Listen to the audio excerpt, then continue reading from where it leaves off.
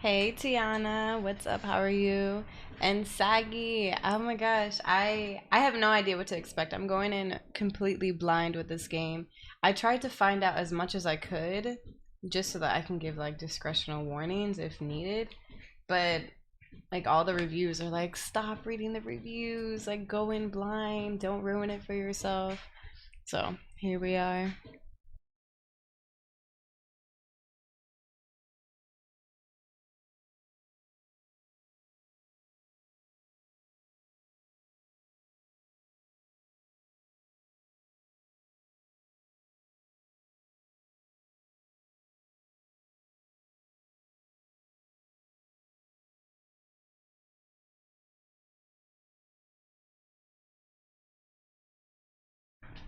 I'm good. I'm good. I'm excited to play. Have you ever heard of this game?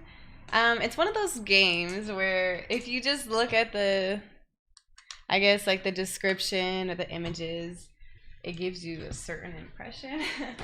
But it's supposed to be nothing like what you would think it is. Okay. Um, Hold on, let me say hello, hi.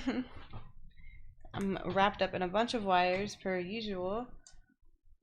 I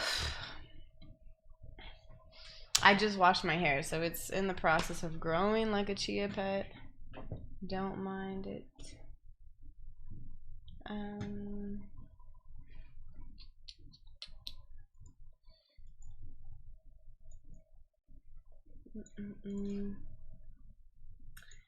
okay, let me go ahead and move all of these.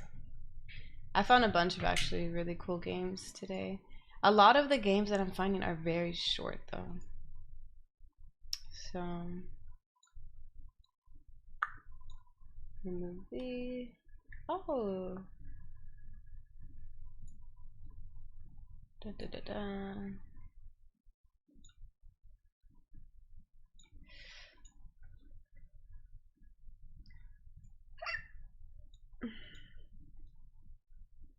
Okay.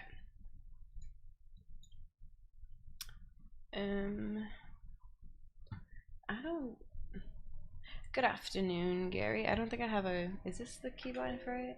Oh, it is. That's awesome. All right, so per usual, let me show you guys the page. It's not what you think, right? So it gives this entire impression of what to expect. It says it's called Doki Doki Literature Club. The literature club is full of cute girls. Will you write the way into their heart? This game is not suitable for children or those who are easily disturbed. So, all I know is that whatever you think you know, you don't know because it's impossible to know what there is to know. Okay? Hey Akrab, how was your day? How's the Sunday been going for all you guys? Hey, thanks, Gary. I've never actually opened the game, so I hope it doesn't give me an issue. This game is not suitable for children or those who are easily disturbed.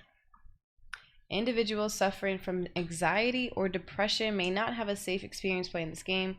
For content warnings, please visit this. If this applies to anybody, definitely feel free to check out this website. This is my first time opening it. I didn't know I had a warning like this. This is what I'm talking. This is why I had the vote. This is all this. Like, I have no idea what this game is about. I don't even know why these discretions are on here. I have no idea what to expect. I'm going into it. I've had both. I'm hoping that we'll be okay. I don't know why. I feel like the last game we played was a lot, but also not much at the same time. So I feel like it might be similar. I agree. By playing Doki Doki Literature Club, you agree that you are at least 13 years of age and you consent to your exposure of highly disturbing content. Okay? So now it's gone up to highly disturbing content. I'm very curious as to what they mean by disturbing. Okay, Akra. I don't know how you guys can all play Rumble. Everybody gets into Rumble, and I'm just like, I never liked it. But good for you. It always starts there, and then boom, suddenly you're GC in 2s and 3s.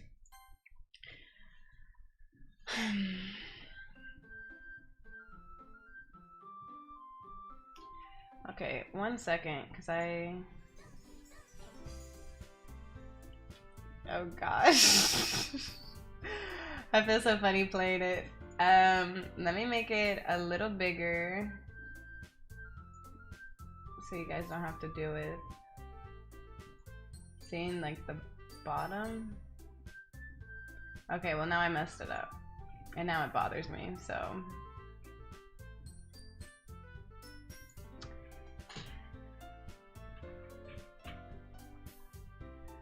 That should be better. Is it better? Is this okay for everybody? I'm gonna lower the volume for myself.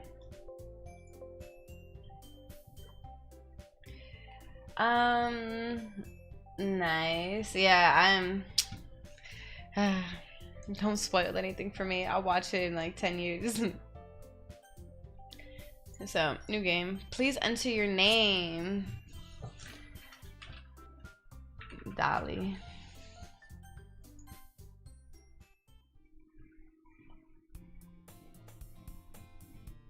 Hey. Oh gosh.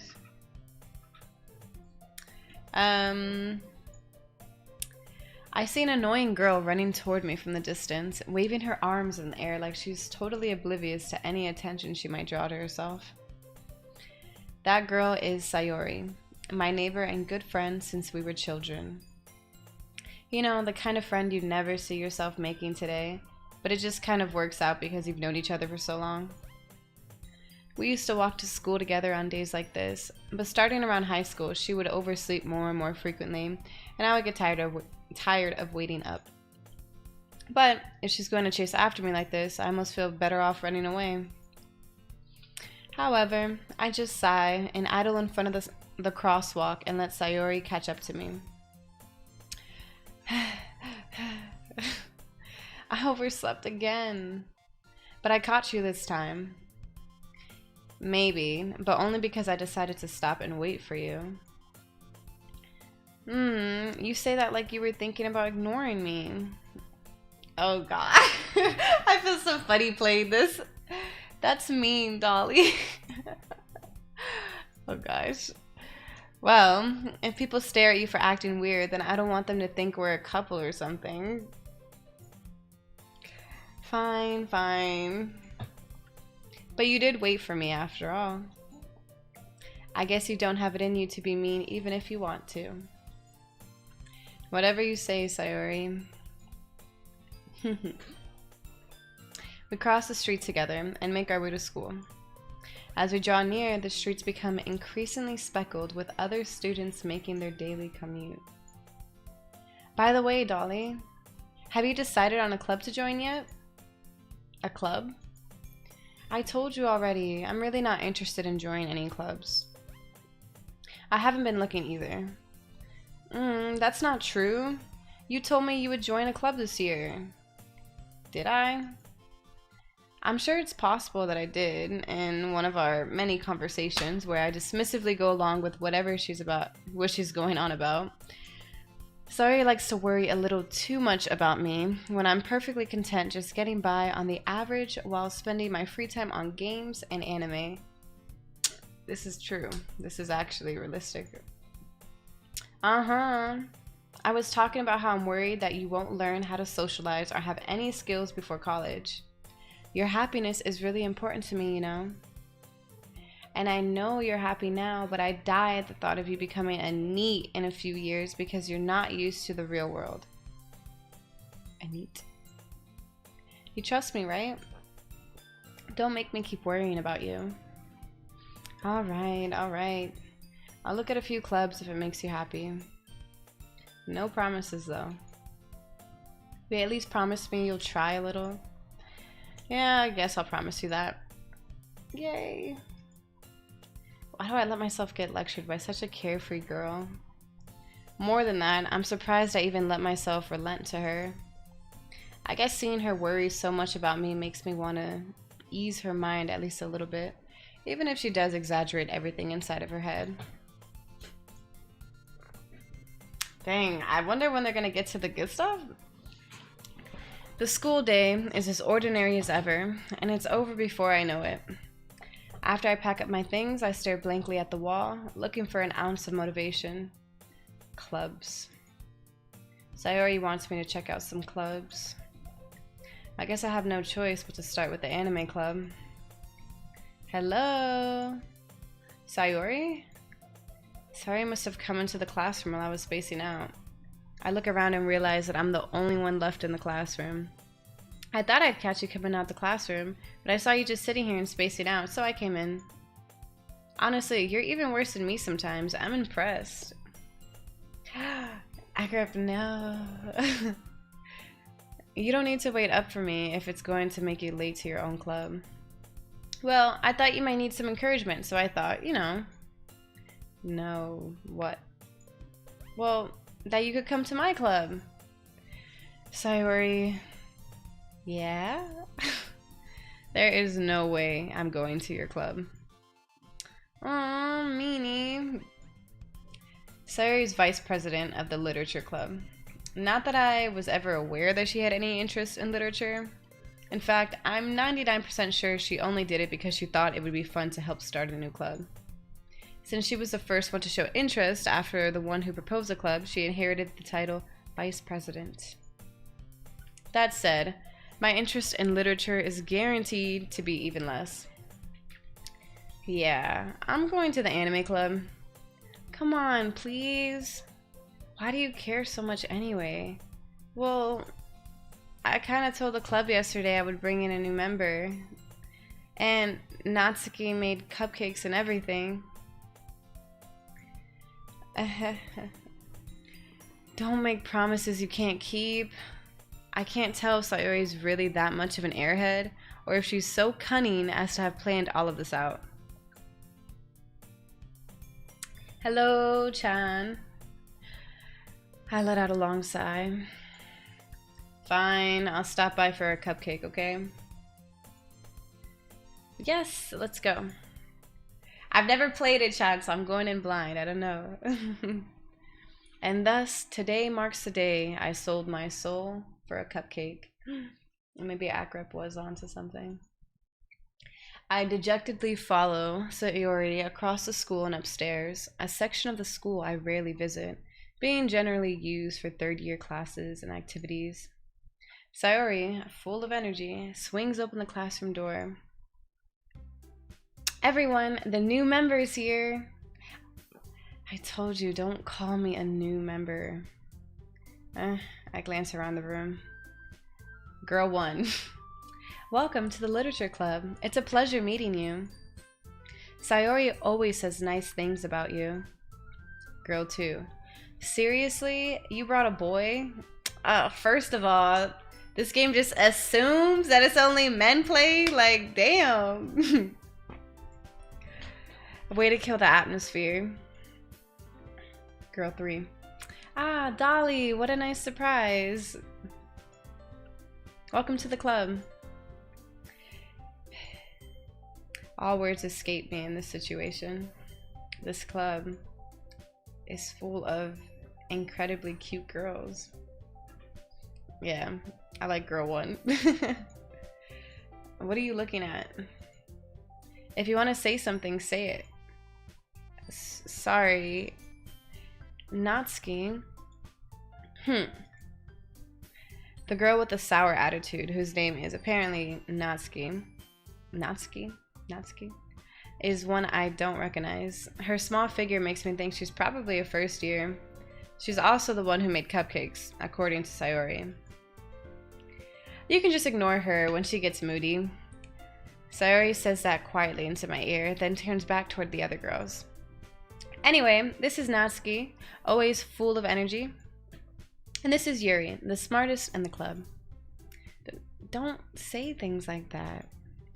Yuri, who appears comparably more mature and timid, seems to have a hard time keeping up with people like Sayori and Natsuki.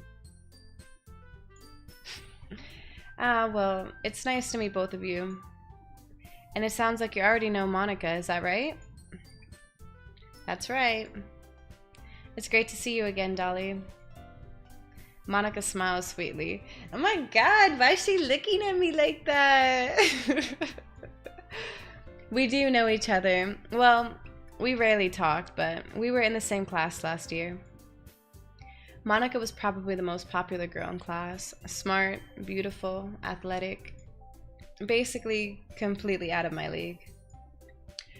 So, having her smile at me so genuinely feels a little... You too, Monica. Come sit down, Dolly. We made room for you at the table, so you can sit next to me or Monica.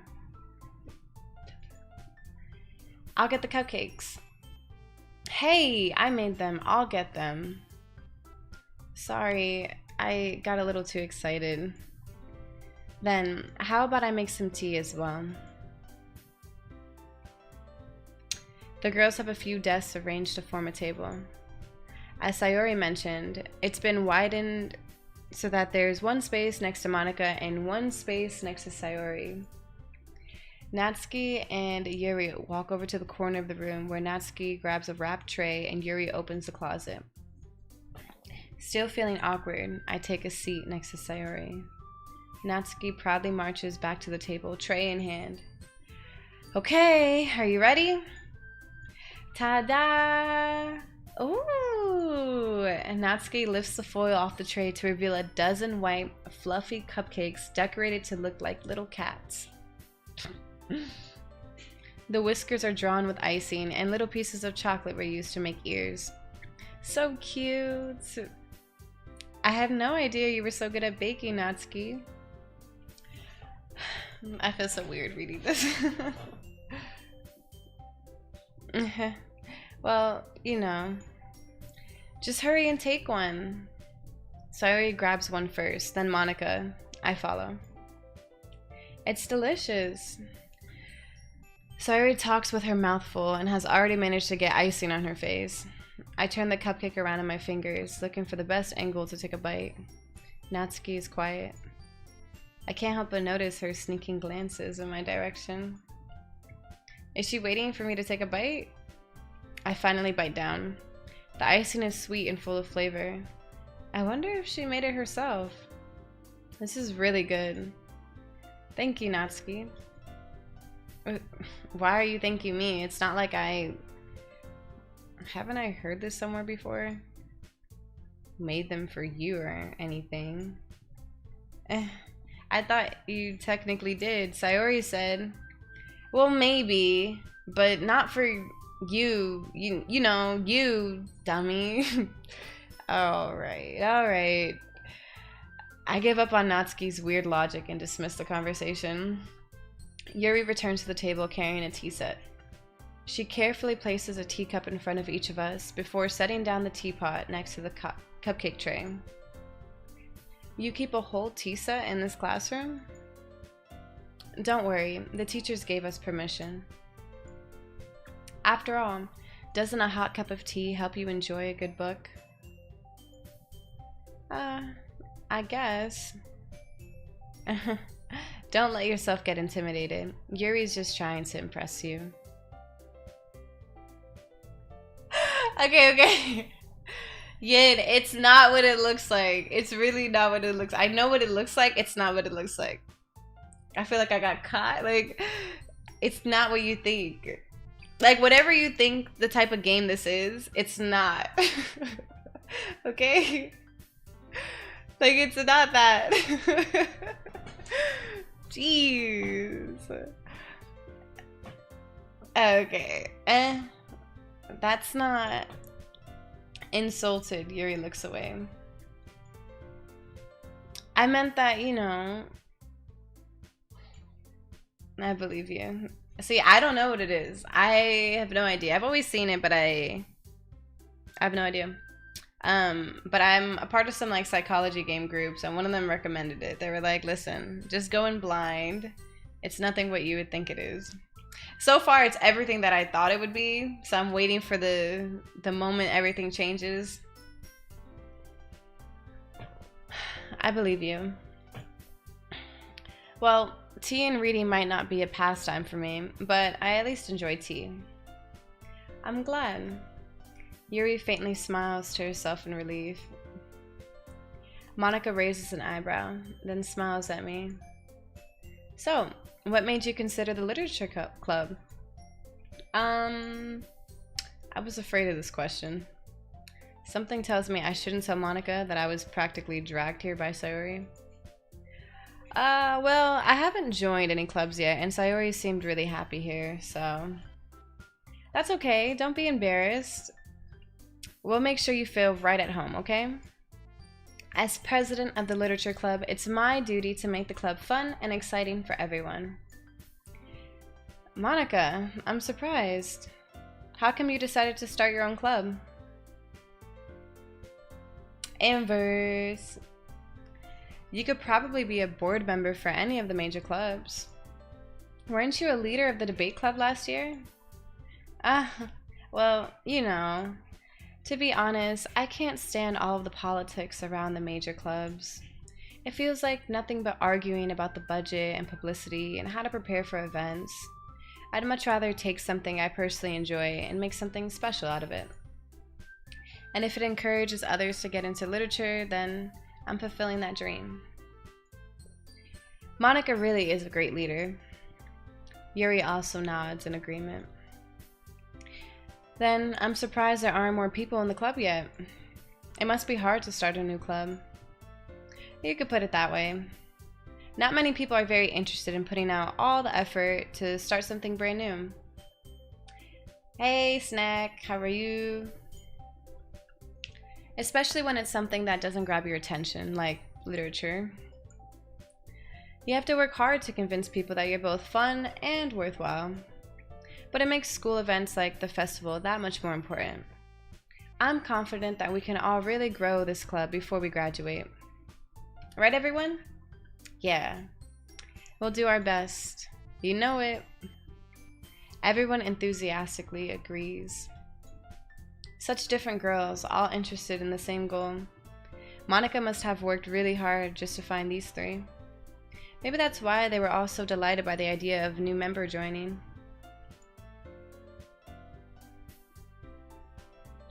Though I still don't really know if I can keep up with their level of enthusiasm about literature. So, Dolly, what kinds of things do you like to read? Well, considering how little I've read these past few years, I don't really have a good way of answering that. Manga? I muttered quietly to myself, half joking. Natsuki's head suddenly jerks up. It looks like she wants to say something, but she keeps quiet. Not much of a reader, I guess. Well, that can change. I can change. I know, Yuri. I'm like, Yuri, don't be looking at me. Oh, okay, that's awesome, Snack. Yeah, okay, so I've always seen this game on Steam and everything, and I've read about it a few times. But I was always like, why does this have such great reviews? Like, you know, like I'm not into games like that. But then I was reading how it's just like nothing like what you would think. So I'm waiting for it to get there. What am I saying? I spoke without thinking after seeing Yuri's sad smile. Anyway, what about you, Yuri? Well, let's see. Yuri traces the rim of her teacup with her finger. My favorites are usually novels that build deep and complex fantasy worlds. The level of creativity and craftsmanship behind them is amazing to me, and telling a good story in such a foreign world is equally impressive. Yuri goes on, clearly passionate about her reading. She seems so reserved and timid since the moment I walked in, but it's obvious by the way her eyes light up that she finds her comfort in the world of books, not people. But you know, I like a lot of things. Stories with deep psychological elements usually immerse me as well. Isn't it amazing how a writer can so deliberately take advantage Thank you so much, Jen. Happy V-Day. Yeah, okay, this is why I chose this game. Because I was like, anything with a romance element. So here we are. For anybody wondering, I do have some other like romance element options, but they were very short. But thank you so much for the tip. Thank you so much for the support. I hope you're having a great V-Day 14th. And yeah, I played Life is Strange. Isn't it amazing how a writer can so deliberately take advantage of your own lack of imagination to completely throw you for a loop? Anyway, I've been reading a lot of horror lately. I read a horror book once. I desperately grasp something I can relate to at the minimal level. At this rate, Yuri might as well be having a conversation with a rock. Really? I wouldn't have expected that, Yuri. For someone as gentle as you. I guess you could say that. But if a story makes me think or takes me to another world, then I really can't put it down. Right, I would have been like, I've played a horror game before. Yes, happy V-Day to you all. Whether you celebrate it or not, you're loved, you're appreciated. Thank you for sharing your time with me. Monica, yo, stop. Surreal horror is often very successful at changing the way you look at the world, if only for a brief moment. Ugh, I hate horror. Oh, why is that? Well, Natsuki's eyes dart over to me for a split second. Never mind. That's right. You usually like to write about cute things, don't you, Natsuki? What? What gives you that idea? You left a piece of scrap paper behind last club meeting. It looked like you were working on a poem called Don't Say It Out Loud. And give that back. Fine, fine.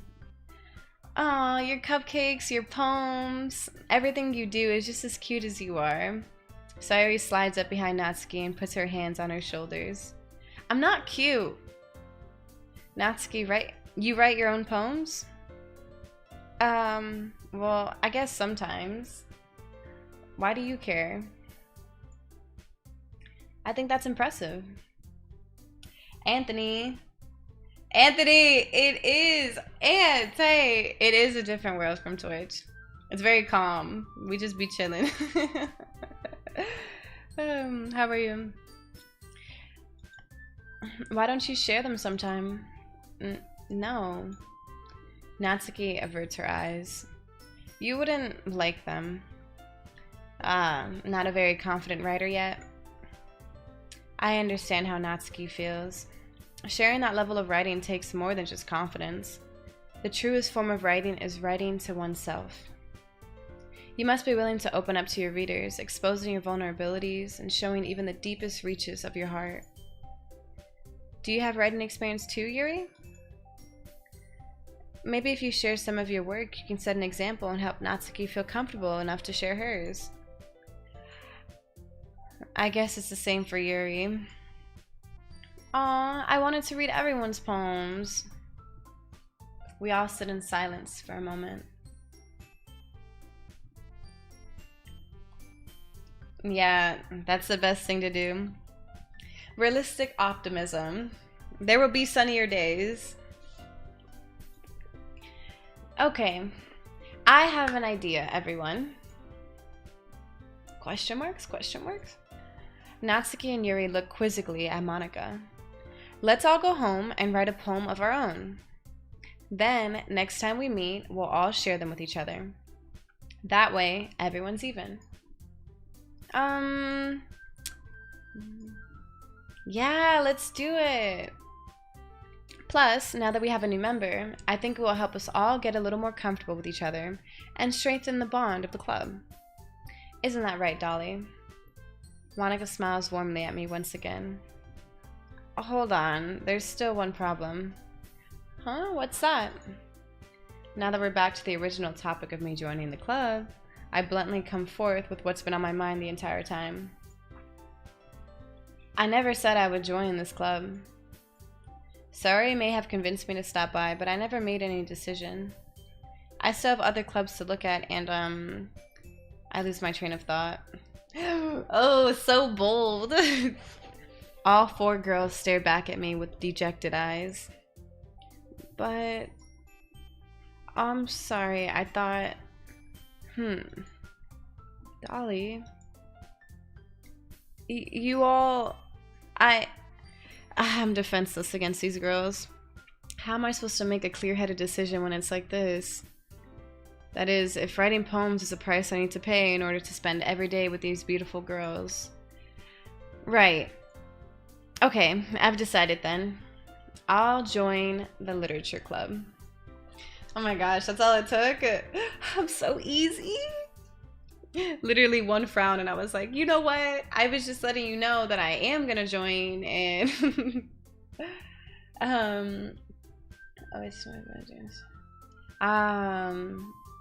yeah, and I have been hearing about that a lot. A lot of my friends go through the same. At least I'm just very happy. Like the uphill battle of it warming up is coming.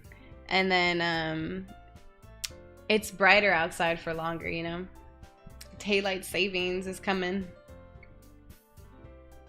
One by one, the girl's eyes light up. Yes, I'm so happy. Sayori wraps her arms around me, jumping up and down. Hey, you really did scare me for a moment. If you really just came for the cupcakes, I would be super pissed. Then that makes it official. Welcome to the literature club. Thanks, I guess. Okay, everyone. I think with that, we can officially end today's meeting on a good note. Everyone remember tonight's assignment. Write a poem to bring to the next meeting so we can all share. Monica looks over at me once more. Dolly, I look forward to seeing how you express yourself. Yeah. Can I really impress the class star Monica with my mediocre writing skills? I already feel the anxiety welling up inside me. Meanwhile, the girls continue to chit-chat as Yuri and Natsuki clean up their food. Hey, Dolly, since we're already here, do you want to walk home together? That's right, Sayori and I never walk home together anymore because she always stayed after school for clubs. Sure, might as well. Yay! Do I get to make any decisions? Or do I just talk the whole time? Ozzy, same. Like, I would stay for the whole meeting, but like, I don't know if I'd come back. Unless I was very interested. With that, the 2 of us depart the club room and make our way home. The whole way my mind wanders back and forth between the 4 girls. Sayori, Natsuki, Yuri, and of course, Monica. Yeah, I fucking, like, look at Yuri's eyes. I can't deal with it. Will I really be happy spending every day after school in a literature club? Perhaps I'll have the chance to grow closer to one of these girls. Alright. I'll just need to make the most of my circumstances, and I'm sure good fortune will find me. And I guess that starts with writing a poem tonight. My holidays were great. I got to see the babies, my brother's children, and it was a good time. It was nice. What about you? How have you been? It's time to write a poem. Pick words you think your favorite club member will like. Something good might happen with whoever likes your poem the most. Ugh. Okay, I'm gonna choose what I like, and I'm gonna see who just naturally matches me. Okay.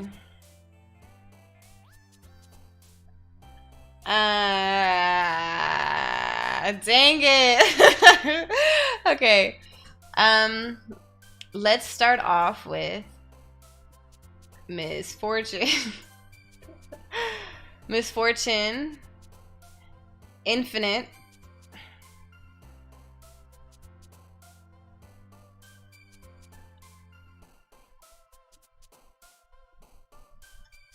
Dang it. Marissa. Hi.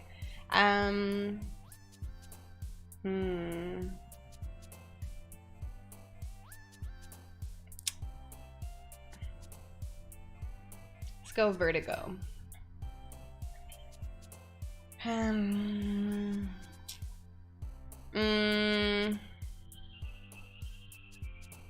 Boop. Ooh, raindrops. Sensation. Ooh, unrequited. Ah! Sorry, wait, hold on. Do I want to do unrequited? Or should we go something like love? Beauty, happiness. Dang. What are we thinking? Ah, man. Alright, what are we thinking? Unrequited? Or happiness? I feel like unrequited, it's like, it's broad enough. Oh my gosh, Ozzy. Prayer, heaven sent heartbeat, headphones. Intellectual. Melancholy, secretive. Universe.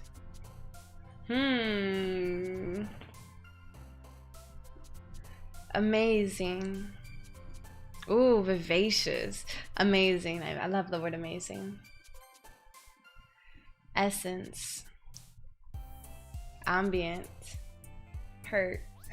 Hurt. I'm just gonna put hurt. Dance. Disarray.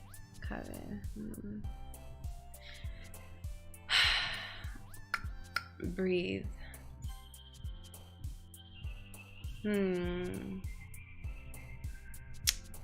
Determination. Ooh, tenacious. No.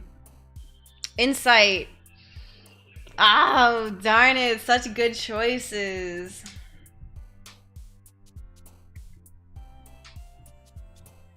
I'm gonna put determination. Lollipop. I think Yuri is feeling. I mean, now she looks sad. Like, and this girl has been sad the whole time. I think they're all gonna be like, none of us like it. You just don't seem to fit in here.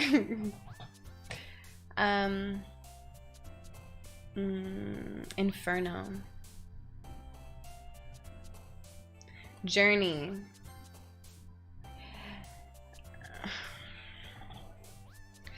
We gotta throw in the anime.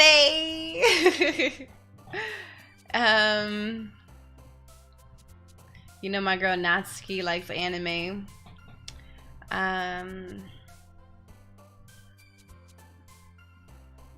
Question. I have a question. I love asking people that, or telling them. I just look at them and say, I have a question. And hopefully they have answers. Extraordinary. I'm just an extraordinarily ordinary girl.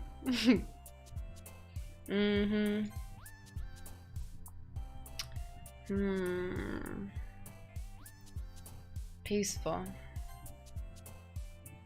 Meager.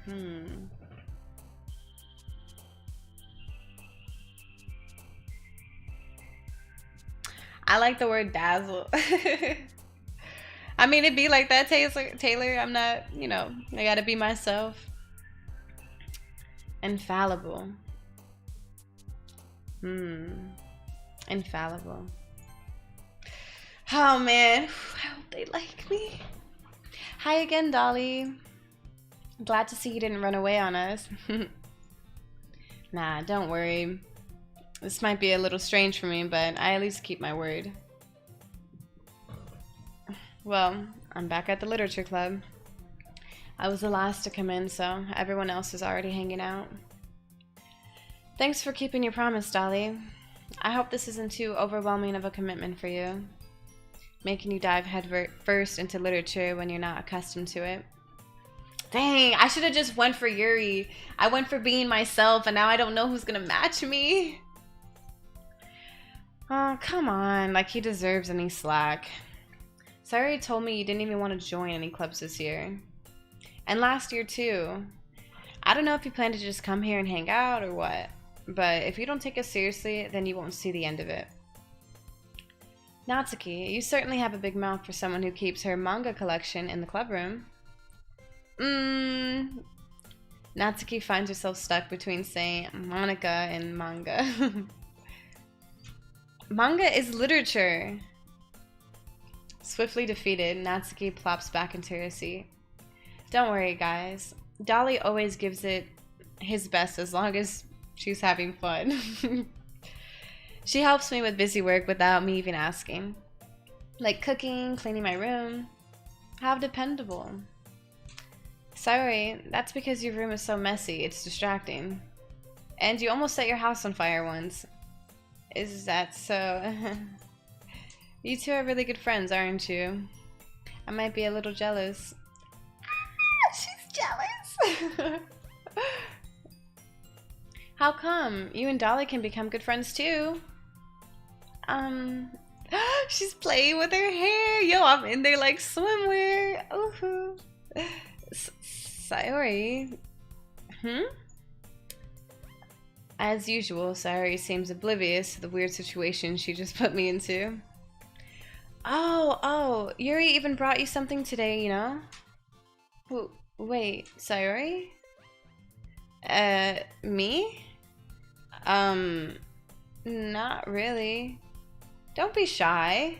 It's really nothing. What is it? Never mind.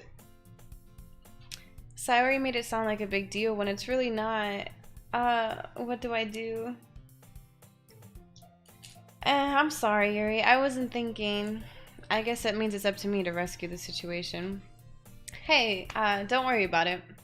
First of all, I wasn't expecting anything in the first place. So any nice gesture from you is a pleasant surprise.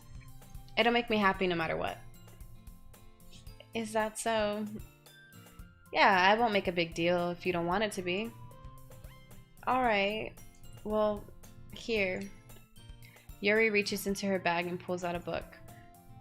I didn't want you to feel left out, so I picked out a book that I thought you might enjoy. It's a short read, so it should keep your attention, even if you don't usually read. And we could, you know, discuss it if you wanted. This is... How is this girl accidentally being so cute? She even picked out a book she thinks I'll like, despite me not reading much. Yuri, thank you. I'll definitely read this. Wait, does she do this for everybody or am I special? Because I need to know. Oh, really, Tatiana? Welcome in. I've never played before, so I don't know anything about it. But all I know is that Yuri... Yo, let me find out Yuri's looking at me the way I'm looking at her. I enthusiastically take the book. Phew. Well, you can read it at your own pace. I look forward to hearing what you think. Now that everyone's settled in, I expected Monica to kick off some scheduled activities for the club. But that doesn't seem to be the case. Sayori and Monica are having a cheery conversation in the corner. Yuri's face is almost buried in a book. I can't help but notice her intense expression, like she was waiting for this chance. Meanwhile, Natsuki is rummaging around in the closet. I'm really curious to talk to Yuri a little bit more, but at the same time, I would feel bad for distracting her from her book.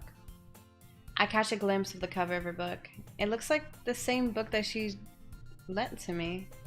More than that, she seems to be on the first few pages.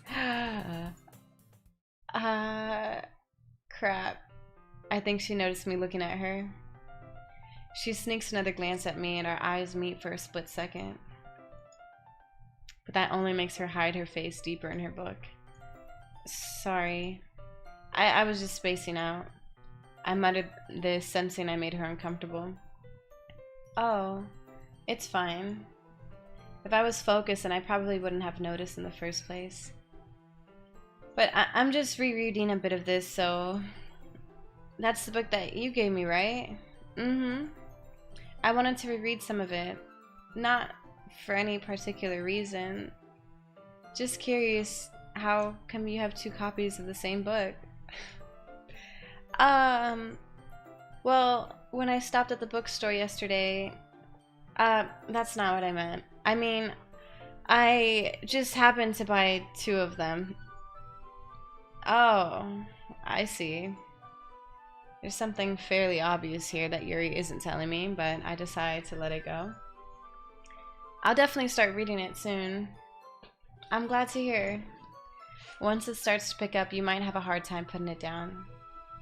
It's a very engaging and relatable story. Is that so? What's it about anyway?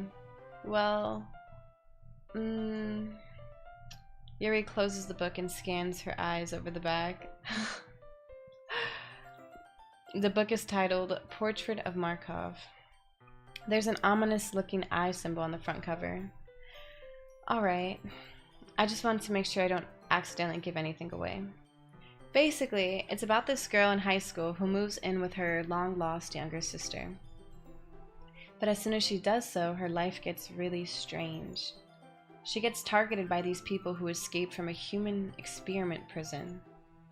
And while her life is in danger, she needs to desperately choose who to trust. No matter what she does, she ends up destroying most of her relationships and her life starts to fall apart. It's kind of dark, isn't it? Yuri made it sound like it was gonna be a nice story. So that dark turn came from nowhere. Yuri gently giggles all of a sudden. Are you not a fan of that sort of thing, Dolly? I'm a fan of that. I mean, that sounds like a great book to me. No, it's not that. I mean, I can definitely enjoy those kinds of stories, so don't worry. I hope so. Yeah, I totally forgot that Yuri's into those things. She's so shy and reclusive on the outside, but her mind seems to be completely different. It's just that those kinds of stories, they challenge you to look at life from a strange new perspective. When horrible things happen, not just because someone wants to be evil, but because they have their own goals or their own philosophy that they believe in. Then suddenly, when you thought you related to the protagonist, they're made out to be the naive one for letting their one-sided morals interfere with the villain's plans. I'm rambling, aren't I? Not again. I'm sorry. Hey, no, don't apologize. I haven't lost interest or anything. Well, I guess it's alright then. But I feel like I should let you know that I have this problem. When I let things like books and writing fill my thoughts, I kind of forget to pay attention to other people. So I'm sorry if I end up saying something strange. And please stop me if I start talking too much. I really don't think you need to worry. That just means you're passionate about your reading. The least I can do is listen. It's a literature club after all. That's true. In fact, I might as well get started reading it, right? You don't have to. What are you saying? Just a moment ago, you said you were looking forward to it. Let me just get the book. I quickly retrieved the book that I had put into my bag. Alright, it's fine if I sit here, right? I slip into the seat next to Yuri's. Yeah. Are you sure? You seem a little apprehensive. I'm sorry. It's not that I don't want you to, it's just something I'm not very used to. That is, reading in company with someone. I see. Well, just tell me if I end up distracting you or anything. Alright. I open the book and start the prologue. I soon understand what Yuri means about reading in company. It's as if I can feel her presence over my shoulder as I read. It's not a particularly bad thing, maybe a little distracting, but the feeling is somewhat comforting. Yuri is in the corner of my eye. Yeah, I'm way too hyper aware. If I'm reading next to somebody, I'm like just so aware of their presence. I realize that she's not actually looking at her own book. I glance over. It looks like she's reading from my book instead. Sorry, I was just... Yuri, you really apologize a lot, don't you? I don't know, maybe Yuri's not my type. I do? I don't really mean to. Sorry. I mean... Here, this should work, right? I slide my desk until it's up against Yuri's, then hold my book more between the two of them. I suppose so. Yuri timidly closes her own copy. Once we each lean in a little bit, our shoulders are almost touching. It feels like my left arm is in the way, so instead I use my right hand to hold the book open. I guess that makes it kind of difficult to turn the page. Here. Yuri takes her left arm and holds the left side of the book between her thumb and forefinger. Oh. I do the same with my right arm, on the right side of the book. That way I turn a page and Yuri slides it under her thumb after it flips to her side. But in holding it like this, we're huddled even closer together than before. It's actually kind of distracting me. It's as if I can feel the warmth of Yuri's face and she's in the corner of my vision. Are you ready? To turn the page. Oh, sorry. I think I got a bit distracted for a second. I glance over at Yuri's face again and our eyes meet. Yeah, okay. I also cannot share books with people like that. Because there's too much pressure of like reading at a certain pace. Like you guys have to match pace or somebody's waiting or... I don't like it. Right, Tiana? I'm like, damn, like, should I... Am I ready for this? Like, what's gonna happen next?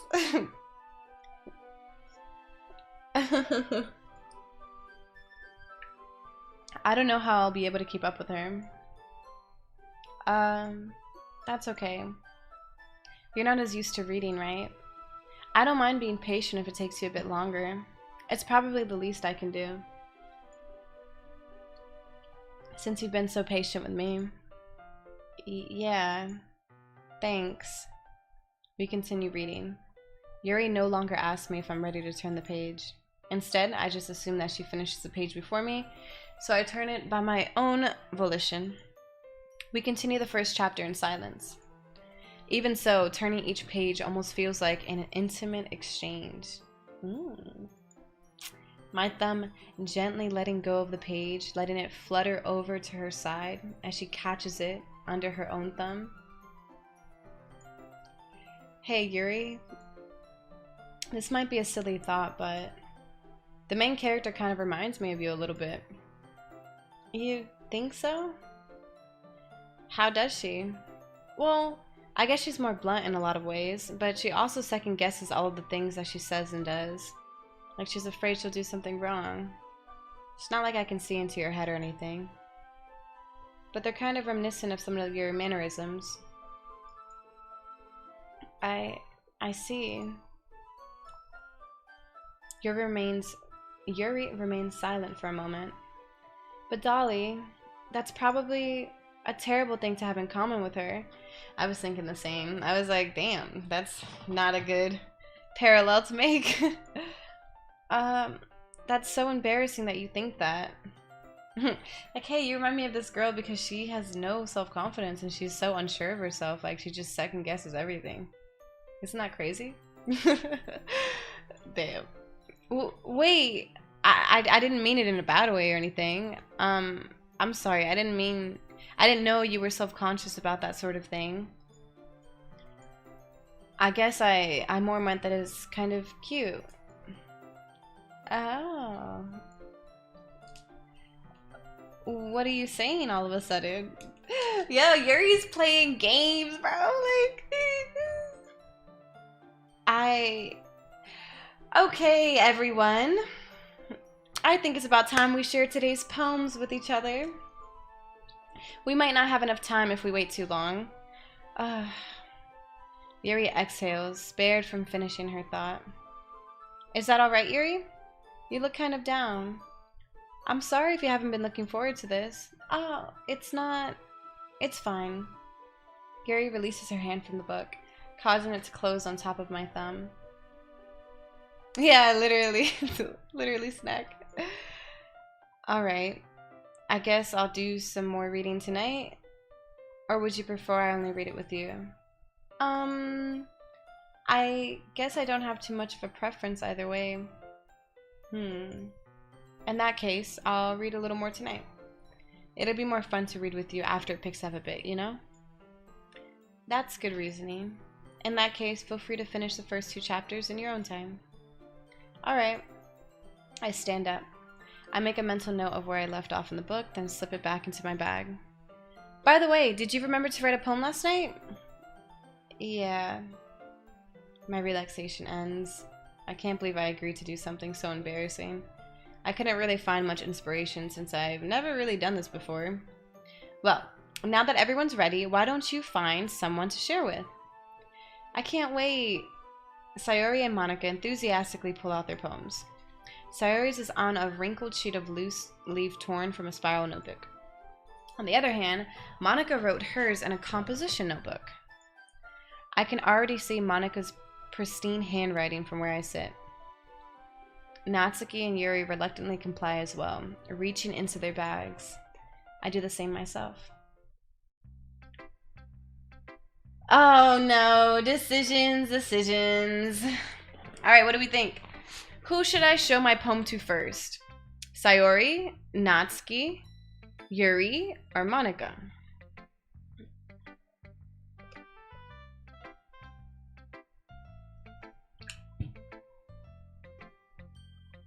I feel like I want to read it to Monica so that she can hype me up before I share it with everybody else.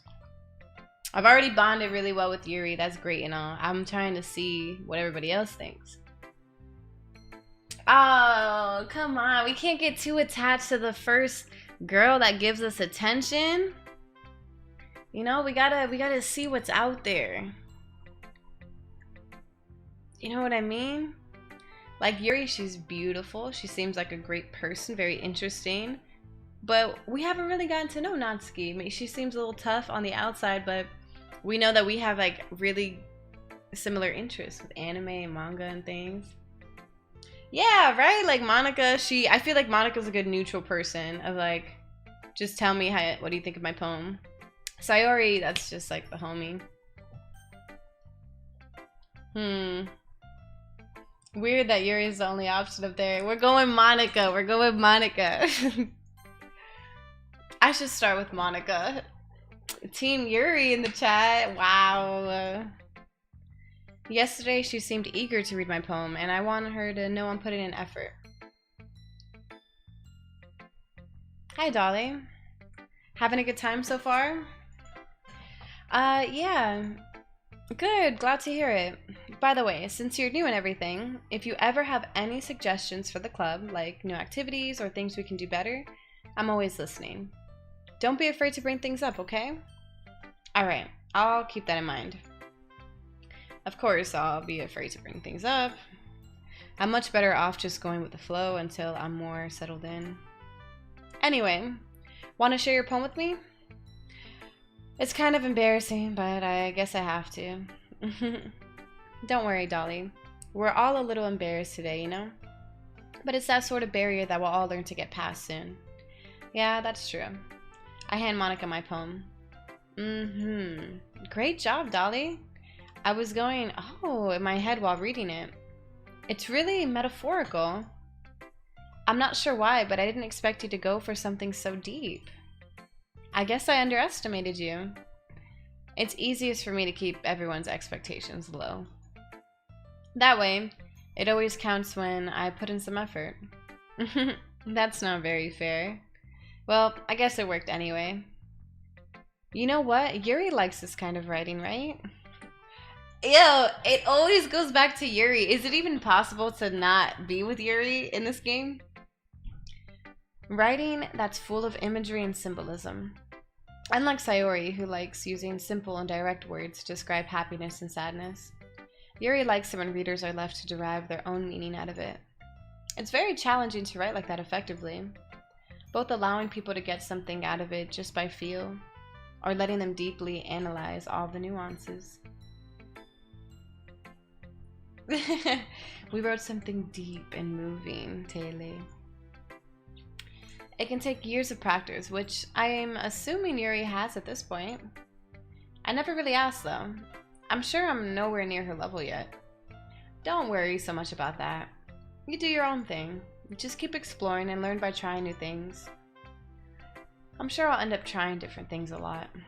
It could take a while before I feel comfortable doing this. That's okay. I'd love to see you try new things. That's the best way to find the kind of style that suits you. Everyone else might be a little bit biased toward their own kinds of styles, but I'll always help you find what suits you the best. So don't force yourself to write the way everyone else wants you to write. It's not like you have to worry about impressing them or anything. Anyway, do you want to read my poem now? Don't worry, I'm not very good. You sound pretty confident for someone who claims to not be very good. Well, that's because I have to sound confident. That doesn't mean I always feel that way, you know? I see. Well, let's read it then. Hole in wall. It couldn't have been me. See the direction the spackle protrudes. A noisy neighbor? An angry boyfriend? I'll never know. I wasn't home. I peer inside for a clue. No, I can't see. I reel, blind, like a film left out in the sun.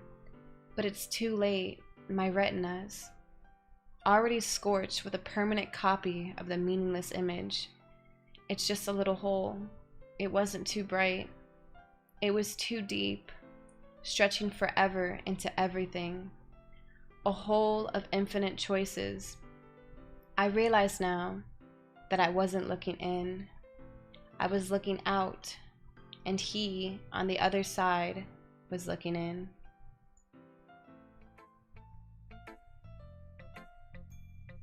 I thought there was a second page. So, what do you think? It's very freeform, if that's what you call it. Sorry, I'm not really the right person to ask for feedback. It's okay. Yeah, that kind of style has gotten pretty popular nowadays. That is, a lot of poems have been putting emphasis on the timing between words and lines. When performed out loud, it can be really powerful. What was the inspiration behind this one? Well, I'm not sure if I know how to put it. I guess you could say that I had some kind of epiphany recently. It's been influencing my poems a bit. An epiphany? Yeah, something like that. I'm kind of nervous to talk about deep stuff like that because it's kind of coming on strongly. Maybe after everyone is better friends with each other. Anyway, here's Monica's writing tip of the day.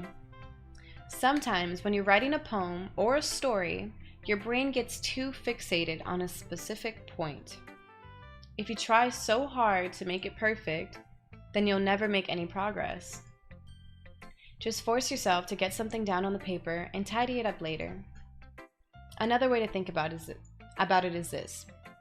If you keep your pen in the same spot for too long, you'll just get a big dark puddle of ink.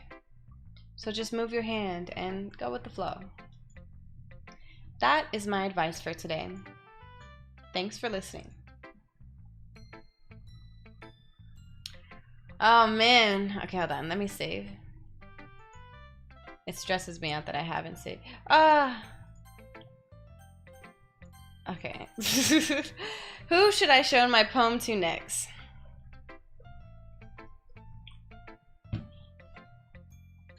Let's go to Yuri because she recommended it. Freaking Yuri, bro. Yuri's too shy for me. As Yuri reads the poem, I notice her eyes lighten. Exceptional. What was that? Did I say that out loud? Yuri first covers her mouth, but then ends up covering her whole face. He's gonna hate me. You really didn't do anything wrong, Yuri. I guess you're right. What am I getting so nervous for? Why is she so nervous about everything? Yuri takes a breath. So, What kind of writing experience do you have? Your use of imagery and metaphors indicates you've written a lot of poetry before. Really? Wow, that's a huge compliment coming from you. This is actually my first time, really. Huh? Yuri stares at me blankly, then looks at my poem again. Well, I know that. I just meant, Yuri trails off, unable to find an excuse. She traces her finger along the words in the poem, as if breaking it down more thoroughly.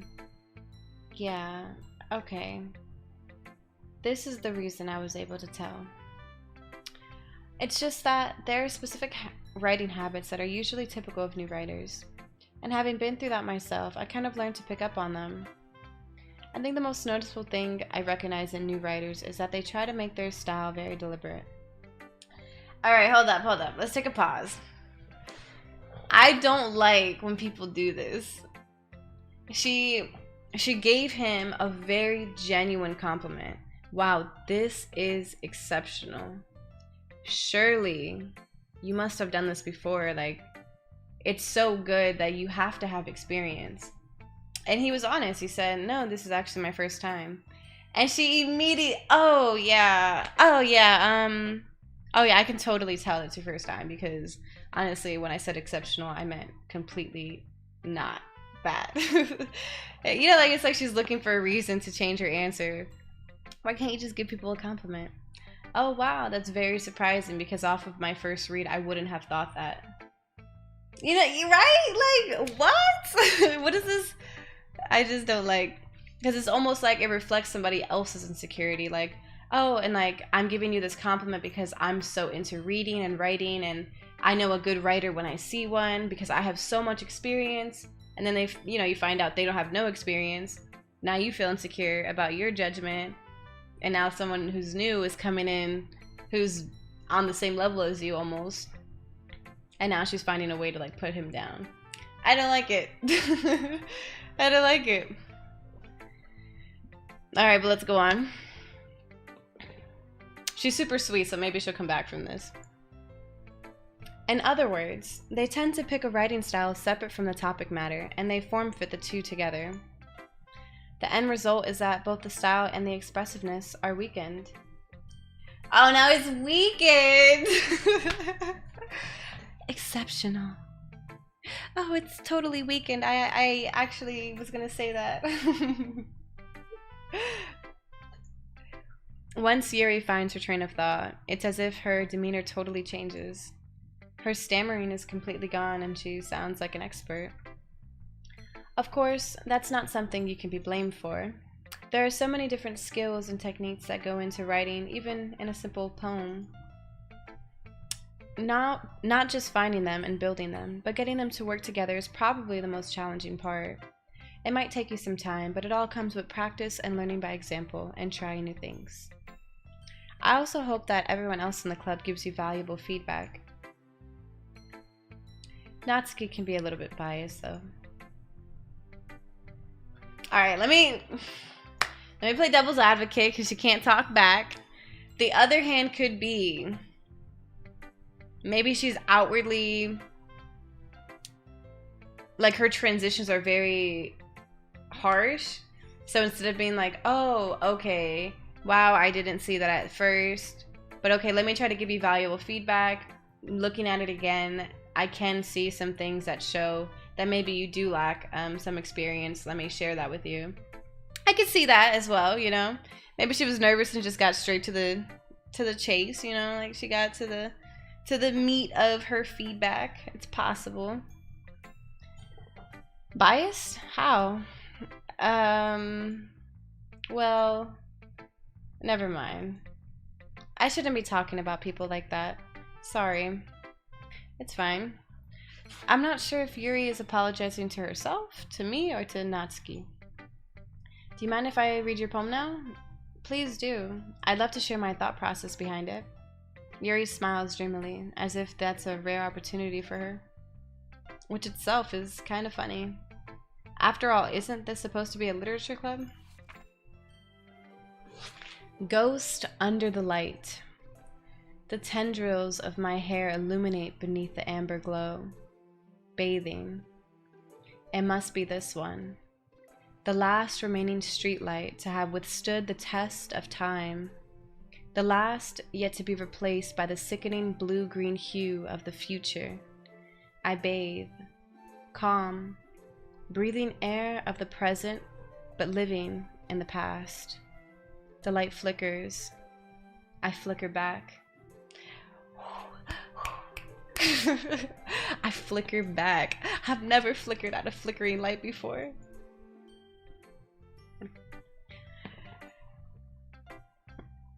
I'm sorry, I have such terrible handwriting. What? I wasn't thinking that at all. But it took you a long time to read. Well, I just don't read script very often. I actually think your handwriting is really pretty. That's a relief. I've heard her say that so often. Also, I like the poem. Even though it's short, it was really descriptive. It wasn't too short. I usually write longer poems. Not at all. I'm really glad you like it. I'll be honest, since it's our first time sharing, I wanted to write something a little more mild. Something easy to digest, I suppose. Tiana, you don't question poetry. You feel it. You live it and breathe it. At least that's what they say. Are you into ghosts, Yuri? Huh? Actually, the story isn't about a ghost at all, Dolly. Really? I must have totally missed the point. Well, I suppose you did only glance over it after all.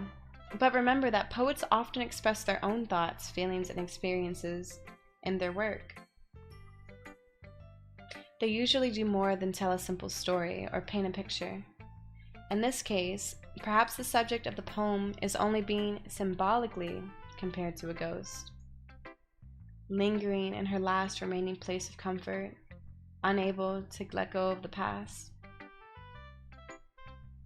and soon to be left with nothing. That's a lot more solemn, putting it that way. I hadn't even thought of that. That's impressive. It's nothing really. Yours was impressive too, so nah. If anything, I could probably learn a thing or two from you. You think so? Yeah, of course. You know, I was really nervous about doing all this, but in the end I enjoyed it. I'm gonna keep doing my best for you, Dolly. For me? Me too. Ugh. Alright, here we go.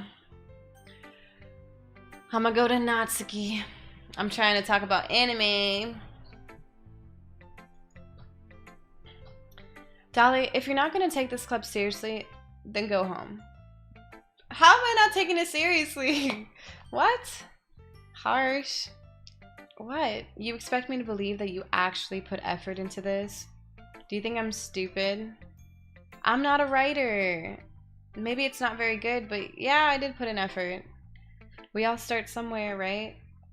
If you're still proud of the first poem you ever wrote, then I'd like to read it. Painful to think about? Fine. Damn, that was her feedback? Imagine writing your first poem, giving it to somebody, and they say, if you're not gonna take it seriously, why don't you just leave? Like, damn. Well, sorry. You'll get better anyway. I tell you what to improve, but you're better off just trying again. Fair enough. Well, to each their own, I guess. Anyway, I guess I gotta share mine now. Knowing you, you'll probably think it's stupid. Oh, here we go. Eagles can fly. Monkeys can climb. Crickets can leap. Horses can race. Owls can seek. Cheetahs can run. Eagles can fly. People can try. But that's about it. Ooh! I like the ending. Damn. Yo, she just... Flavor. Stop. Dang. Okay, but like the ending, like all these animals can do things. People just try. Yeah. You guys are rude. Don't be mean to my girl Natsuki, okay? She's misunderstood. Nah, she's super rude. Yeah. I told you that you weren't gonna like it. I like it. I'm so kind. Freaking Dolly in this video game. What? Just be honest. I am. Why are you so convinced that I wouldn't like it? Well, because everyone in high school thinks that writing has to be all sophisticated and stuff. So people don't even take my writing seriously. No, I liked hers because what she's saying is true. Like, writing doesn't always have to be so, I don't know. Yeah, like she said, sophisticated. Sometimes it can have a really deep underlying message with very simple words. Dang, Taylor! Oh my goodness, you're hurting my feelings. Yo, Dr. Seuss went hard. I don't know what you're talking about. But isn't the point of poems for people to express themselves? Your writing style wouldn't make your message any less valid. Yes, exactly. I like when it's easy to read, but it hits you hard. Like in this poem, seeing everyone around, oh, here we go. In her poem, seeing everyone around you do great things can be really disheartening. So I decided to write about it. Yeah, I understand. But the other nice thing about simple writing is that it puts more weight on the wordplay. Like, I set up for a rhyme at the end, but then made it fall flat on purpose. It helps bring out the feeling in the last line. Oh, it does, it does. I'm with her, I'm with her. So you did. I guess more went into it than I realized. That's what it means to be a pro. I'm glad you learned something. Didn't expect that from the youngest one here, did you? Yeah, I guess not. I decided to humor her with that last comment. I don't really care how old everyone is, but if Natsuki is feeling proud, then I won't take that away from her. Alright, time to go to the homie, Sayori.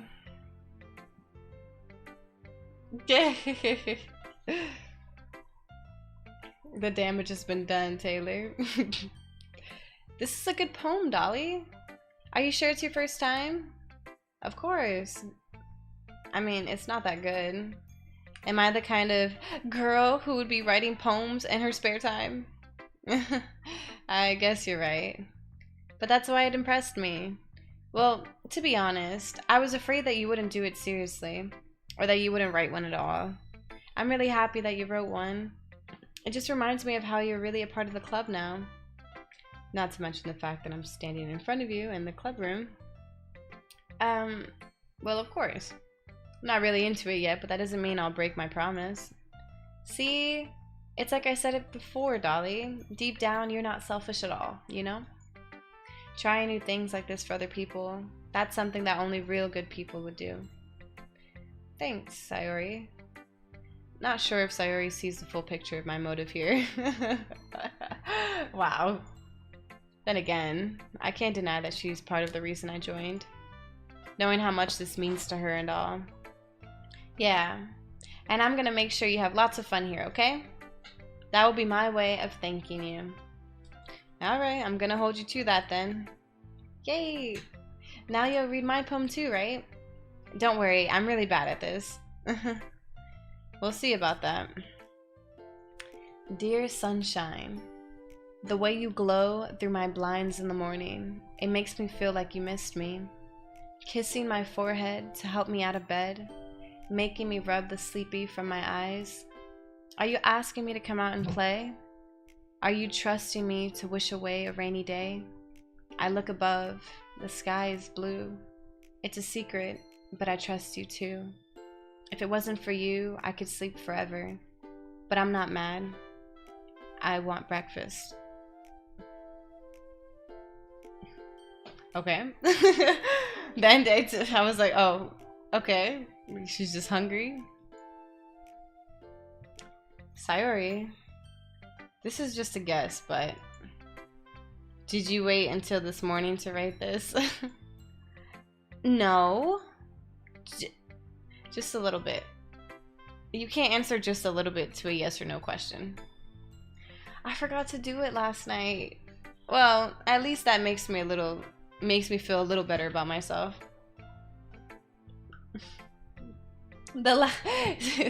Tiana's over there snapping like, yes, that last line that hit. The same. I've been wanting pancakes for too long. Don't be mean. I still tried my best. Yeah. I didn't mean to say it was a bad poem.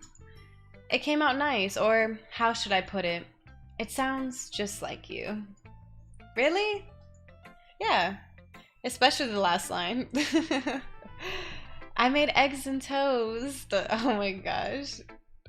Even though you relate to school, it's bad to skip breakfast. I get all cranky.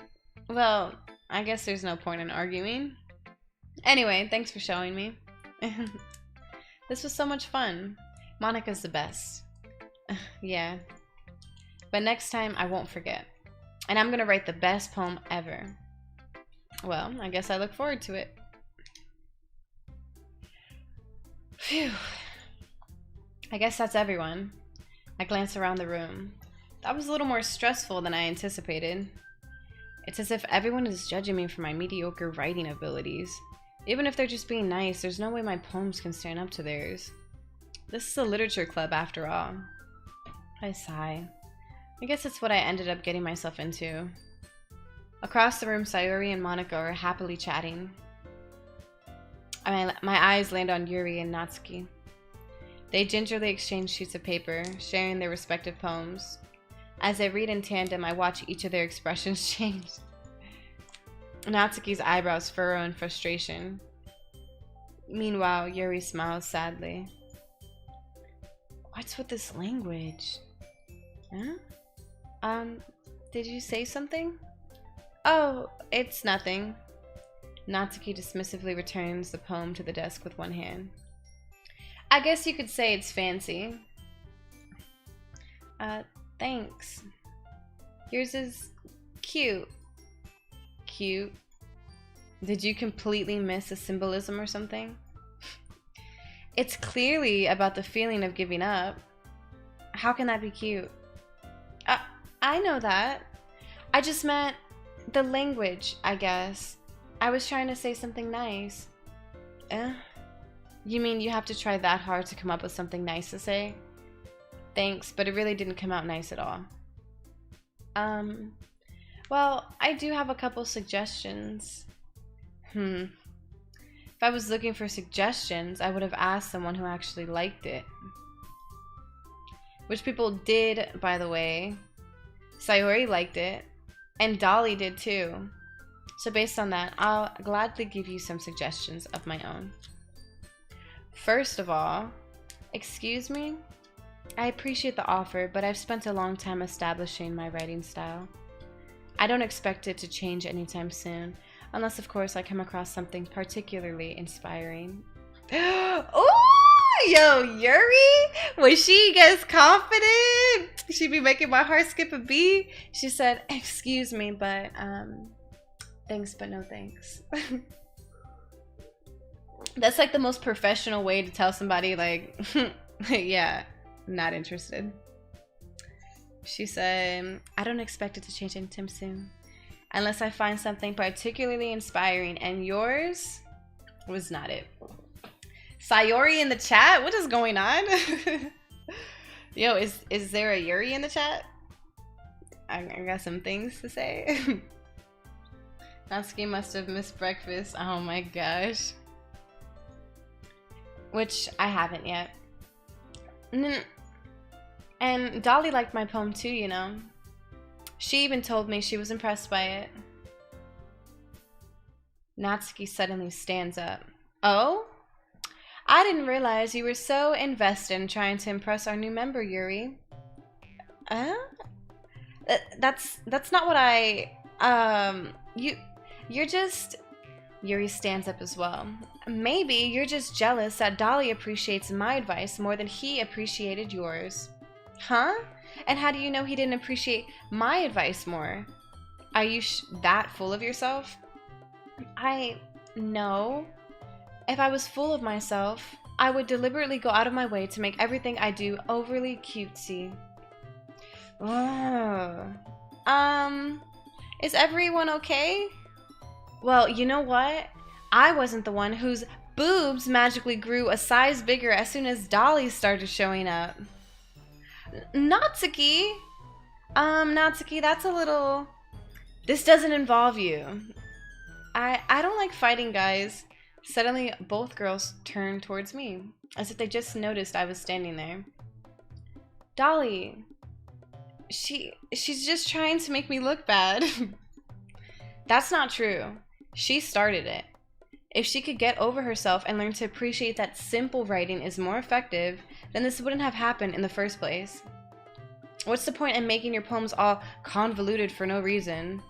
The meaning should jump out at the reader, not force them to have to figure it out.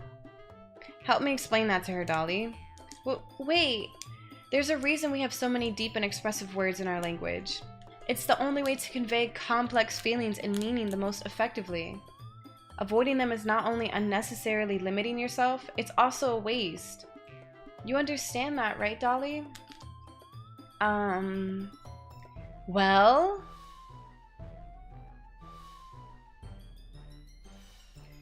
How did I get dragged into this in the first place? It's not like I know anything about writing. But whomever I agree with, they'll probably think more highly of me. Oh no! I have to make a decision? I mean... if I'm gonna be honest, like my true opinion, I can see validity in both of their arguments, but I would say I agree more with Yuri just because I feel like Natsuki is saying it needs to be this way and any other way is wrong. Whereas Yuri is saying there's no point in avoiding words that can be a little more specific and a little more rich in our language. Which isn't shitting on every other person's perspective on it, you know? Like, I feel like Natsuki is like, if you use complex language, like, then that's just totally unnecessary and you should use simple language and this is just ridiculous. And Yuri's like, why would we ignore words that our language offers us so that we can convey our emotions properly? Which I agree. I think that they're both great writers, but I think Natsuki was a little more harsh. Should have left after you got the cupcakes. Alright. Dang. I wish there was an option to agree with both of them. What do we think? I'm either gonna go Yuri or help me Sayori.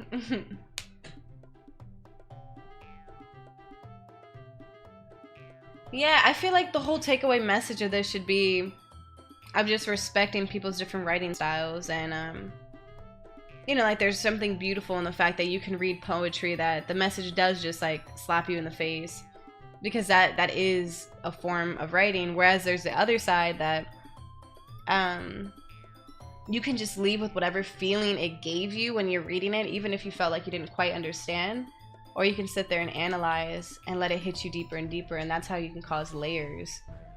You know, which can be a really great experience in and of itself, especially when you get to a place of, you know, whatever full understanding you had of it. Alright. Sayori's just shocked in the corner of the classroom, like, alright, Yuri, I got you, girl. Natsuki. You're right that I liked your poem. See?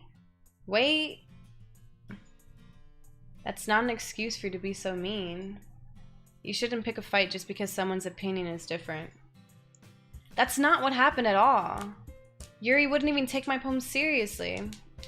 I understand. Yuri. Huh? You're a seriously talented writer. It's no secret that I was impressed. Well, that's... But here's the thing. No matter how simple or refined someone's writing style is, they're still putting feelings into it, and it becomes something really personal. That's why Natsuki felt threatened when you said her poem was cute. I see. I didn't notice that I'm sorry. But Natsuki, you took it way too far. Yuri means well, and if you just told her how you felt, then this wouldn't have happened in the first place. Are you kidding? That's exactly what I did. It was her that... Natsuki, I think that's enough. You both said something that you didn't mean. Some things that you didn't mean. Yuri apologized. Don't you think you should too? Natsuki clenches her fists. In the end, nobody has taken her side. She's trapped at this point, being defiant only because she can't handle the pressure. I end up feeling bad for her. Sometimes when I'm hurt, it helps to take a walk to clear my head. Sayori, she doesn't need to... You know what? I'm gonna do that. It'll spare me from having to look at all your faces right now. Without warning, Natsuki snatches her own poem up from the desk and storms out. On her way out, she crumbles up the poem with her hands and throws it in the trash. Natsuki... She really didn't need to do that. I look across the room. Yuri has her chin buried in her hands while she stares down at her desk. I gingerly approach her and sit in an adjacent chair. Sigh. Everything alright? I'm so embarrassed. I can't believe I acted like that. You probably hate me now. No, Yuri. How could anyone not have gotten frustrated after being treated like that? You handled it as well as anyone could. I don't think any less of you. Well, alright, I believe you. Thanks, Dolly. You're too kind. I'm thankful to have you a part of this club now. It's nothing. One more thing. That one thing that Natsuki said about, you know, I would never do anything so shameful. So, what thing did Natsuki say? Well, never mind that. I'm gonna go make some tea. Good idea. Make enough for more than one person, okay?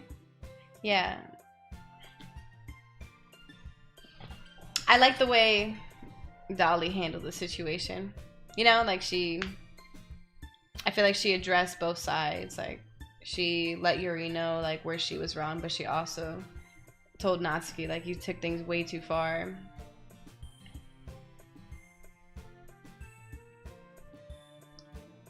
Right. I cannot stand, like, if you can't argue or debate or just like have a conversation about a specific topic and continue to do so without having to throw jabs or bring in people's character or their insecurities, then you probably just shouldn't be engaging with people. Be your own cheerleader. Thank you so much, Jen. Oh my goodness, all the support. I really appreciate you. And we got that 14, celebrating the 14th for all those that celebrate the 14th. Thank you so much. You're amazing as well. That was in my poem. That's why I chose the word. Amazing. Yeah, she really is. You love to see it. Hype for Jen. Okay, everyone. It's just about time for us to leave. How did you all feel about sharing poems? It was a lot of fun. Well, I'd say it was worth it. It was alright. Well, mostly. Dolly, how about you? Yeah, I'd say the same. It was a neat thing to talk about with everyone. Awesome. In that case, we'll do the same thing tomorrow. And maybe you learned something from your friends too. So your poems will turn out even better. I think to myself, I did learn a little more about the kinds of poems everyone likes. With any luck, that means I can at least do a better job impressing those I want to impress. I nod to myself with newfound determination. Dolly, ready to walk home? Sure, let's go. Sayori beams at me. It truly has been a while since Sayori and I have spent this much time together. I can't really say I'm not enjoying it either. Sayori, about what happened earlier. What do you mean? You know, between Yuri and Natsuki. Does that kind of thing happen often? No.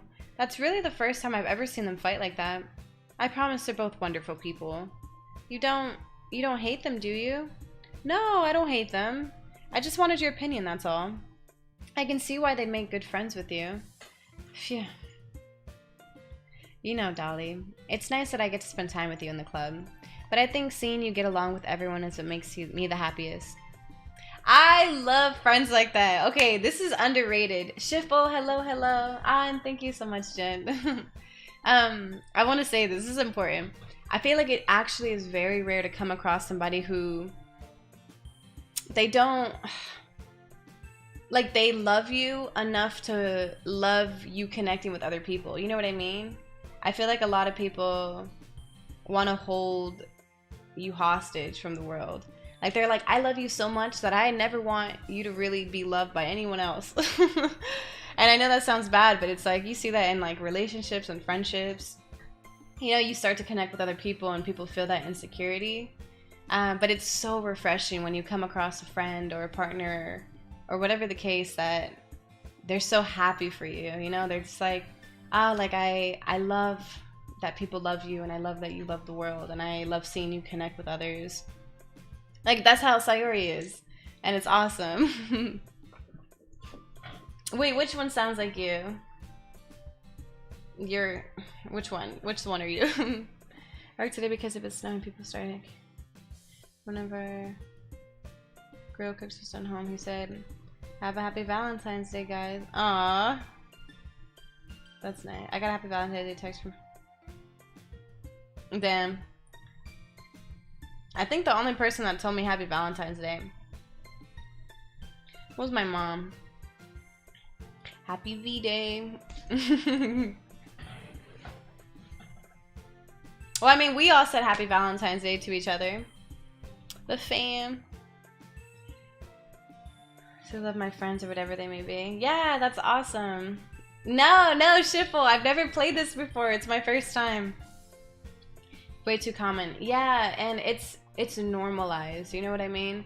Like, I feel like people get mad when you talk about how it can be so unhealthy. They're just like, maybe that's how you're gonna be in your relationships, but you know what I mean? You're like, okay. Or like people think it's cute. Like they're like, oh, they don't want me to have anybody else in my life. They really care. I'm like, that sounds so stressful.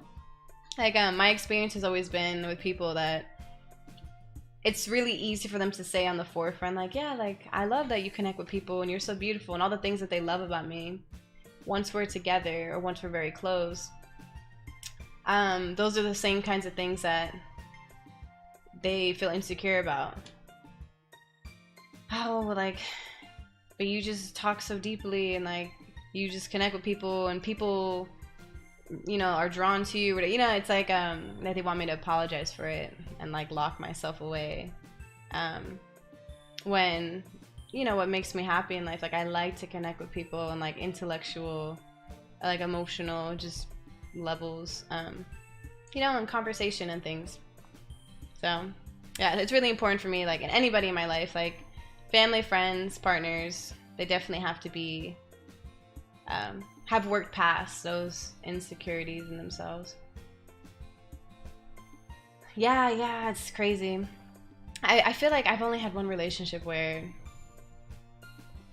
I don't know, like I didn't feel that way, but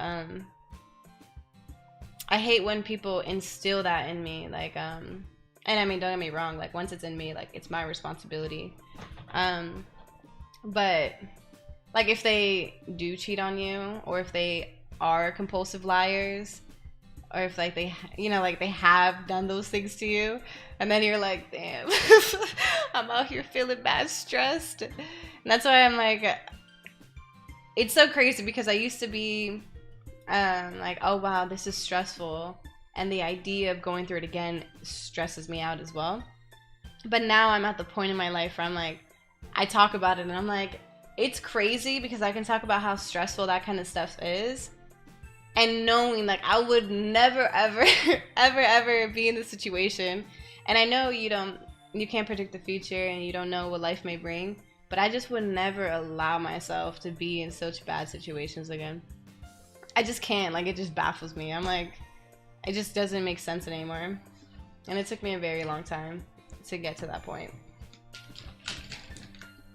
Yeah, there's like a very specific, I guess, mentality and just perception of the world that I think I'm looking for. And Sayori, she got it. Those people who are just happy for you, happy for others, like, genuinely. They don't wish you well, you know, because like a lot of people do that to an extent. But when they're like, what makes me happy is like just seeing you blossom, and like I also care about myself, and I just love, you know, the world. And it can be realistic. You don't have to be overly optimistic. All right, sorry. Let's get back into it. That's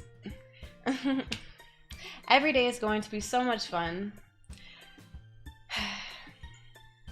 It looks like Sayori still hasn't caught on to the kind of situation I'm in.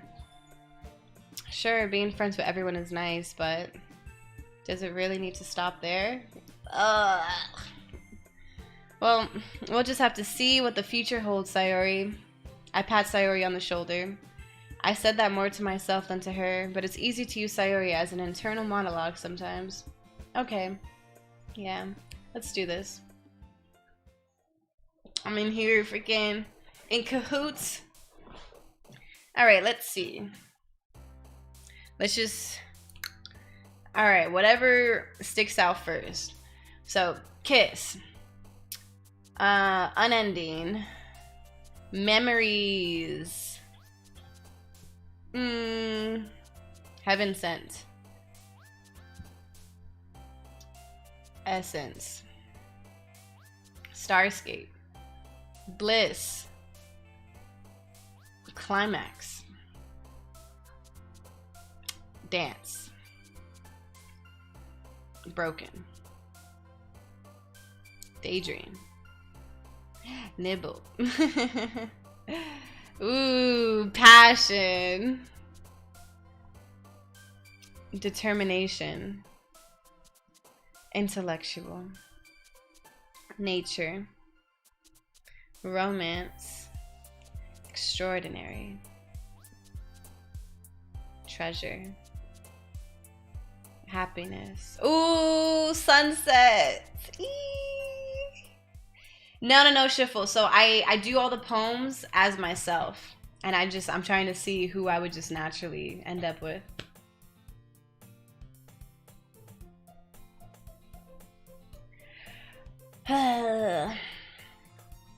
Another day passes, and it's time for the club meeting already. I've gotten a little more comfortable here over the past couple days. Entering the club room, the usual scene greets me. Hi, Dolly. Yo, Sayori. Looks like you're in a good mood today. I'm just still not used to you being in the club, that's all. I see. That's a pretty simple thing to get you in a good mood. But I guess it's always the simple things with you anyway. See? Yo, Sayori, low-key, I feel like I want to end up with her. She's always happy for everybody. She's not so concerned with what everybody else thinks of her. She wants everyone to succeed, but she looks out for herself as well. She's big on breakfast. She's very, very honest. She appreciates the simple things. She sees the best in people. She wants to push people to grow. Like, yo, Sayori is slept on. Alright. I'm rooting for Sayori. Honestly, Yuri is a little too unsure of herself for me. And then she pulled that one thing when we were going over my poem. And then Natsuki is super rude. And she doesn't have good, like, emotional regulation. And then Monica, I feel like Monica's just chill. Like, I kind of like look up to her in a lot of ways. Like, she's very interesting. I think she's great. But I just don't like her like that. I don't know. Sayori.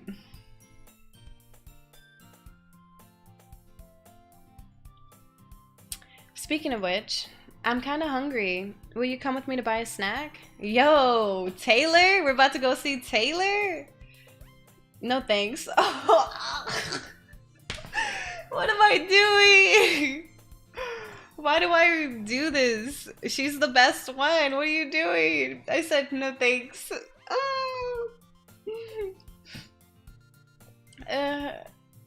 That's not like you at all. Is it in the book thing? Oh, true, Taylor. Nation, hello, how are you? I know, she's like, oh, let's go see Taylor for a second. No thanks. Not interested. I have my reasons. Why don't we take a look at your purse, Sayori?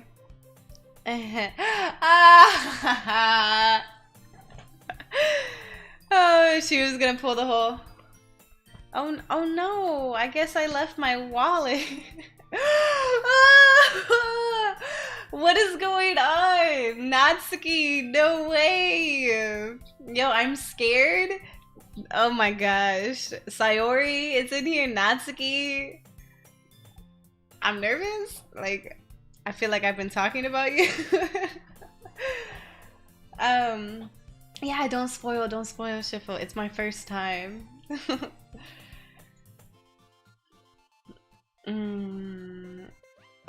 Why that all of a sudden? No reason, no reason really. I just wanted to look at it. Sayori nervously retrieves her coin purse. She fumbles with the latch and gets it open. Then she turns it upside down and lets its contents spill onto the desk. Only 2 small coins fall out. I knew it. I can see right through you, Sayori. That's not fair. How did you even know? It's simple. If you had enough money in the first place, you would have bought a snack before coming in the club room. So either you're not hungry and wanted an excuse to take a walk, or you plan to conveniently forget that you spent all your money, so that I would lend you some. But there's one more thing. You're always hungry, and so that only leaves the one option. Ah, I give up. Oh my gosh! That's crazy. Alright, Natsuki, tell me something about yourself. How are you? Don't make me feel guilty. If you feel guilty, that means you deserve to feel guilty. Not necessarily, but in this case, I agree. Yuri suddenly giggles. Huh? I didn't notice that she was listening in. Her face is in her book as always. I wasn't listening or anything. It was just something in my book. Yuri, tell Dolly to let me borrow some money. Don't get me involved like that, Sayori. Besides, you should only buy what you can responsibly afford. And frankly, after pulling a mischievous little stunt like that, your suffering is fair enough retribution.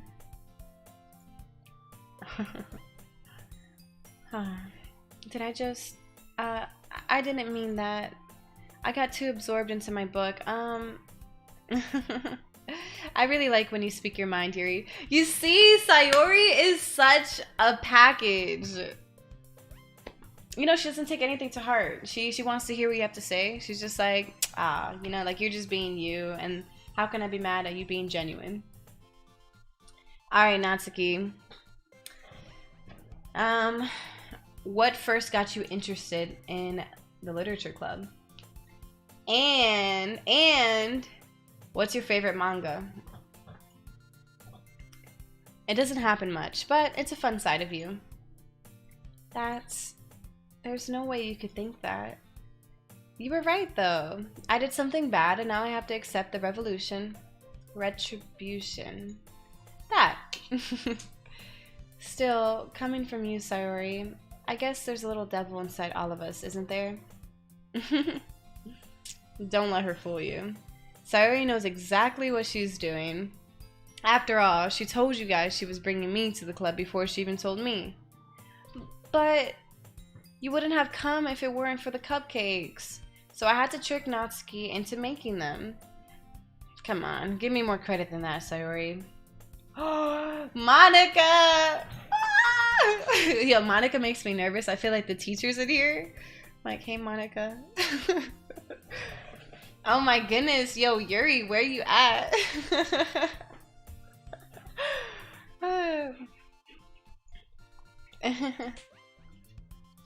Did she just get slapped? Out of nowhere, something smacks Sayori in the face and tumbles onto the desk. Ow! What was... It's a snack, isn't it? A cookie. Sure enough, it's a giant cookie wrapped in plastic. Sayori glances around. Is this a miracle? It's because I paid my restitution! Retribution. Actually, that one almost worked. I was just gonna give it to you, but then I heard you blab about the cupcakes. It was totally worth seeing your reaction, though. Natsuki! That's so nice of you! I'm so happy! Sayori hugs the cookie. Jeez, just eat it. Ah! Yuri keeps writing hello and then backspacing, like, no, hello, hey, hi. Oh my gosh, you guys are... Oh! Hello everyone. Hi Yuri. You guys are all beautiful, parfait girls, and what got me into the club, it's because it's a place where I can feel safe. I love it. I've never heard of parfait girls, but I love the reason. And I will say, when I say you're beautiful, I mean inside and out. I like all your personalities, all your little quirks. Sayori rapidly tears open the wrapper and takes a big bite. So good. Sayori suddenly clasped her hands over her mouth. Ah, I bit my tongue. You're going through a lot over just one cookie. Natsuki takes a bite of her own cookie. Oh, yours looks really good too, Natsuki. Can I try it? Jeez, beggars can't be choosers. But yours is chocolate. Yeah, why do you think I gave you that one? Fine. Still, I'm really happy that you shared this one with me. Sayori gets out of her seat and goes behind Natsuki, then wraps her arms around her.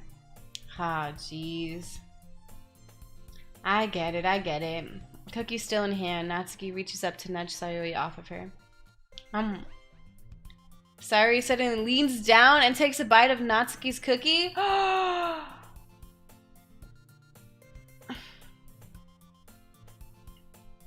Dang, yo, Tiana's looking like, damn, like, is there a way to delete messages? Yuri, Monica, Tiana? Oh my gosh. Okay. Okay, Sayori. Sayori's a package, but she has some red flags too. So Sayori, see, she's a little manipulative, right? Which is like very common. A lot of people can be manipulative. But like the whole, you know, trying to get people to buy her food and did the whole cupcake stuff. And then she doesn't know boundaries. I think that's the biggest thing. All of it comes down to Sayori doesn't have any boundaries.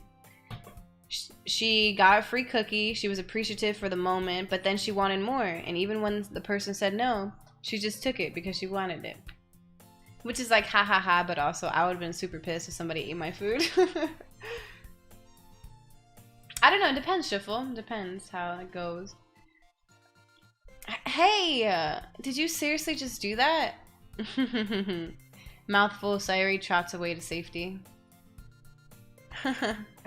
Yuri and I laugh as well.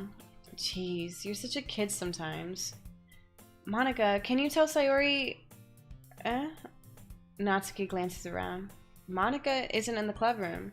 Yo, Monica, where are you? Ugh. Where's Monica anyway? Good question. Have any of you heard anything about her being late today? Not me. Yeah, I haven't either. That's a bit unusual. I hope she's okay. Of course she's okay. She probably just had something to do today. She's pretty popular after all. You don't think she has a... I wouldn't be surprised. She's probably more desirable than all of us combined. That's true. Excuse me? Oof. Suddenly the door swings open. Sorry, I'm super sorry. Ah, there you are. I didn't mean to be late. I hope you guys weren't worried or anything. Monica. Monica chose the club over her boyfriend after all. You're so strong-willed. Boyfriend? What on earth are you talking about? Monica quizzically glances at me. Never mind that. What held you up anyway? Well, my last period today was study hall. To be honest, I kind of just lost track of time. That makes no sense though. You would have heard the bell ring at least. I must not have heard it since I was practicing piano. Piano? I wasn't aware you played music as well, Monica.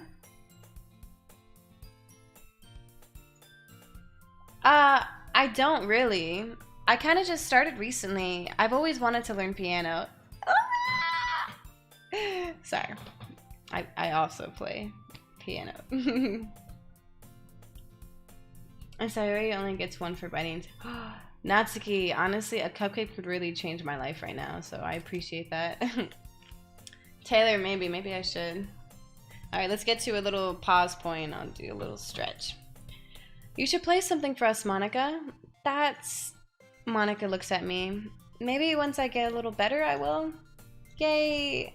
That sounds cool. I'd also look forward to it. Is that so? In that case, I won't let you down, Dolly. Monica smiles sweetly. I didn't mean any pressure or anything like that. Don't worry. I've been practicing a whole lot recently. And I'd really love the chance to share once I'm ready. I see. In that case, best of luck. Thanks. So, I didn't miss anything, did I? No, not really. I choose to leave out Sayori's mischievous escapade. I'm sure Natsuki will end up complaining to her anyway. It looks like everyone has already settled down. Sayori somehow already finished her entire cookie. Yuri's back to her book and Natsuki disappeared into the closet. Alright. Oh my gosh. Seeing them interact real time is so interesting. Alright, don't mind me.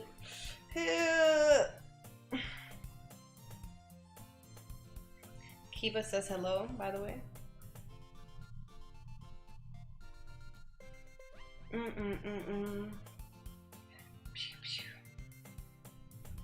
Oh my goodness gracious. Hey, little fatty, what's up? I'm just stretching for a moment. The usual. Kiba, okay. Okay, Kiba. Dame espacio. Cutie, the mom. Okay. Here, chew your bone. It's your bone, mama? It's your bone? Alright. So I just realized that I have a box of Cliff Bars right under my desk.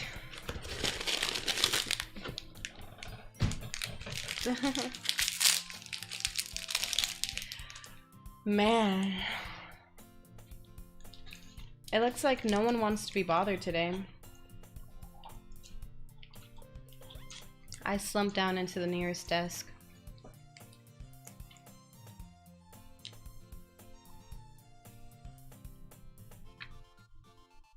No.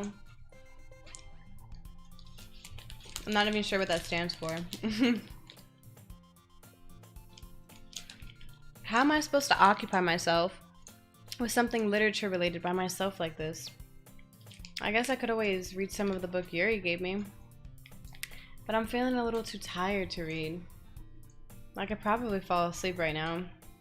I close my eyes and end up listening in on Sayori's conversation with Monica. Ah, no, I've never played it. Thank you, Saggy.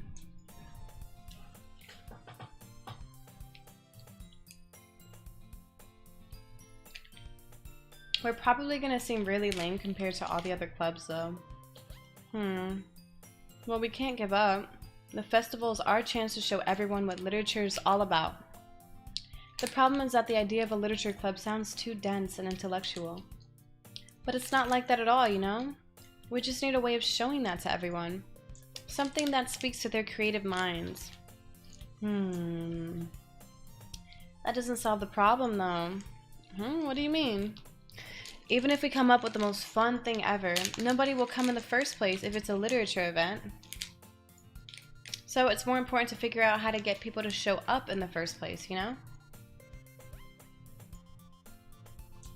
And after they come, we can do the thing to speak to their creative minds. What's this? Sayori's taking this really seriously. It's rare to hear her deliberating like this. Huh, that's a good point. In that case, do you think food will do the trick? What kind? Well, I guess we could... Cupcakes! Good thinking. The cupcakes are coming back. Natsuki would love to do it. You're right. Natsuki makes the best cupcakes. That works out perfectly. That wasn't why you suggested it. Cupcakes speak to my creative tummy. Cupcakes it is then. I'm hungry. Anyway, we still need to work out the details of the event itself. I find myself smiling. In the end, Sayori is still her usual self.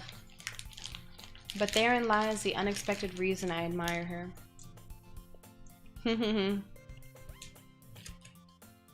Unlike me, who has trouble finding any motivation at all, Sayori can put her mind to things and make them come to life.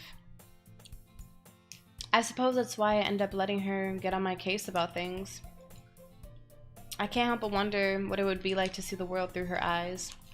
You see, Sayori, this is what I mean. People like that are...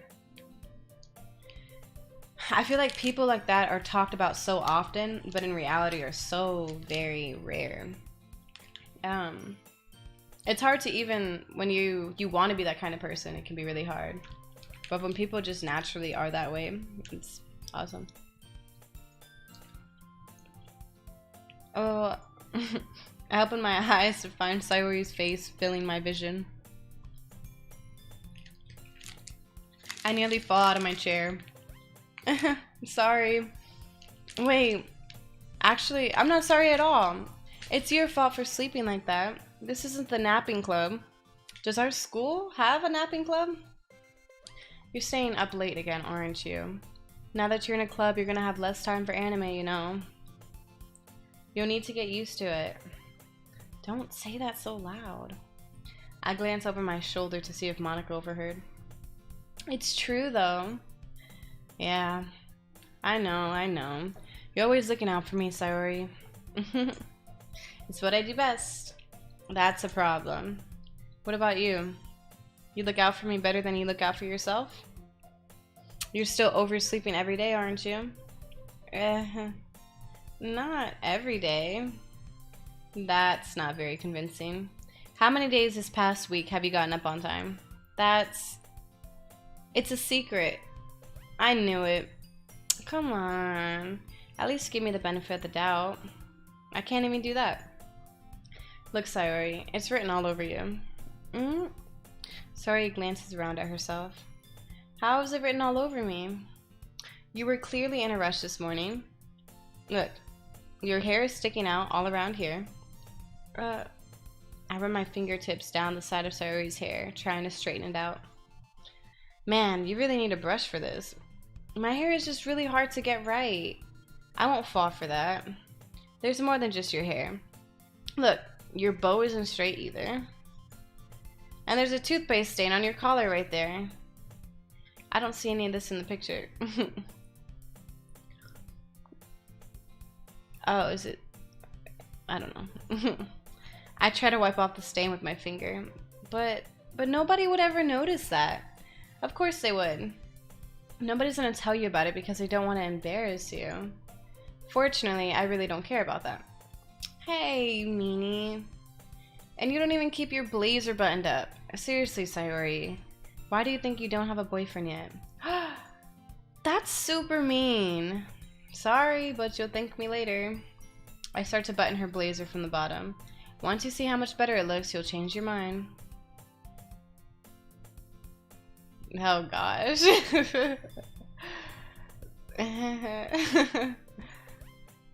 This is so funny. What is? Well, I was just thinking how weird it is to have a friend who does these kinds of things. Don't say that. You'll make me feel weird about it, stupid. It's okay though. I'm happy we're like this. Aren't you? I guess. Hey, be careful. The button might come off. Why is this one so hard to close? I struggle to fully close the button near her chest. Does this thing even fit you properly? It did when I bought it. If you ever buttoned it, you would have noticed sooner that it doesn't fit you anymore. What are you smiling about? It means my boobs got bigger again. Don't say that out loud. Anyway, you look much better now, so... why does it feel strange to see Sayori's blazer buttoned up like that? But it's so stuffy. Ugh. It's not worth it at all. Sayori hastily unbuttons her blazer once more.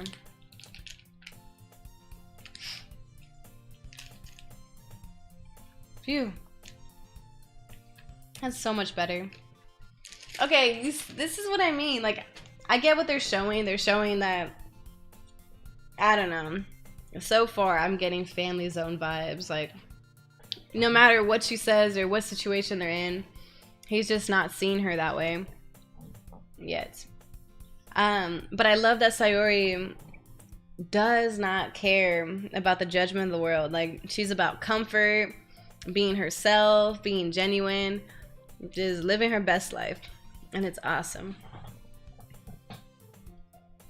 She's like, I know it looks cuter, but it's not worth it. It's not comfortable. So if I keep it unbuttoned, then I won't get a boyfriend, right? What kind of logic is that? And why are you saying that like it's a good thing? Because if I had a boyfriend, then he wouldn't even let you do things like this. And you take care of me better than anyone else would anyway. So that's why I'm keeping it unbuttoned. Stop saying all these embarrassing things. I didn't say anything embarrassing. Jeez. Well, anyway, just focus on trying to wake up a little earlier. Only if you focus on going to bed earlier. Fine, fine. It's a deal. I guess we really are better at taking care of each other than we are at taking care of ourselves. Yeah, I guess so, huh? So maybe you should come wake me up in the morning. And you're doing it again, Sayori. Oh, but I was joking that time. Man, it's impossible to tell with you sometimes. Okay, everyone. Monica suddenly calls out. Why don't we share the poems we wrote now? Oh, I forgot we wrote poems again. Oh gosh. Dolly, I can't wait to read yours. Yeah, same. I fail to sound enthusiastic, but Sayori still trots away to retrieve her poem. Oh man, I have to share with all of them again? Why can't we just share as a group?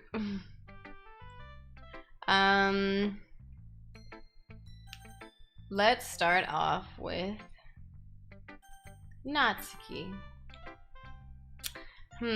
Well, I can admit that it's better than the last one. It's nice to see that you're putting in some effort. That's good. Come to think of it, this kind of reminds me of Sayori's poem from yesterday. Huh? You think so? Yeah, well, I guess if you've been friends with her for so long, you might be on the same wavelength. But you never really struck me as her type. Sayori has a type all of a sudden. Well, I don't know, but honestly, how can someone so fluffy spend so much time with someone like you? What is everybody's deal? Like all this competition, competitiveness. It's like she's dragging around a dead weight. That was a little unnecessary. But think of it this way. If it weren't for me, she would probably just fly away like letting go of a balloon. You could say we each take care of each other in our own way. Whatever it is, I don't get it. Oh yeah, I guess I'm supposed to show you my poem. She stresses me out. Here. Amy likes spiders. You know what I heard about Amy? Amy likes spiders. Icky, wiggly, hairy, ugly spiders. That's why I'm not friends with her. Amy has a cute singing voice. I heard her singing my favorite love song. Every time she sang the chorus, my heart would pound to the rhythm of the words. But she likes spiders. That's why I'm not friends with her. One time I hurt my leg really bad. Amy helped me up and took me to the nurse. I tried not to let her touch me.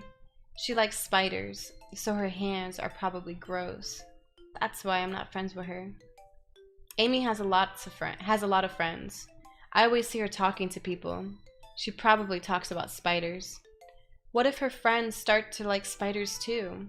That's why I'm not friends with her. It doesn't matter if she has other hobbies. It doesn't matter if she keeps it private. It doesn't matter if it doesn't hurt anyone. It's gross. She's gross. The world is better off without spider lovers. And I'm gonna tell everyone. Let's start talking about their poems more. Okay, the way I interpreted the poem off bat without thinking too hard about it, it reminds me of when you meet somebody and you find out something that you disagree with or that is very different from you or that you just don't like about this person, and suddenly you centralize on that one factor, even if everything else that surrounds the person and who they are and how they live and how they carry themselves may align well with you and might be good and might be completely in contrast to the one thing, but you're just so focused on the negative that you would never allow anything more to matter when it comes to that person. That's what it reminds me of. Like, she's a good person, she's looked out for me, you know, like when she sings it moves my soul, but this one thing, so it doesn't matter. That's what it reminds me.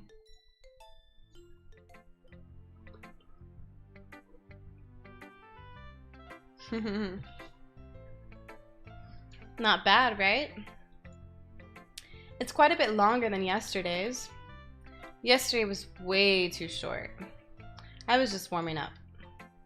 I hope you didn't think that was the best I could do. No, of course not. Anyway, the message is pretty straightforward in this poem. Oh, let's see what her message was. I doubt I have to explain it. Sometimes you can explain complicated issues with much simpler analogies. And it helps people realize how stupid they're being. Like, anyone would agree that the subject of this poem is an ignorant jerk. Do you know people like that? Ah, Planeta, that's awesome. I'm glad. This is my first time playing it, so I'm very curious to see where it will go. And welcome in, by the way. Of course, it's about how everyone thinks that doesn't matter. It can be about anything. I wrote it to be easy to relate to. Everyone has some kind of weird hobby or a guilty pleasure. Something that you're afraid if people find out, they'd make fun of you or think less of you. But that just makes people stupid. Who cares what someone likes? As long as they're not hurting anyone and it makes them happy, I think people really need to learn to respect others for liking weird things. Well, you're definitely right. At least I can relate to that. And I'm sure a lot of people can too. It's what I do best, after all. I don't like writing unless there's a good message to take away from it. Like, conveying emotions is important. But I want to make people think, not just feel. Remember that. I'm gonna write a good one for tomorrow too, so look forward to it. I wonder if the sequence of people that I choose affects what they say to me. You know what I mean?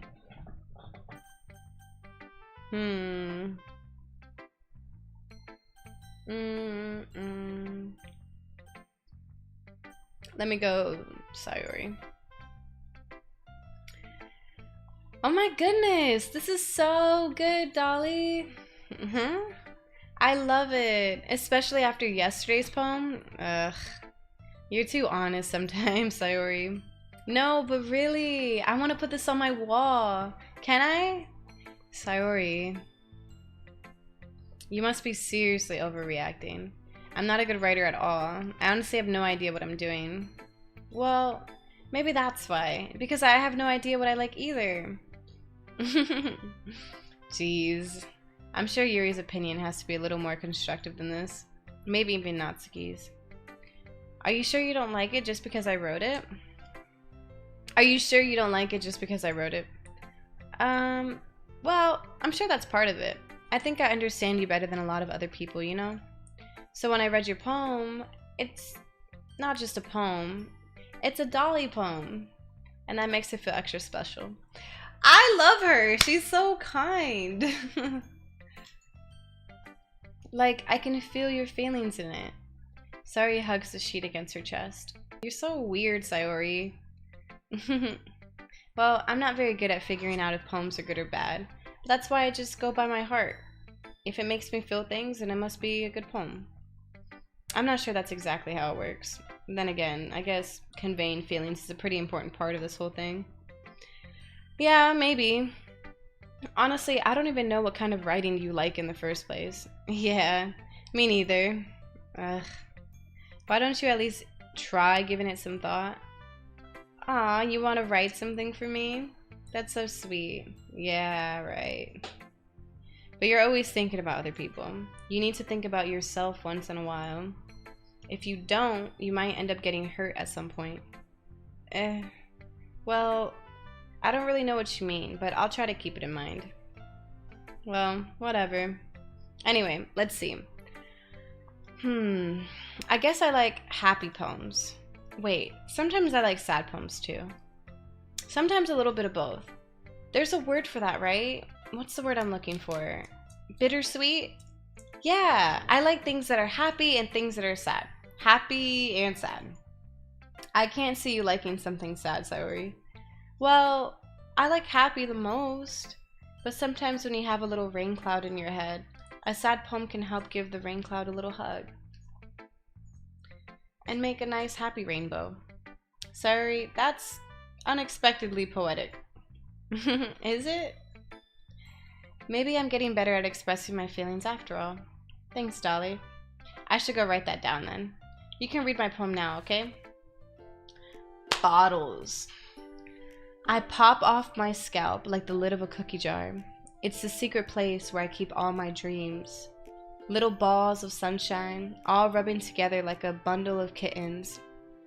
I reach inside with my thumb and forefinger and pluck one out.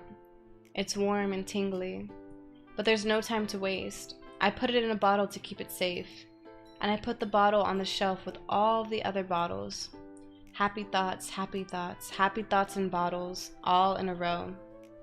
My collection makes me lots of friends, each bottle a starlight to make amends. Sometimes my friends feel a certain way. Down comes a bottle to save the day. Night after night, more dreams. Friend after friend, more bottles. Deeper and deeper my fingers go, like exploring a dark cave, discovering the secrets hiding in the nooks and crannies. Digging and digging, scraping and scraping. I blow dust off my bottle caps. It doesn't feel like time elapsed. My empty shelf could use some more. My friends look through my locked front door. Finally, all done. I open up and in come my friends. In they come in such a hurry. Do they want my bottles that much? I frantically pull them from the shelf, one after the other, holding them out to each and every friend, each and every bottle. But every time I let one go, it shatters against the tile between my feet. Happy thoughts, happy thoughts, happy thoughts in shards all over the floor. They were supposed to be for my friends who aren't smiling. They're all shouting, pleading, something. But all I hear is echo, echo, echo, echo, echo inside my head.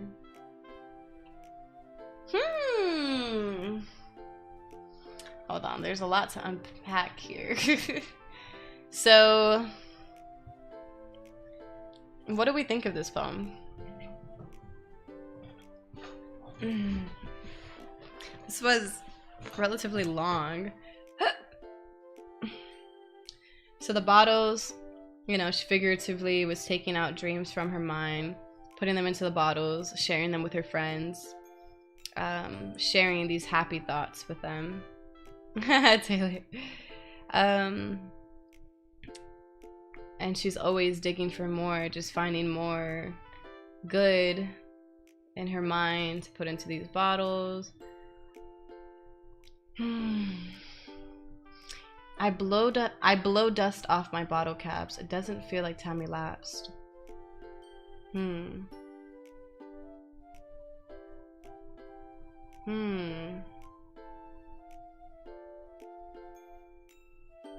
I don't know if that's important or not. Like, is she implying like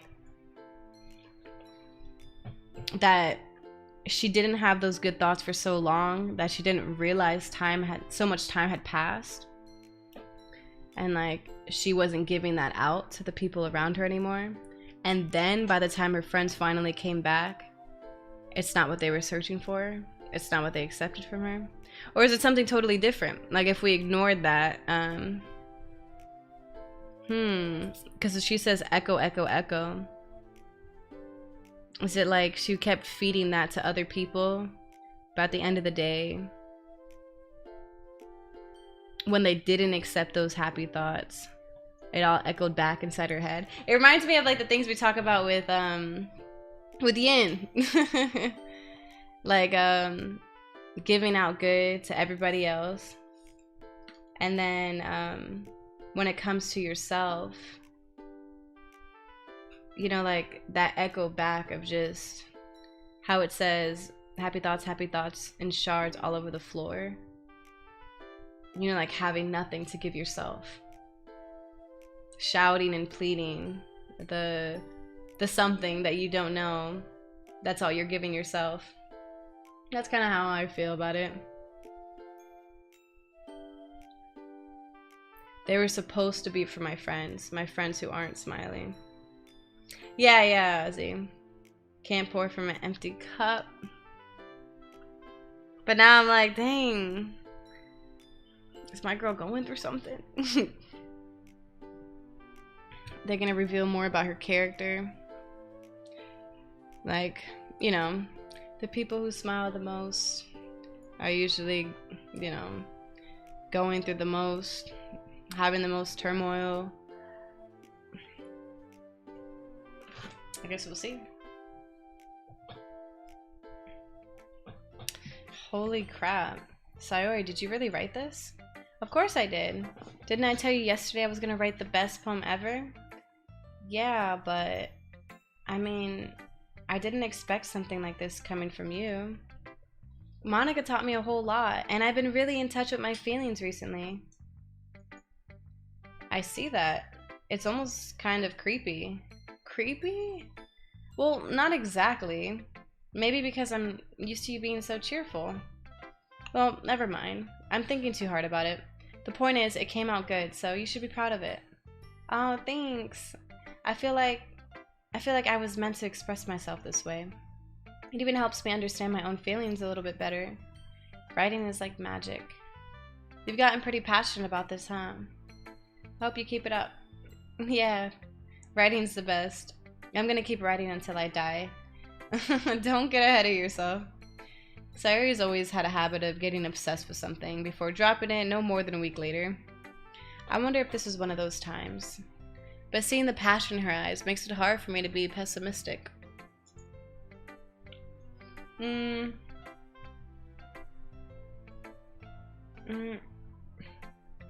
Shiffle, today, a few more hours. Alright, let's go Yuri next. Let's see what you've written for today.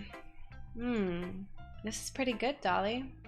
Were you influenced by seeing everyone's writing styles yesterday? I guess you could say that. I was also a bit surprised by how differently everyone writes, so I respect you for trying new things. You don't need to be afraid to be a little more daring. Metaphors can go a long way. Don't feel like you need to work your brain like turning a bunch of gears. Try letting your mind wander through your feelings and write down the things you see and hear. That's one way to truly enable your reader to see into your mind. It's a very intimate exercise. I see. That's a certainly interesting technique. Thanks for sharing. I have, well, an example of that if you'd like to read it. Of course. Is this a poem you wrote for today? Yuri nods and timidly hands me her poem. The Raccoon. It happened in the dead of night while I was slicing bread for a guilty snack. My attention was caught by the scuttering of a raccoon outside my window. That was, I believe, the first time I noticed my strange tendencies as an unordinary human. I gave the raccoon a piece of bread, my subconscious well aware of the consequences, well aware that a raccoon that is fed will always come back for more. The enticing beauty of my cutting knife was a symptom. The bread, my hungry curiosity, the raccoon, an urge. The enticing beauty of my cutting knife was a symptom. The bread, my hungry curiosity, the raccoon, an urge. The moon increments its phase and reflects that much more light off of my cutting knife. The very same light that glistens in the eyes of my raccoon friend. I slice the bread, fresh and soft. The raccoon becomes excited. Or perhaps I'm merely projecting my emotions onto the newly satisfied animal. The raccoon has taken to following me. Why am I saying raccoon like that? The raccoon has taken to following me. You could say that we've gotten quite used to each other. The raccoon becomes hungry more and more frequently, so my bread is always handy. Every time I brandish my cutting knife, the raccoon shows me its excitement. A rush of blood, classic Pavlovian conditioning. I slice the bread, and I feel myself again. And I feed myself again. Okay, hold on, because I feel like I messed up things that were very important. So she got a snack. She hears a raccoon. She feeds it even though she knows that it'll keep coming back if she does. But it was just an urge to do so. The moon's lights reflecting off the knife and off of the eyes of the raccoon. She's wondering if she's just projecting her own emotions onto the animal. It starts to follow her around. The raccoon, I think this is the turning point. The raccoon becomes hungry more and more frequently. So my bread is always handy. Every time I brandish my cutting knife, the raccoon shows me its excitement. Rush of blood, classic Pavlovian conditioning. I feed myself again. What do we think? Okay, if I'm just gonna like totally just run with a random idea, this is what I'm thinking with her. Maybe, and like honestly, I'm barely getting anything from this poem, so I'm just really just reaching what I think about her deep side. I feel like the line, the raccoon becomes hungry more and more frequently, so my bread is always handy. I feel like that's important. Like maybe like what Mr. Ozzy was talking about earlier when he was saying shh, enough, okay? Enough. Giving to people who are undeserving or unappreciative. Like when you give to those people, they tend to keep coming back, even though you know that not only are they taking and not appreciating, but maybe they're draining you. You know, they keep coming back more and more, wanting more and more, and feeling entitled to more and more. But I'm totally reaching here off of the one line that stood out to me, which was, the raccoon becomes hungry more and more frequently, so my bread is always handy. And her keeping up with that. So maybe. I'm making it up. I don't know. I want to know if she's going to tell me anything.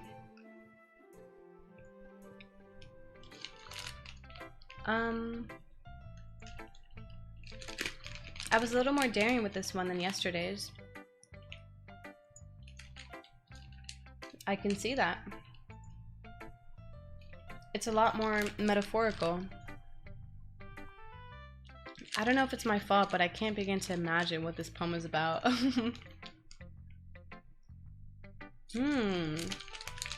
Ooh, how so? Because I didn't get that.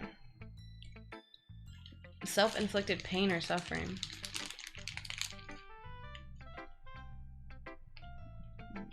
I would love to know the thought process.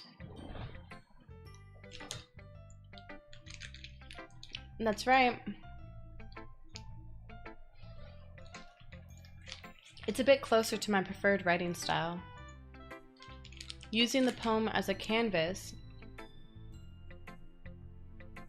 to express vivid imagery and conveying emotions through them. Yeah, if I take it at face value, then I can't even figure out what it's supposed to mean. Well, I think it's something that different people can relate to in their own way. I wanted to express the way it feels for me to indulge in my more unusual hobbies. Wow. It's those sorts of things I'm usually forced to keep to myself. So I sometimes enjoy writing about them. Huh, that's funny. Didn't Natsuki also write something about that? About someone being ridiculed for a strange interest? She did? Yeah. She was talking about how it doesn't matter what you're into as long as you're not hurting anybody. She's right. I mean, does she really feel that way? Yeah. Sounds like you two have that in common. That's interesting. To me, she seemed like the kind of person who would make fun of my hobbies. But I suppose that's my fault for judging, isn't it? Oh, please don't tell her I said that. Don't worry, I have no reason to. Okay, well, thank you for sharing it with me. After all, if I hadn't learned to embrace my own weirdness, I would probably hate myself. I did not get that at all from that poem. But I mean, I think that's the cool thing about art, right? Like, they just kind of put it out there. And it's kind of like a guide, right? Like, a guide of, you know, imagery and feelings and metaphors, and it's just up to you to kind of piece it together, and depending on your own perspective and perception and life experience, maybe even mood at the moment, you'll see something different.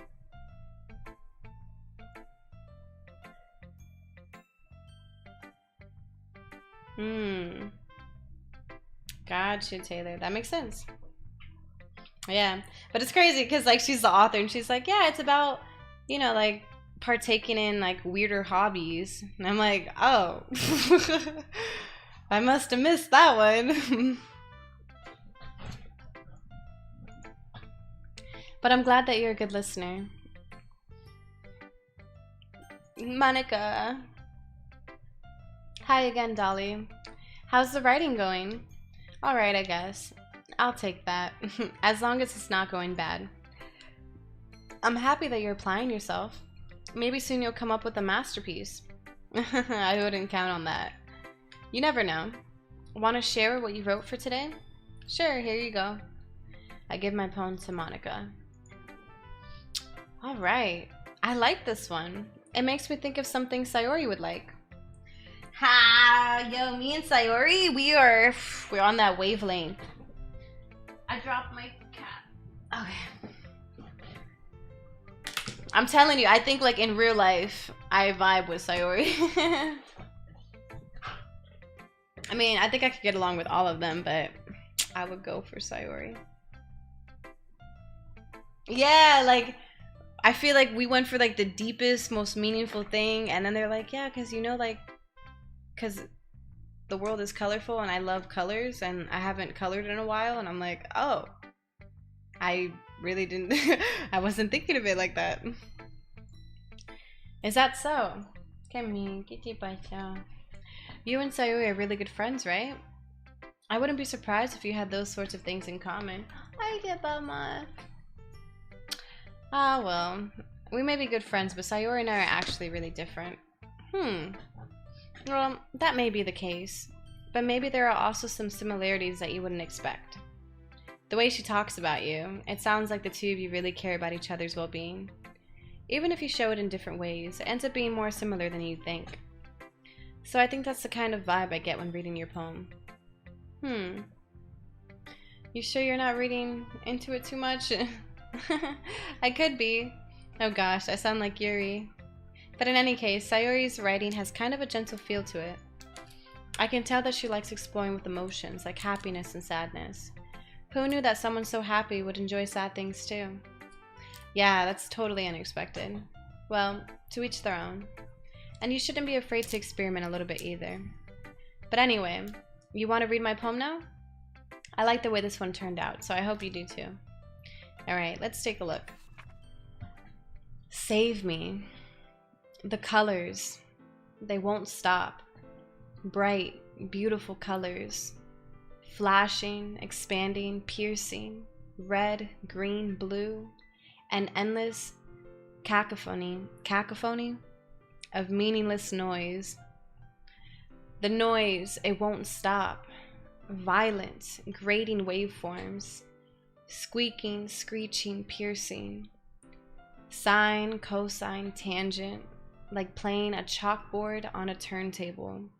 Like playing a vinyl on a pizza crust. An endless poem of meaningless. Load me. Okay, wait, hold on.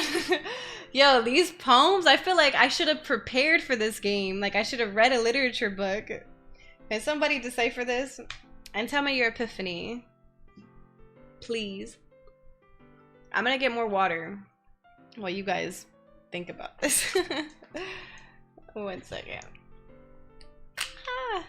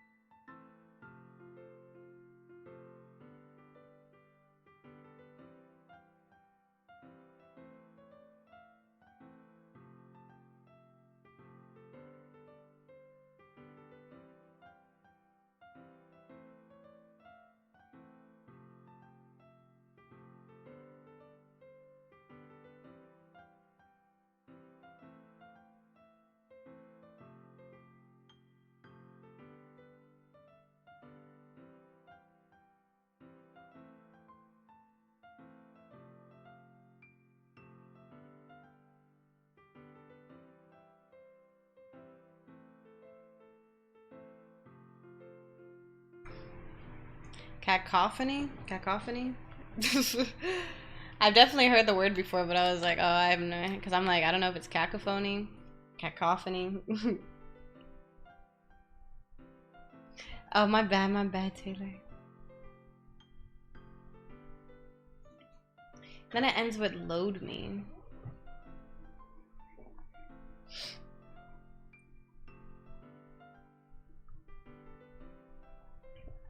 Cacophony. Okay, save me, and it ends with load me.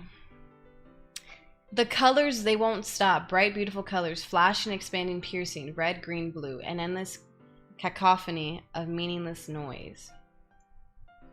Okay, so it connects the colors all around as compared to the meaningless noise, and this noise won't stop because it's violent, it's waveforms, right? And she brings up sine, cosine, tangent.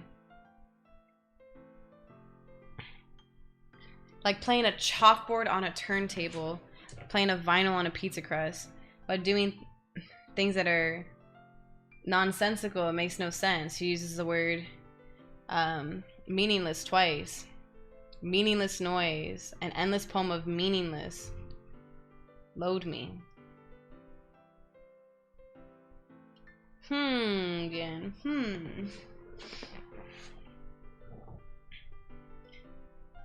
Cacophony. Like playing. Let's see what she has to say. It's even more abstract than your last one, huh?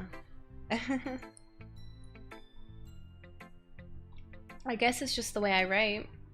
I'm sorry if you don't like it. No, I never said that. It's just a kind of thing I've never really seen before, I guess. Oh my goodness. Good work. Good night. Good night. Thank you so much. Jeez. Thank you so much for the $14 tip on Valentine's Day. Thank you for being here. I appreciate your support. I hope you sleep well. Right.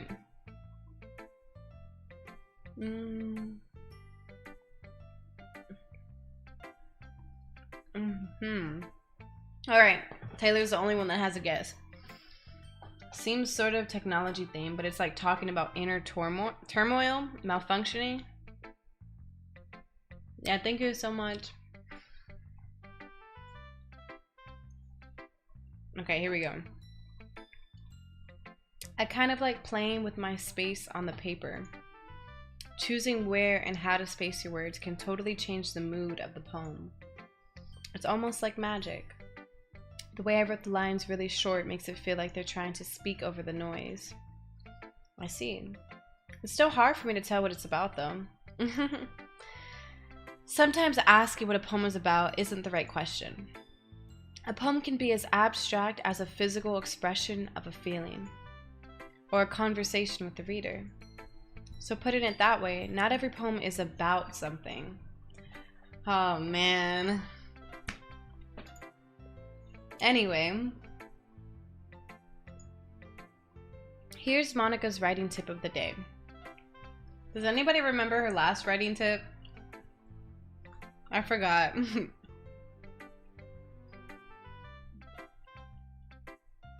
Yes, happy Valentine's Day. Thank you so much for being here.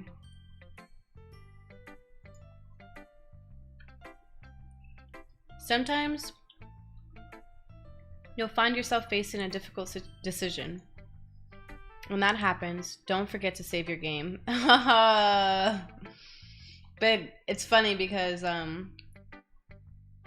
they're doing like breaking the, you know, the fourth dimension type thing. But she also put load me on her poem so it can relate. Haha. You never know when you might change your mind. Or when something unexpected may happen. Wait, is this tip even about writing? What am I even talking about? That's my advice for today. Thanks for listening. Well, now I'm scared and I'm gonna save. Okay, everyone. We're all done reading each other's poems, right? I have something extra planned today, so if everyone could come sit at the front of the room. Is this about the festival? Well, sort of. Ugh, do we really have to do something for the festival? It's not like we can put together anything good in just a few days. We'll just end up embarrassing ourselves instead of getting any new members.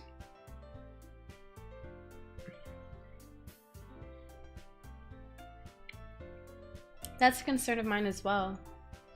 I don't really do well with last-minute preparations. Don't worry so much. We're going to keep it simple, okay? We won't need much more than a few decorations. Sayori has been working on posters, and I've designed some pamphlets we can give out during the event. Okay, that's great and all, but that doesn't tell us what we're actually going to be doing for the event. Oh, sorry. I thought you heard about it already. We're going to be performing. Performing? Monica. Yeah, we're going to be having a poetry performance. Each of us are going to choose a poem to recite during the event. But the cool part is, we're also going to let anyone else come up and recite poems too.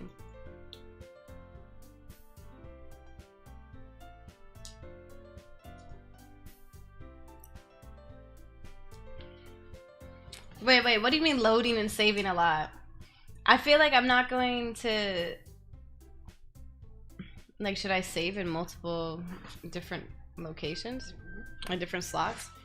Alrighty, Taylor, sounds good. Have fun in the snow.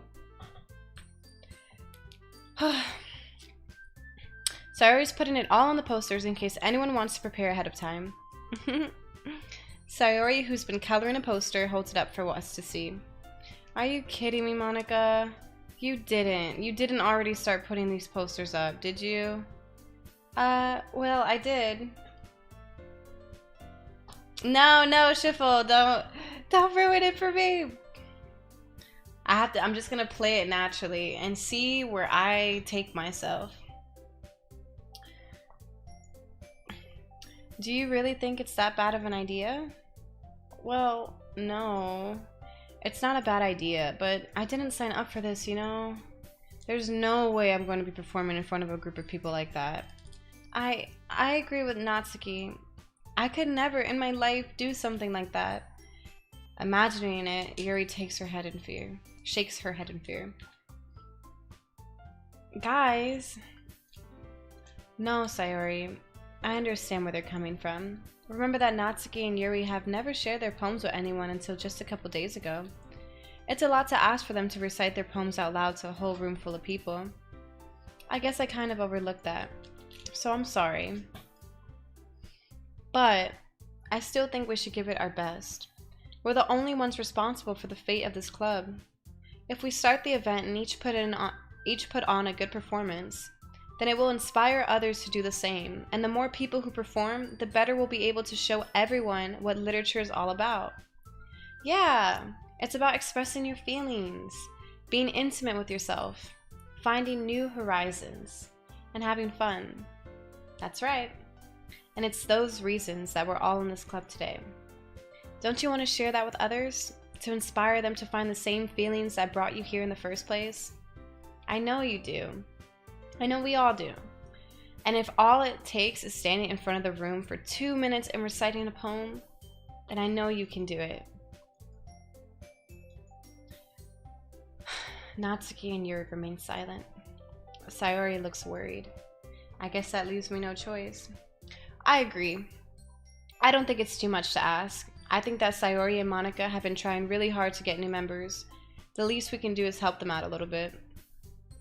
Well, maybe, but it looks like Natsuki doesn't have any arguments left. Ugh.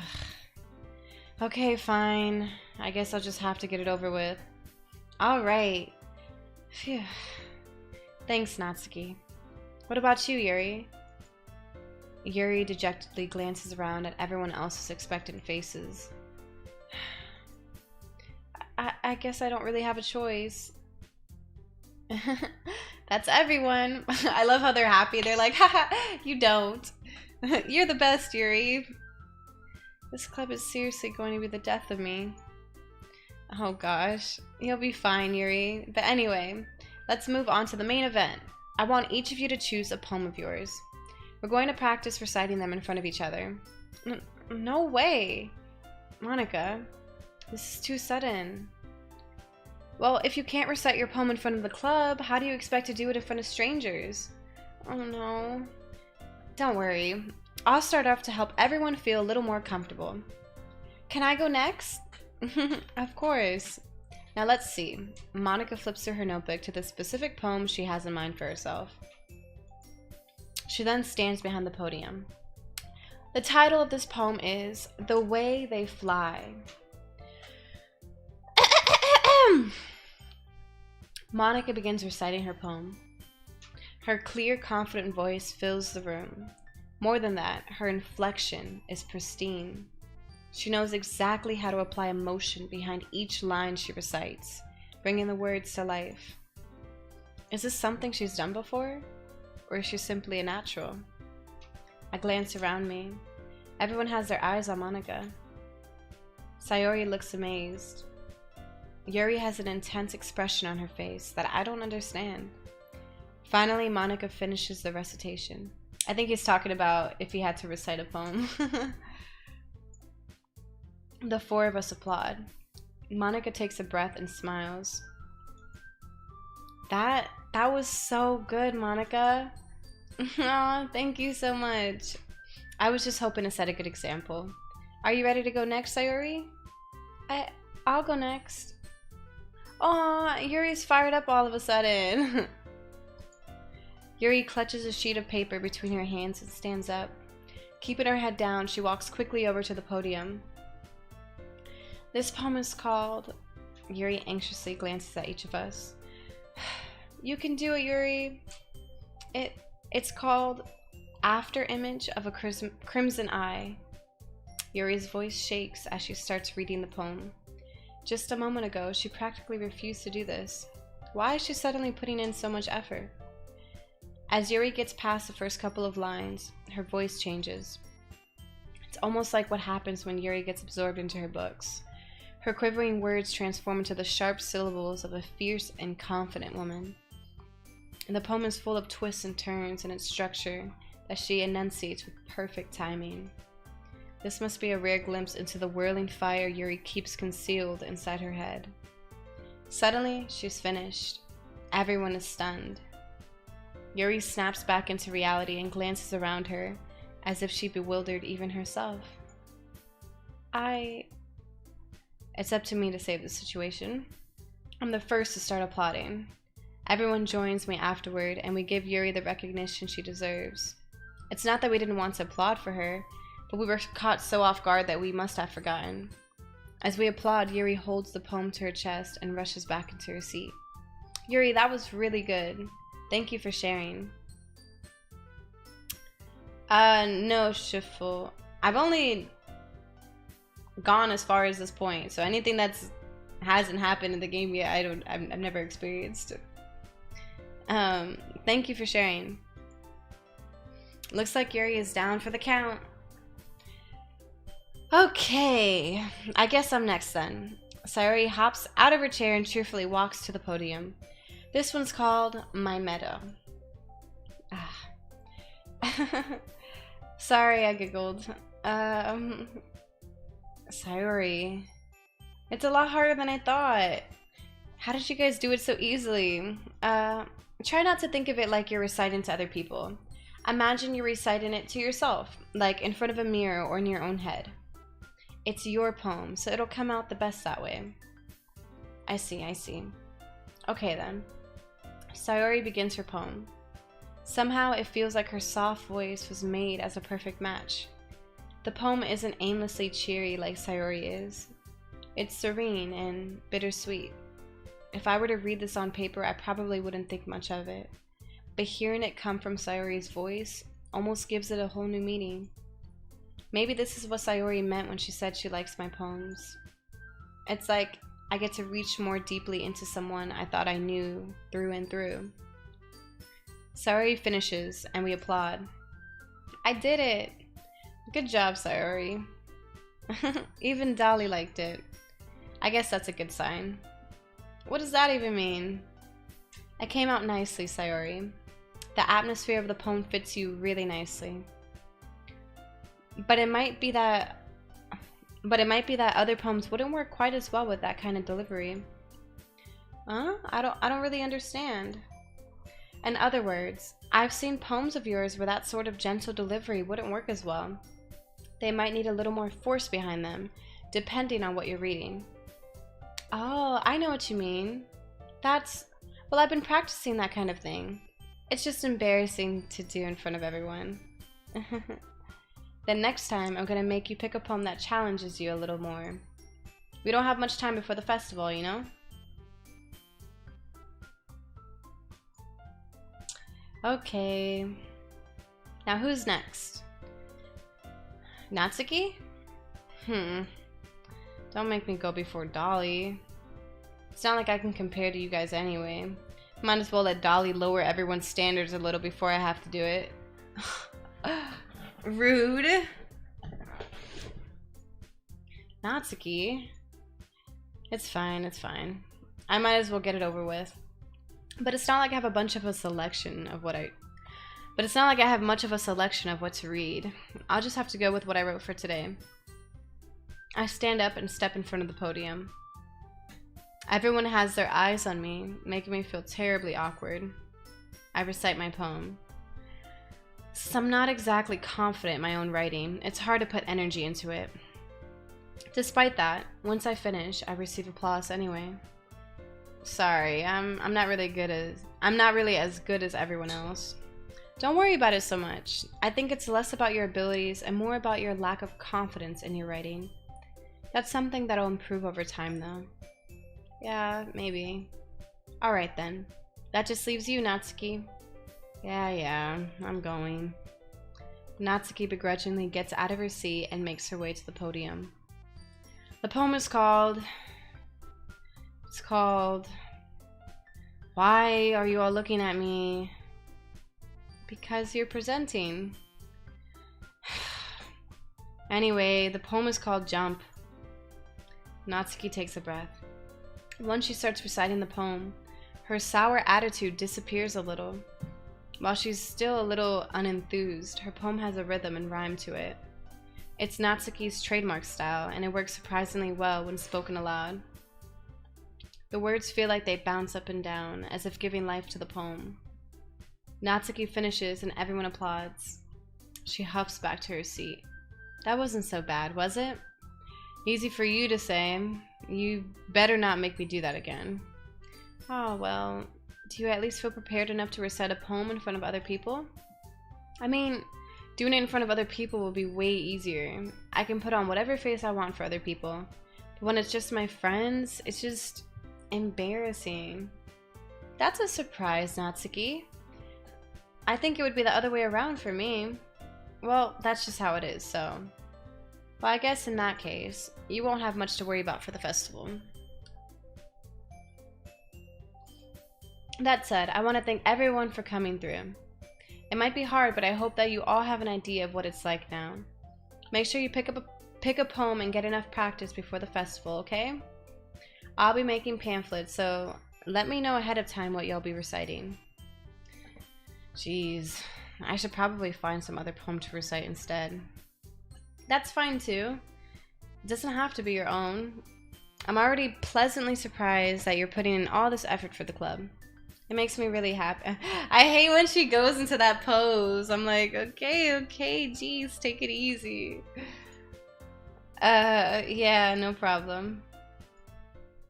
Okay, everyone. I think that's about it for today. I know the festival is coming up, but let's try to write poems for tomorrow as well. It's been working out really nicely so far, so I'd like to continue that. As for the festival, we'll finish planning tomorrow, and then we'll have the weekend to prepare. Monday is the big day. No, it's on Monday. I think it's Thursday right now. Tomorrow's Friday. We have the weekend. Oh my gosh. My hair is like making my ear all itchy. I can't wait. I can do this. I can do this. Alright. I stand up. There's no way I'll be able to find the same enthusiasm as Sayori and Monica, but I'll do my best to get through it. If it's for the sake of the club and impressing Monica, then I'll have to do my best. Ready to go, Sayori? Yep. Look at you two always going home together like that. It's kind of adorable, isn't it? Jeez, guys. Don't make such a big deal out of it. It must be a little nice, though. Well, how am I supposed to respond to that? It's okay, Dolly. You don't have to say it. Whatever. Let's go already. I walk home with Sayori once more. Even though it's only been a few days, a lot of things have already changed. But today, Sayori is being a little quieter than usual on the way home. Hey, Sayori? Sorry, I was spacing out. Ah, no wonder. I was thinking about something from earlier. I like how we get to... I mean... Sayori fumbles with her words. So, let's just say that one day, Yuri asked to walk home with you. Huh? What would you do? What kind of question is that? You're kind of putting me on the spot here. Oh my gosh. It depends. Like, is she scared to walk home alone?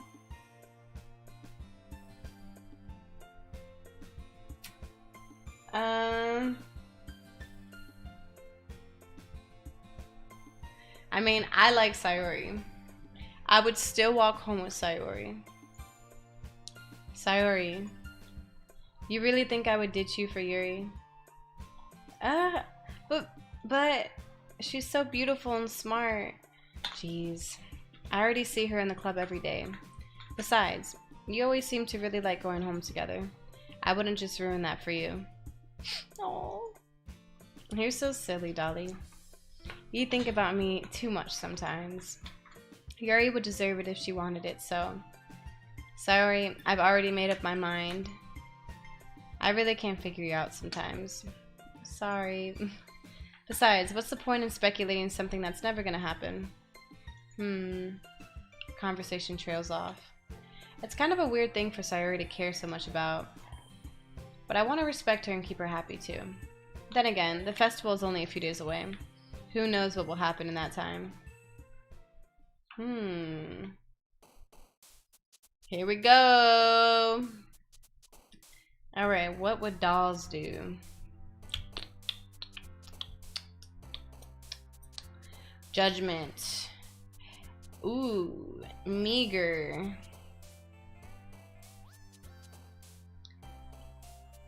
Love. Rose. Horror. Wrath. Alone. Embrace. Melancholy. Misery. Whisper. Warm. Melody. Destiny. Breathe. Atone. Eternity.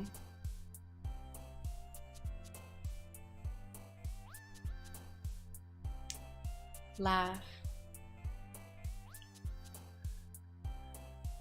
Waterfall.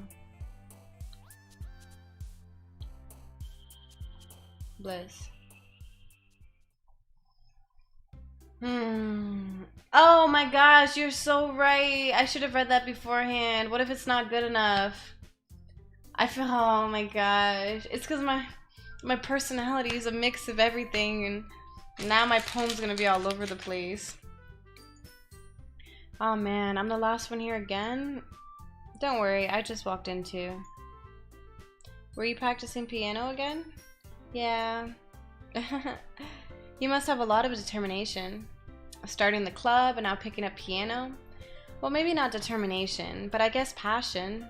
Remember that the club wouldn't be here if it wasn't for all of you. And I'm super happy that you're all willing to help out for the festival too. I can't wait for the festival. I've never seen her so happy. It's gonna be great. Huh? Weren't you complaining about it just yesterday, Natsuki? Well, yeah. I'm not talking about our part of the festival, but it's a whole day of school where we get to play and eat and all kinds of delicious food. You sound a bit like Sayori all of a sudden. Monica, do they usually have fried squid? Squid? That's a pretty specific thing to look forward to. Oh, come on. Are you saying you don't like squid? You, of all people? I didn't say I don't like it. Besides, what do you mean by you, of all people? Because it's right in your name. Monica. I don't...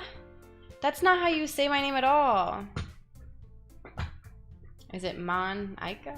Monica? I don't know. Also, that joke makes no sense in translation. Never mind. Let's just focus on our own event for now, okay? Fine, fine. Your reactions aren't as fun as Yuri's or Sayori's anyway. Excuse me? Where is Sayori anyway? Oh, there you are. Sayori is sitting at a desk in the corner of the room, looking down at nothing. I walk over to her. Hey, Sayori. I wave my hand in front of her face. You're spacing out again. Sorry. Don't mind me. You can go talk to everyone else. Huh? Is everything alright? Of course. Why wouldn't it be? Just feels like you're a little off. Sorry for assuming things. Jeez, you worry too much about me. I'm fine, see? Sayori shows me a big smile. Don't let me distract you from having fun with everyone. Well, alright. If you say so. I worriedly glance at Sayori before turning back toward everyone else. But the conversation has already dispersed, with everyone back at their usual activities. Maybe I should ask Monica if she's noticed anything about Sayori recently. Since they've been preparing for the festival, they must be spending a lot of time together.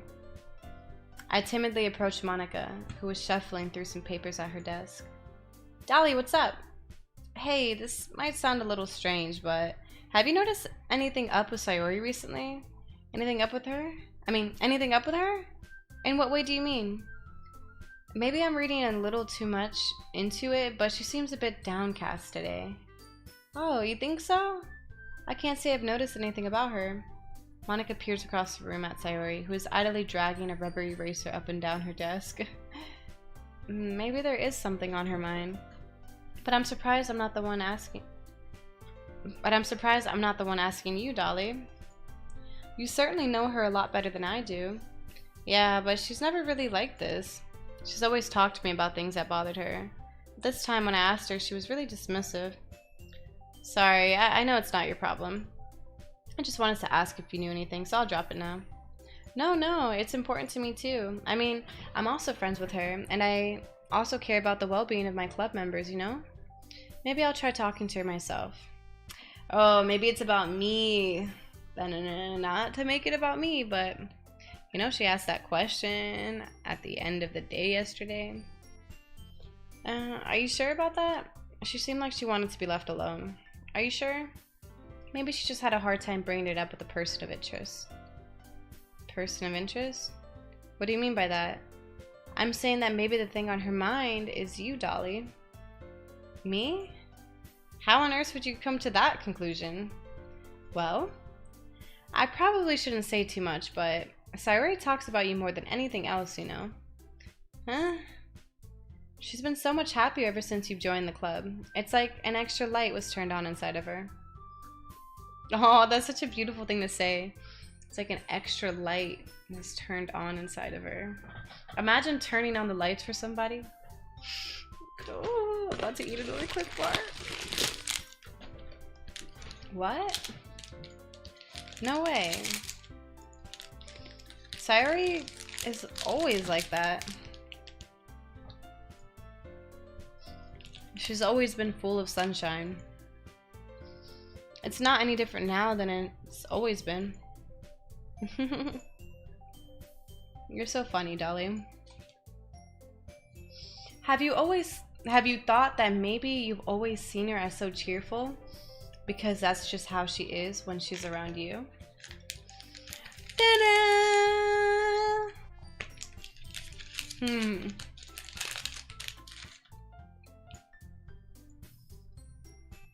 I said too much. I'm sorry. What do I know anyway? I didn't mean to jump to conclusions, so you should just forget about what I said. I'll try to talk to her, so try not to think about it for now. Ah, alright.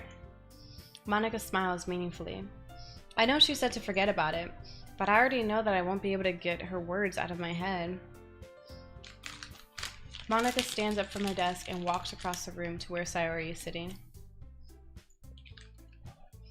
I watch her kneel down next to Sayori and gently talk to her. But she's keeping her voice so quiet that I can't hear her from here. I sigh and sit myself down.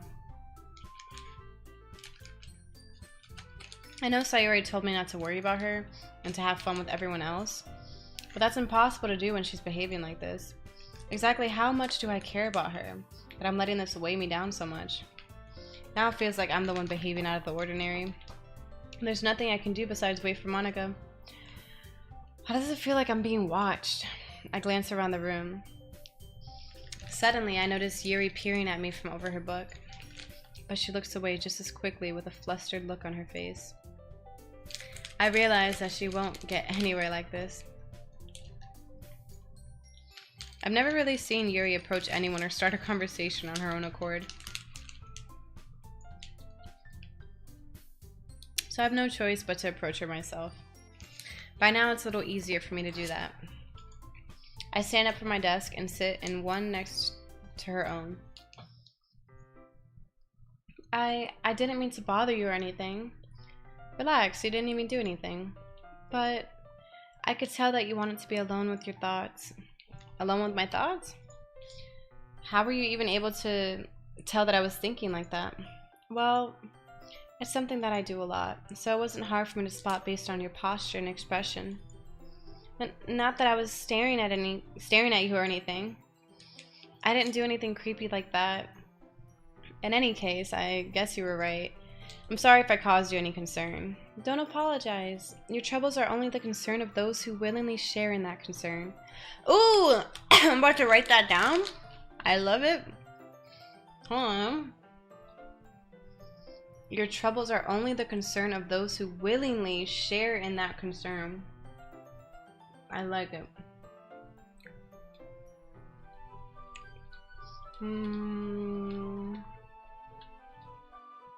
Willingly share that concern.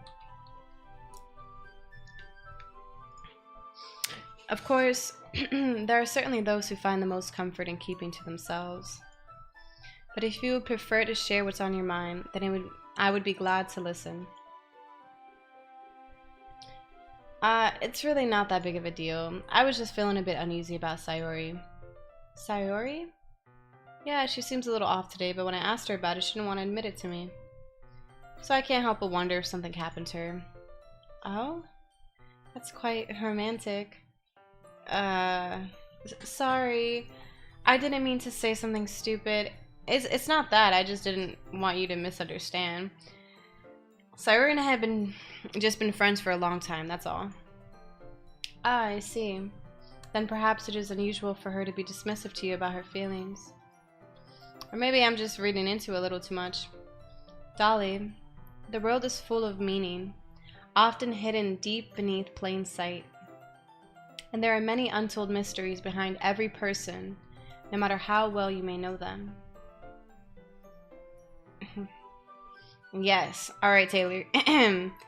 So she said, your troubles are only the concern for those who willingly share in that concern. Those who willingly share in that concern. And there are many untold mysteries behind every person, no matter how well you may know them.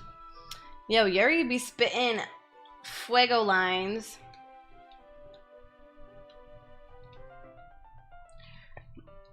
It's like, not shocking things, you know, very common sense when you hear it, but the way she says it, I like it. So you think that there might be something behind it after all? I think that Sayori is a very complex person.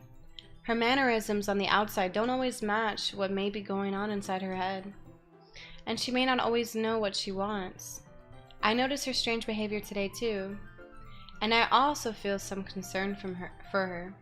But in your case, it looked like she was fully occupying your thoughts, wasn't she? Well, I guess that was the case. Sayori, she really means a lot to you, doesn't she? I guess. But you don't need to put it that way. We're just good friends, that's all. Yuri suddenly looks deeply into my eyes. Her expression is gentle and curious, as if she was searching for something. Embarrassed, I avert my gaze. Sometimes, a person's mysteries are untold even to themselves. I love it. It's like things that I would talk about, she says in a very concise way. And I love people who are concise.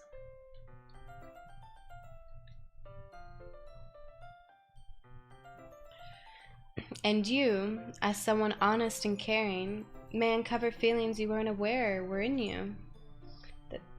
That is, I think that she would be a very fortunate person to have you feel that way about her. Yuri, you're giving me too much credit. I'm a pretty simple guy, so I think I'm pretty good at understanding my own feelings. I'm not nearly as sophisticated as you. That's not a compliment, is it? It is what it is. Oh, I didn't just say that. Ew. I'm not gonna lie, like, sometimes I'm a fan of myself in this game and sometimes I'm not. It is what it is. How do you just, like, lowball somebody? And then when they're like, that's not a compliment, is it? It is what it is. Bam.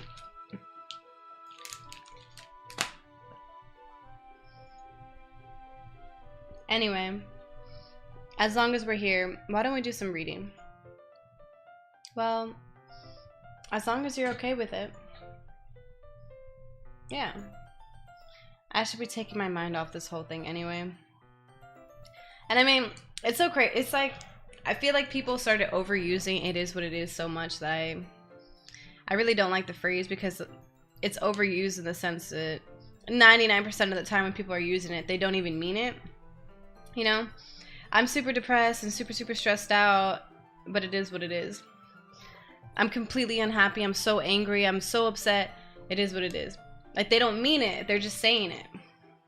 I like honesty, so like I'd respect someone more if they were just like, I just don't want to talk about it, or I just don't have the words for it, or I can't give this my energy right now. I am bothered, but you know, it is what it is. You don't feel that way though. But when people use it in the way that's like,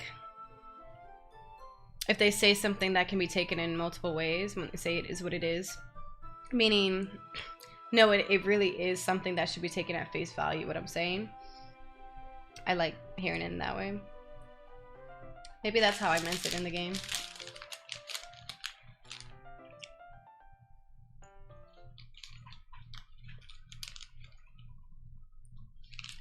Let me save.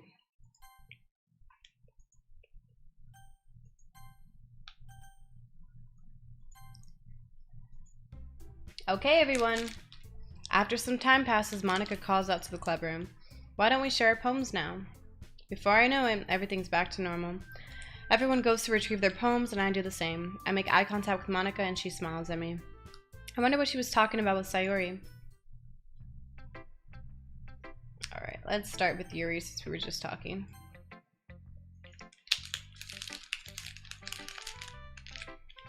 Ooh, go on, Taylor. What do you mean? Well done, Dolly. You've definitely improved your writing over the course of these few days.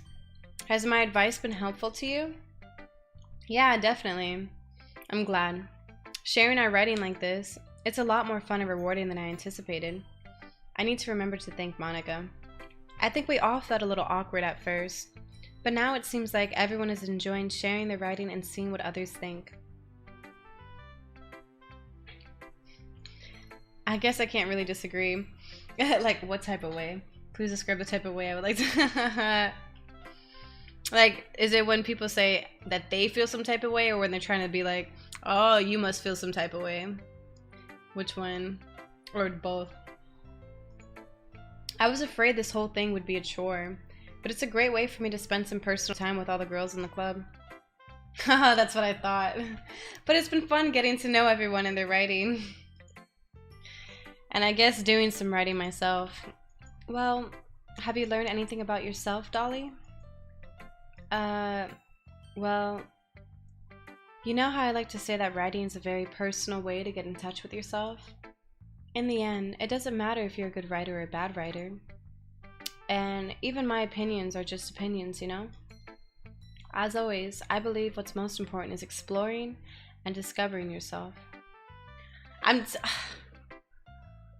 just want to mix Yuri and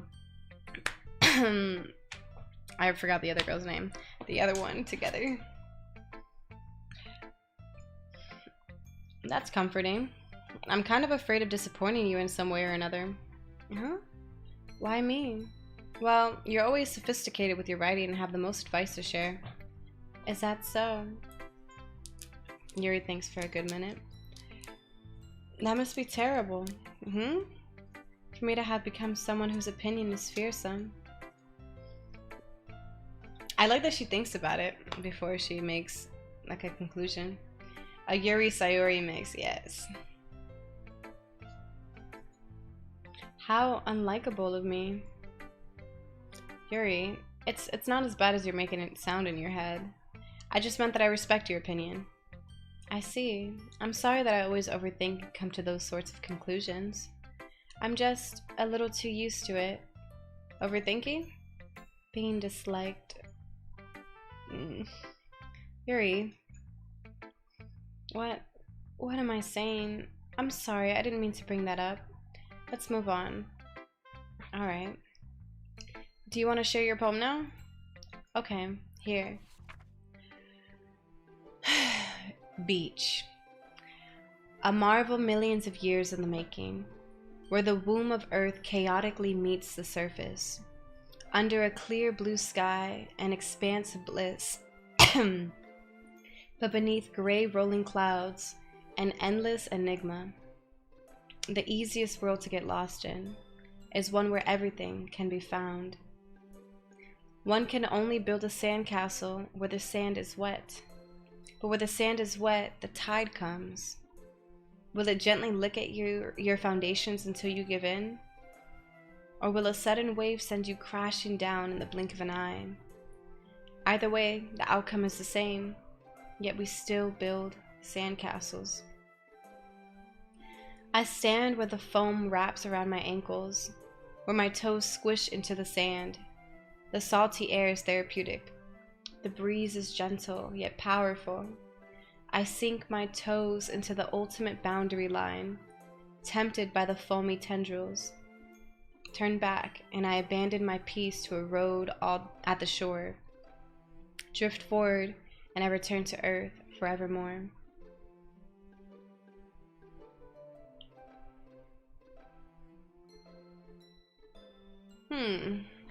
I really like it. I mean, I really love the beach, and I love when people bring nature into poetry.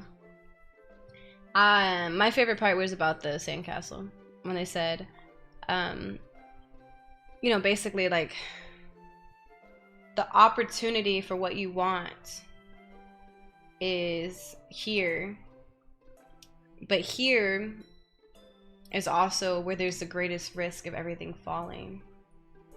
And no matter what actually happens, the outcome's always going to be the same. At some point it is going to fall, and yet we always go back and we keep building. And that alone, I like it, even without like turning it into like something more relatable. I just like that. I'm like, yes. But yeah, I guess it makes me think of I guess things that may take a lot of work or take a lot of time, but ends very fast. I mean, it's kind of like a big reach, but the feeling that it brings me reminds me of a lot of what I do for children.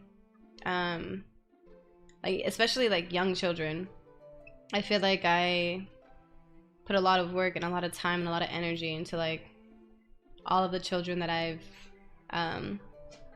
you know, grown up with, worked with, taken care of, or like love in my life. But a lot of things with kids, a lot of things with kids, especially when it comes to like entertainment, it's always the same outcome of like they really don't remember it. You know, you put in a lot of like time and like effort and energy, and it's like, even though you know they're probably not gonna remember this, and it is a short-term thing, but like this one moment of the fact that it exists, like their smile, like the happiness, and this moment existed at all, I'm okay with the fact that it's going to disappear after. Like it was all worth it because that moment existed in the first place. That's what it reminds me of. Well, that's my sandcastle. Yeah, don't make me nervous. All right, I'm moving on. I was of appreciating things in the present. Yes, exactly.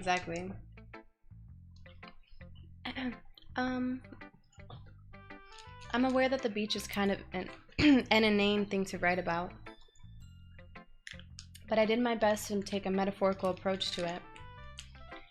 You say that like you didn't even want to write about it. Oh, you haven't heard? After yesterday, Natsuki and I, well, it was amusing that we wrote about something similar in such different ways. So Natsuki wanted us to write about the same topic as each other again. I suppose to better compare the differences in our writing styles or thought processes. Anyway, it was her idea. Knowing her, it's no surprise that she'd want to do something like that. She probably just wants to show off. It's not like I had a particular interest in her writing style. I just went with her request. But, well, I suppose it's not so bad to write about something simple on occasion. It can be refreshing, you know? It's good for me to calm my thoughts once in a while. Yeah, I think I agree. For the sake of existing and whatever comes with that. I like that sentiment too. Yeah. Mm-hmm.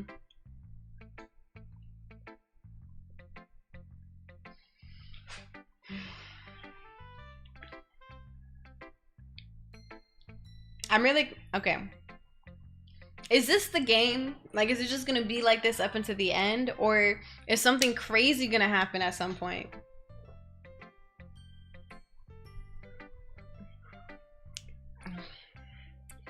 So curious. Thanks for sharing.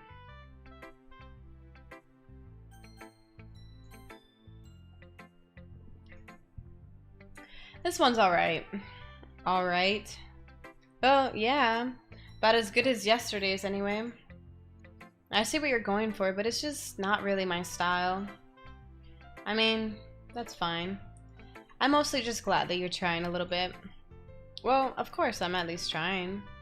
Why are you so emotionally invested in my poems anyway? Isn't that more of a compliment to me? Ugh. No, gross. It's not like I care. It's just that one of us in this club has to make sure you're not slacking off. Really? Well, what if you ended up just scaring me away? That's, it's not like you would actually do that. Yeah, you're right. It's kind of fun to hang out here, even if I have to put up with you. Ugh. Natsuki's elbow connects with my stomach. Oh, maybe I won't mind scaring you away after all. I was just joking. Yeah, and now I'm wondering, Taylor, I'm like, dang, is it a troll? Are they like hyping it up? Like everybody, just thousands of people hyped it up in the reviews so that while you're playing, you're just constantly like thinking more deeply than necessary and just wondering and waiting, and then it just ends.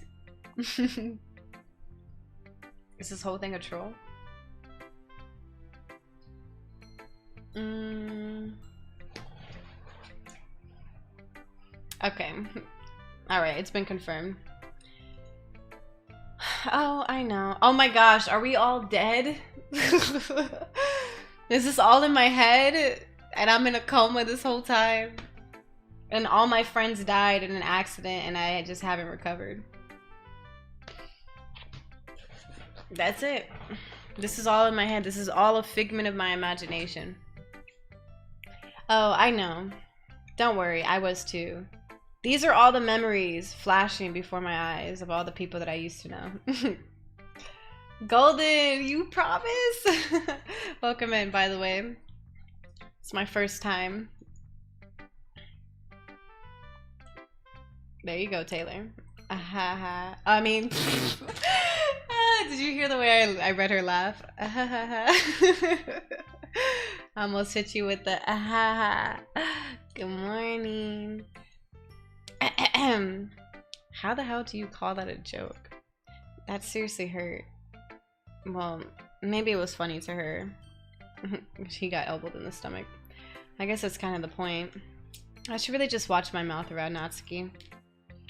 Anyway, Natsuki holds her palm out to me like nothing even happened.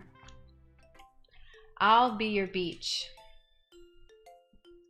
Your mind is so full of troubles and fears that diminished your wonder over the years. But today I have a special place, a beach for us to go. A shore reaching beyond your sight, a sea that sparkles with brilliant light. The walls in your mind will melt away before the sunny glow. I'll be the beach that washes your worries away. I'll be the beach that you daydream about each day. I'll be the beach that makes your heart leap in a way you thought had left you long ago. Let's bury your heavy thoughts in a pile of sand, bathe you in sunbeams and hold my hand. Wash your insecurities in the salty sea and let me see you shine. Let's leave your memories in a footprint trail, set you free in my windy sail, and remember the reasons you're wonderful when you press your lips to mine. I'll be the beach that washes your worries away. I'll be the beach that you daydream about each day. I'll be the beach that makes your heart leap in a way you thought had left you long ago. But if you let me by your side, your own beach, your own escape, you'll learn to love yourself again. I love the poem. I'm really appreciating the straightforward approach. She already had me at the beginning when she said, your mind is so full of troubles and fears that diminished your wonder over the years. But today I have a special place, a beach for us to go. And then it's about her being that. I love it! Okay, 1, I love the beach. 2, I love inspiring. And this is all about, it's crazy, right? Snap. Like when you find that person, because I'm a firm believer that it's really important to be an important person to yourself. Like someone, have that sense of love within yourself and find all of that within. But when you come across a person that helps you feel that again, it's like, imagine when you start to live in a world that seems less and less colorful and you come in contact with a rainbow and that just reflecting just a bit into your world. And the more you're with that person and the more you share your energies with one another, suddenly you start to see that again. You see that color and you start to grow and, you know, you start to shine yourself and, you know, find your own spark again. And I love it.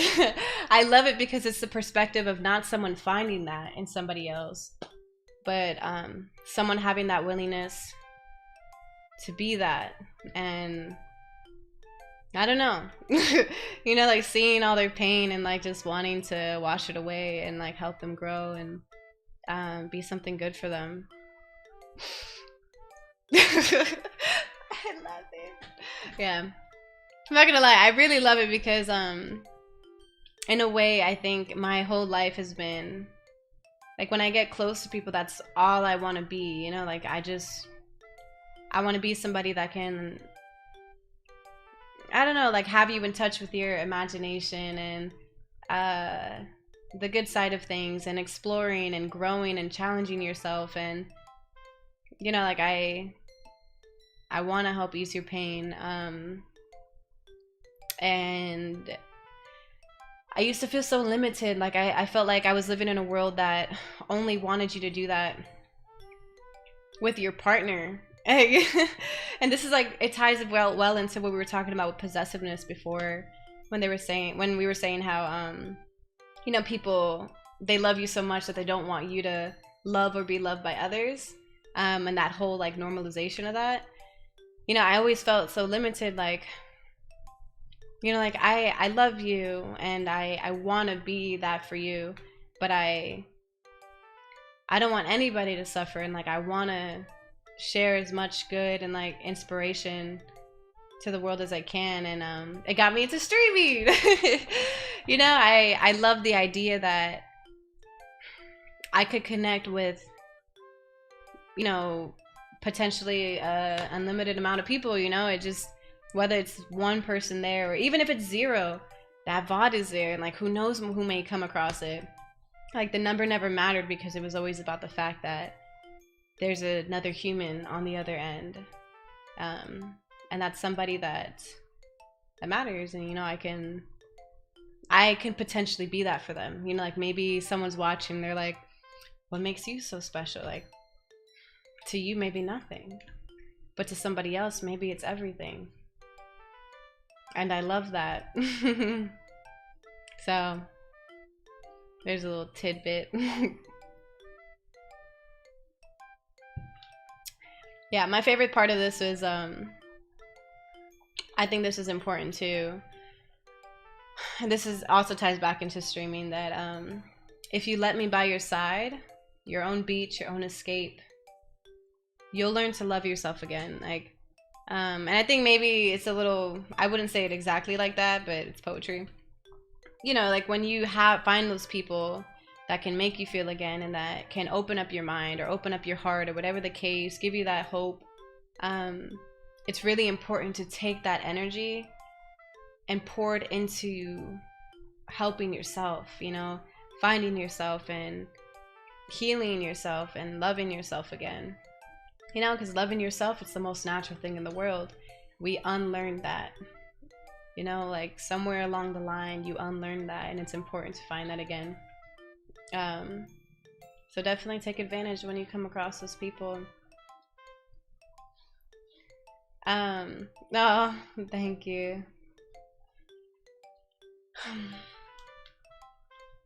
So I'm glad I made it. Ah, thank you. And thank you guys. I appreciate that. And that's why we say I appreciate your time. Oh my gosh. I love the way Agrip is very straightforward. Taylor is like, oh, let me have an honest moment. Yin is like, all right, I'm gonna need you to stop what you're doing. But thank you guys. I'm glad. It makes me really happy, and that's why, I don't know, like I love this. Yes. It's awesome. I'm always honored to share this time with you guys. All right, but let's see what she has to say about it. Hey Carl, how are you? Carl, have you played this before?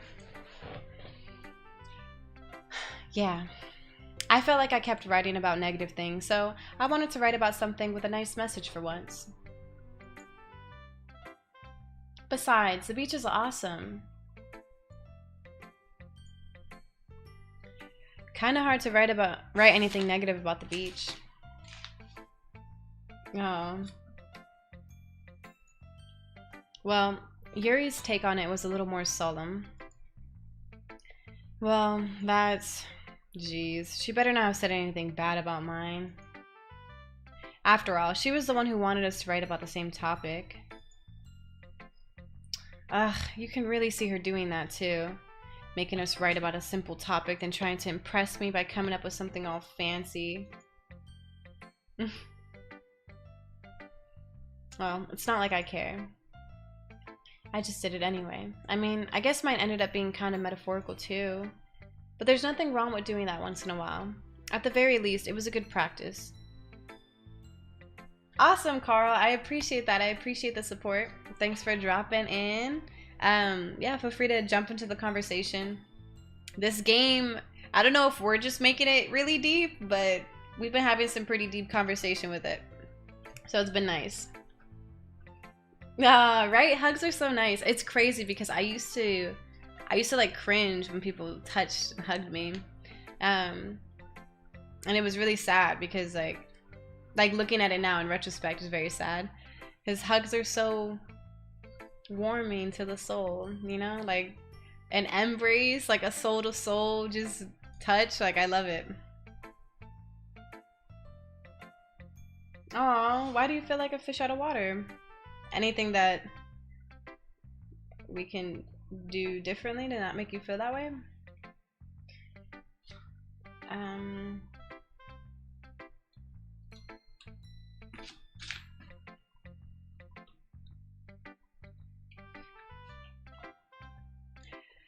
Who should I show my poem to next? We're gonna save Sayori into the end. Yeah, he really is. And he's super talented too. Hi, Dolly. Have you thought about what you want to submit to perform at the festival? Well, being in this club is one thing, but performing in front of a bunch of people, I'll have to give it some more thought.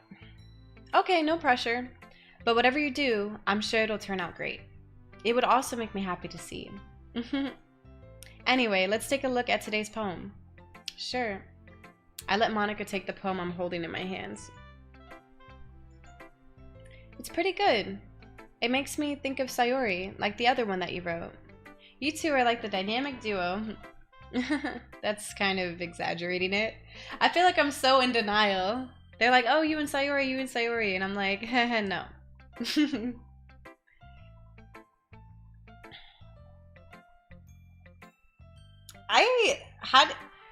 Okay, I was gonna say how do you give bad hugs, but I've seen and I've felt some bad hugs when they're just like, it's like limp and tense in the wrong place. I don't know, it's very weird. Like they almost make you feel awkward.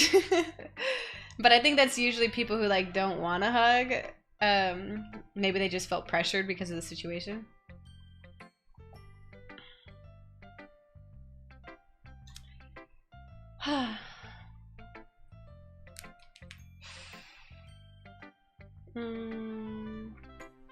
Yeah, probably. But you do spend a lot of time with her even in this club, don't you? Then again, I don't blame you for being a little shy. I'm not shy, it's just... I'm just teasing. I know it takes a bit of time to make friends with everyone. But Yuri and Natsuki are super interesting people, so don't be afraid to give them their share of time. Oh my gosh. It used to be a running joke at my middle school. It was like Christian side hugs. Like when you just kind of like bump shoulders.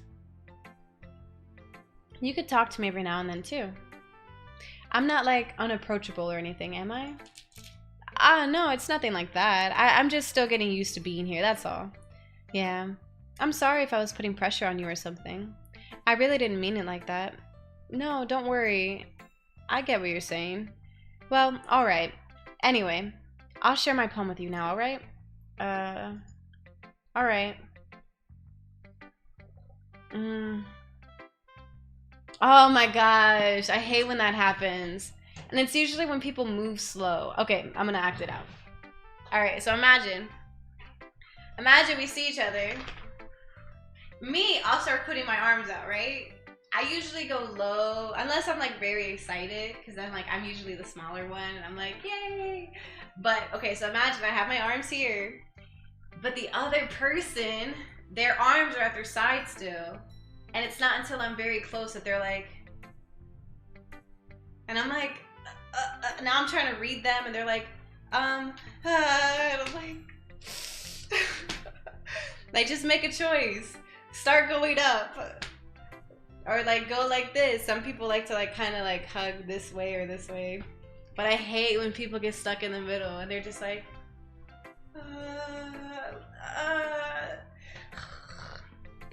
frustration. Aw, that's awesome. That's like a superpower, Ozzy.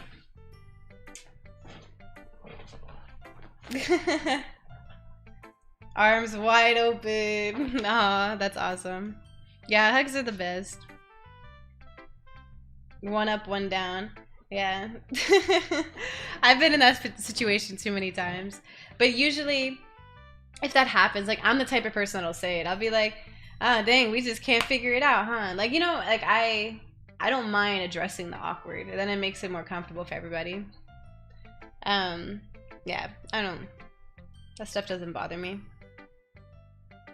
If it does bother me, it's probably somebody that I never wanted to hug in the first place. Like someone that's like, dang, where's my hug at? And you're just like, I'm good. Or if they just like try to come and hug you, then it's like, strangers. All right. The lady who knows everything. An old tale tells of a lady who wanders Earth. The lady who knows everything.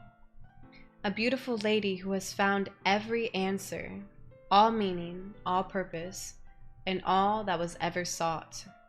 And here I am, a feather, lost adrift the sky, victim of the currents of the wind. Day after day, I search. I search with little hope, knowing legends don't exist. But when all else has failed me, when all others have turned away, the legend is all that remains. The last dim star glimmering in the twilight sky. Twilight sky. Until one day, the wind ceases to blow. I fall. And I fall, and fall, and fall even more. Gentle as a feather, a dry quill, expressionless. But a hand catches me between the thumb and forefinger. The hand of a beautiful lady. I look at her eyes and find no end to her gaze.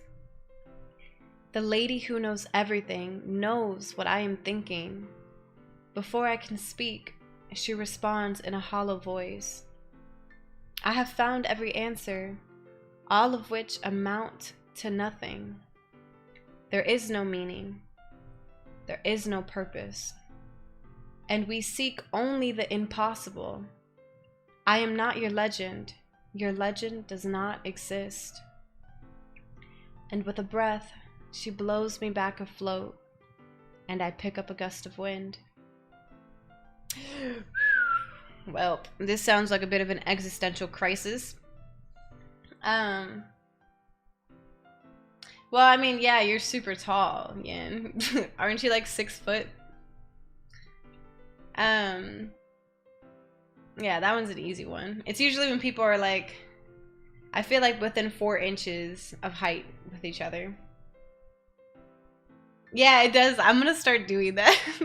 I do it like almost like it's a very harsh line. I don't circle. I do like a harsh line up. But now I'm like, you know what? I'm about to start doing the little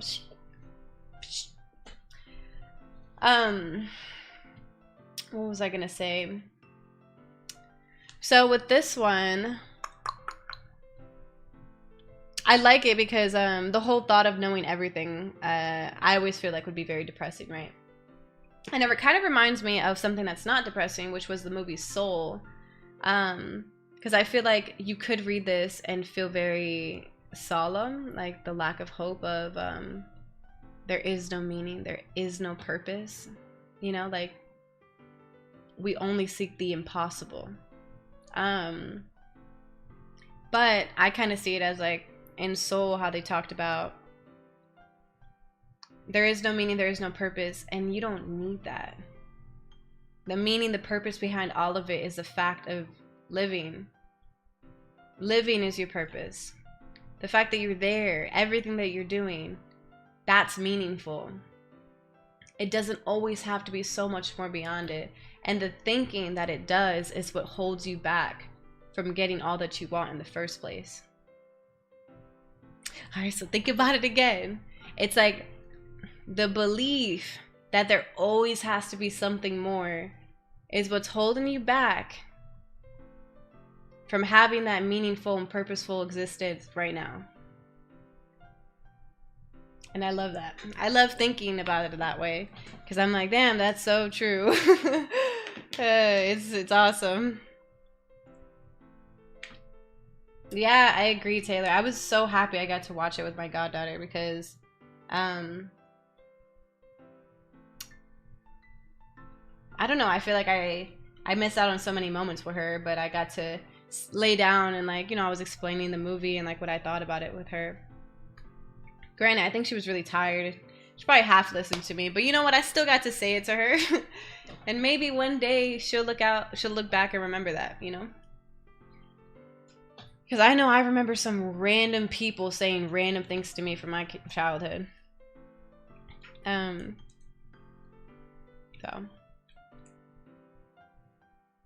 Yin's a tall glass of chocolate milk. Oh my god. A bear hug from the gods. Goodness. Yeah.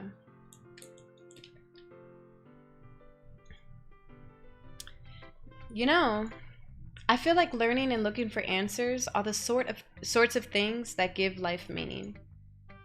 Not to get too philosophical or anything, but it was kind of on my mind, so that's what I wrote about.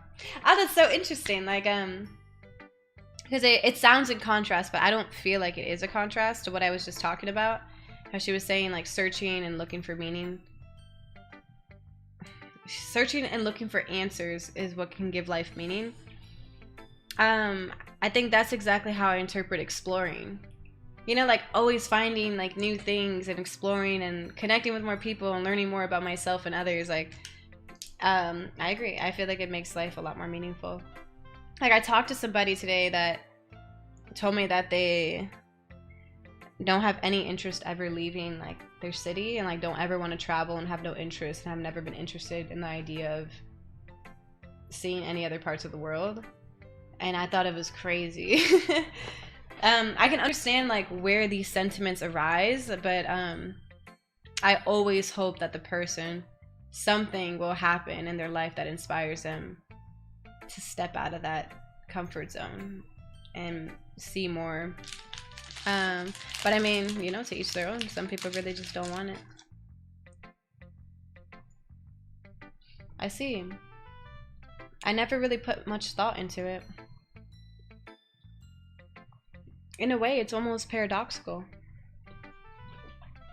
Because if we all had all the answers, wouldn't the world start to lose its meaning?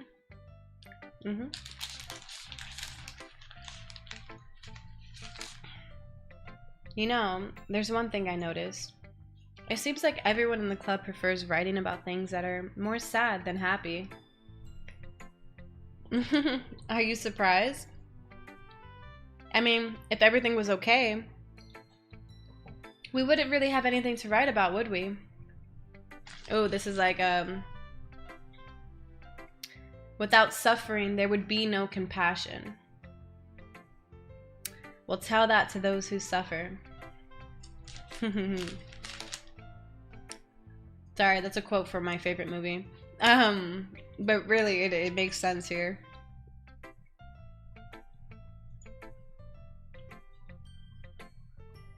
Humans aren't two-dimensional creatures. Shh.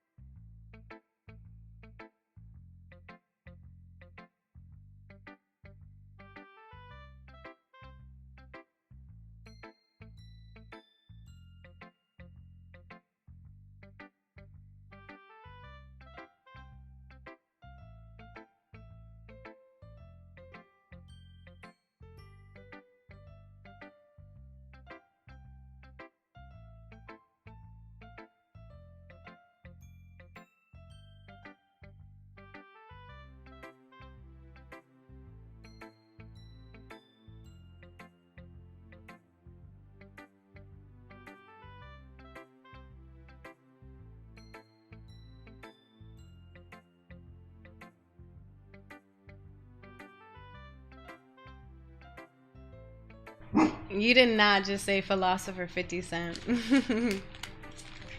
Humans aren't two-dimensional creatures. I think you know that better than anyone. Hold on.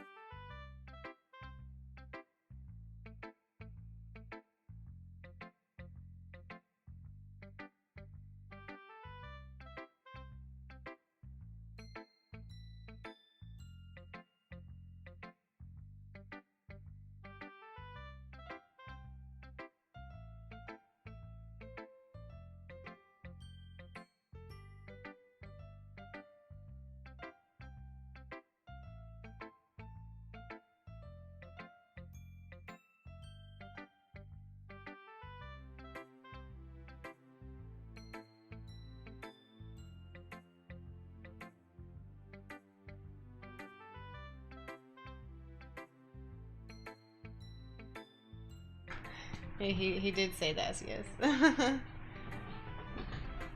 Oh my gosh, Taylor. They're communicating with each other. Oh my gosh. All this philosophy going on in the chat.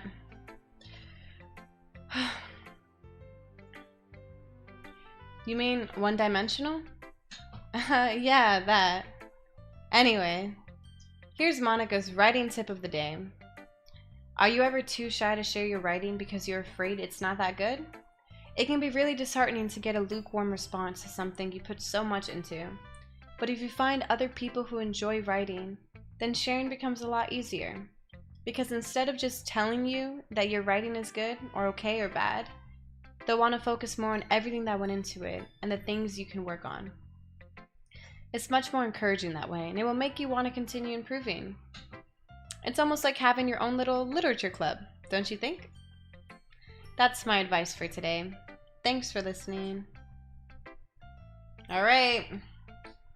Time to go to my girl Sayori. This is your best one so far. It's really, really nice, Dolly. Thanks. Sayori, you've been a bit quiet today. Is everything alright? Of course. Everything's fine. Maybe I'm just a little tired today. Do you want a nap or something? No, that's silly. Don't worry about me, okay? I only want to see smiles on your face. Well, alright. Hey, Dolly. I'm still a little surprised. I really thought that you would try writing your poems like the way Yuri does. Or even Natsuki. But in the end, yeah. I guess you're the one who likes this one the most. Why? You don't want to get closer with everyone else? Wait, of course I do. But that doesn't mean I need to try so hard to impress them. I still understand you the most, Sayori. I know you have to sometimes put up with me, and I have to sometimes put up with you. But we have a wavelength or something. This is how the poem came out. Sometimes it feels like you're the only exciting thing in my life. So sometimes it's just easier to write when thinking about you. Aww. Sayori? No. Dolly. Tears. I don't deserve this. You're too nice to me. Why are you doing this? Sayori has trouble keeping her voice steady all of a sudden. If you had fun with everyone else instead, this would be so much easier. Shh. Hey, Kiba. No. No. Enough. I glance around the room. Hold on.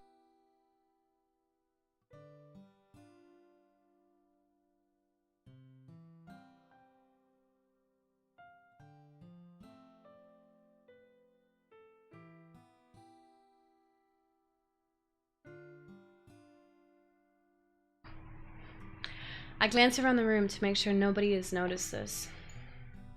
Sayori, I probably never said this before, but I don't understand what you're feeling right now.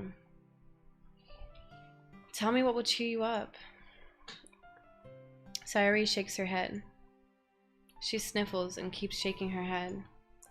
Finally, she gathers herself and puts on a smile. It's nothing, Dolly. It's just a little rain cloud. I'm sorry you had to see that. I promise it won't happen again. Just smiles from everyone, okay? That's all that matters. Aww, I hate seeing people go through that. You know, the person that's used to making sure everyone's happy around them, and then when they're going through their own thing, you know, they bury it and they try to keep up that same energy.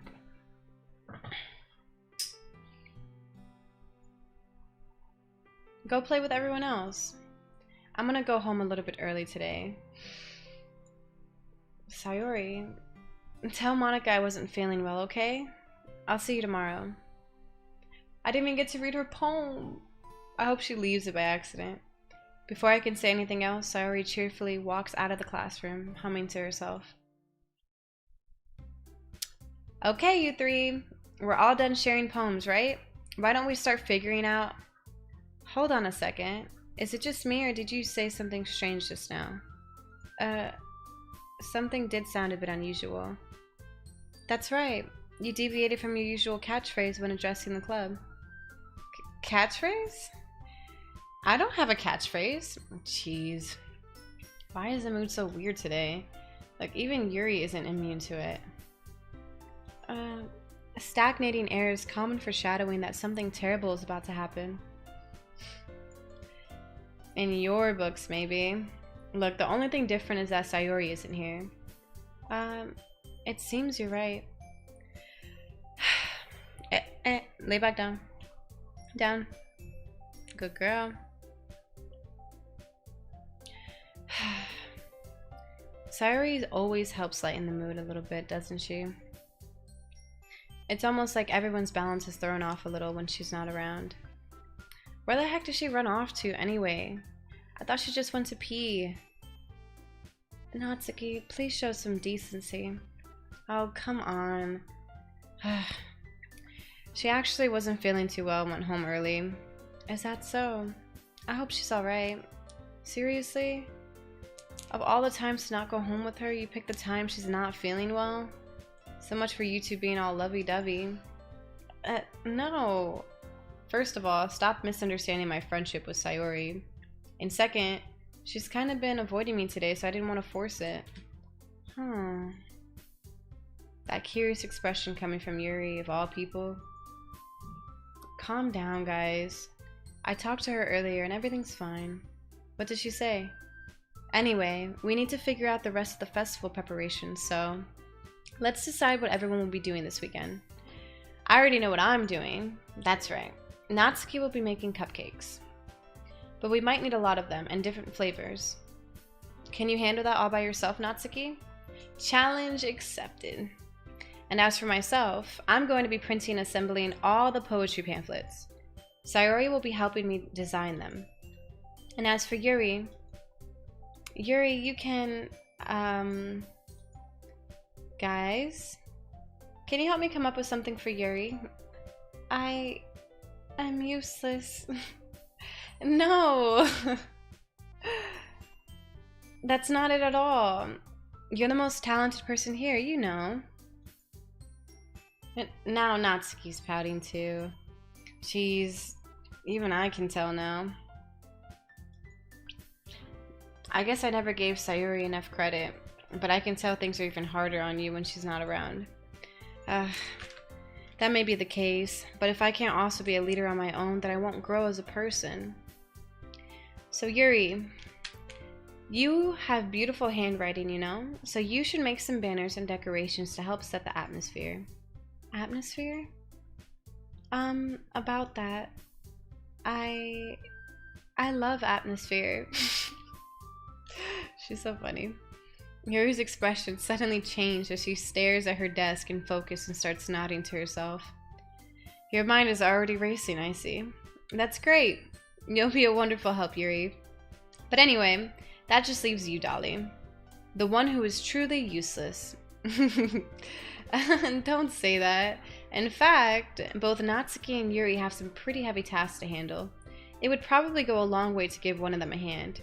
You could always help me out as well. I would be really appreciative of that. Uh-oh, decisions, decisions.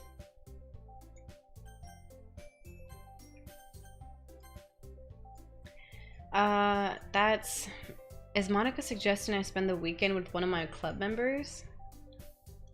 How on earth are they going to respond to a suggestion like that? I suppose I wouldn't mind a bit of help. Well, even if you don't know how to bake, there's always some dirty work I could give to you. It's not like Monica's going to give me a choice, and you shouldn't be sitting on your butt anyway. Natsuki tries to mumble a bunch of excuses like that. I already know who I want to choose. If I recall, Natsuki, you mentioned that you would like to handle the baking on your own? Dolly may not like to be around you if you only make him out to be a nuisance.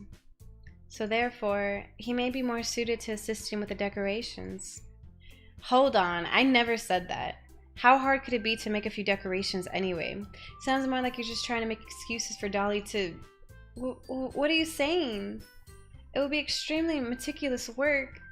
And baking isn't? Just what do you think?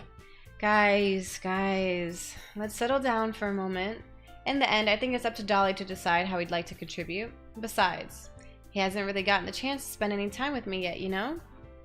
So I'm sure he's interested in... You literally just said, I'm surprised as well. Sorry. Oh man, I actually haven't been able to get to know Monica. I was just saying though, jeez, can we just settle this already? Yeah. Dolly, you're okay with this, right?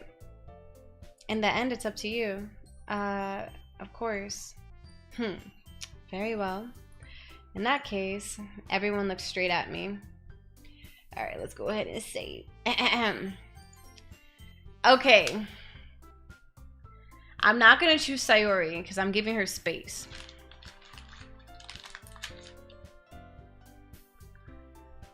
I wanted to choose Natsuki because I kind of wanted to bake and get to know her so she can stop being so mean. I'm sorry, I cannot choose Yuri because I can't handle the shyness.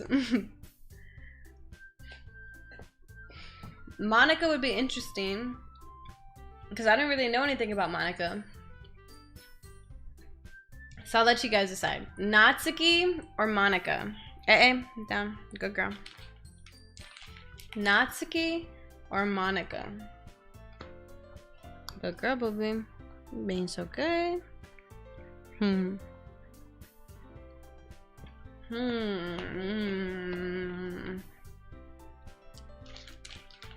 Dang, you guys just don't care about Natsuki, huh? Akrep, Taylor. Anybody else who's here? Any thoughts?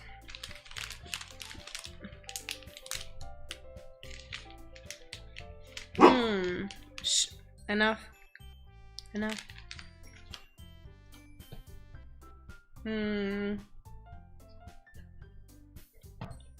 Well, now I'm still torn. What do we know about Monica? She plays piano. No. Enough. No.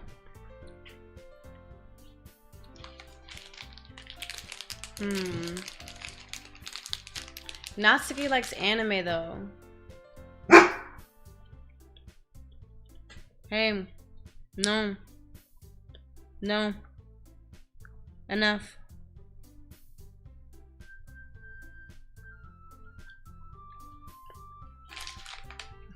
I feel like this is gonna change the whole game because it's the whole weekend before the festival. So now I don't know what to do.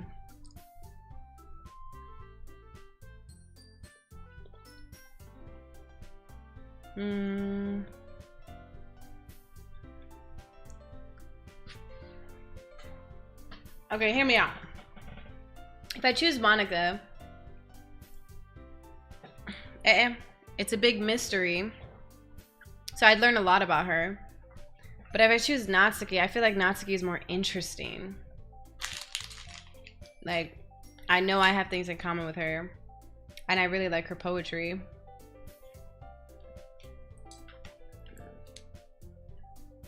I don't know, I feel like Monika's more like a role model. It'd be cooler to hang out with Natsuki.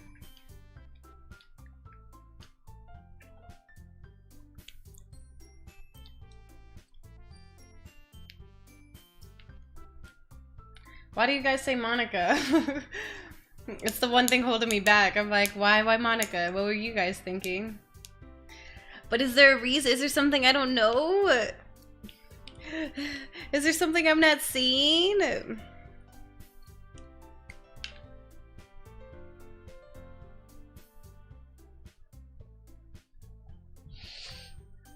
Alright, well, baking sounds like it could be fun.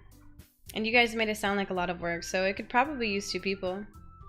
Don't worry, baking's a ton of fun. You'll definitely agree.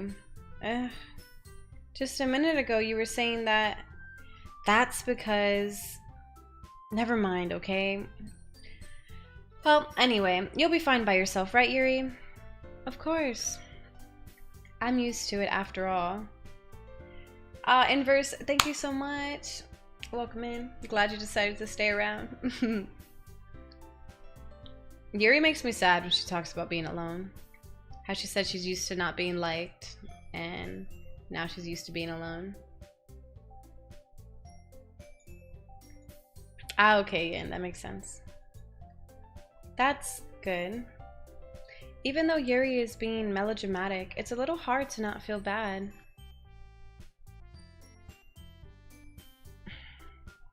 So that's everything, right? Anything else we need to talk about? No, I think that's it. Are you guys excited? Yes. Everything except the performance is gonna be awesome. I don't think that really counts. What about you, Dolly? Me?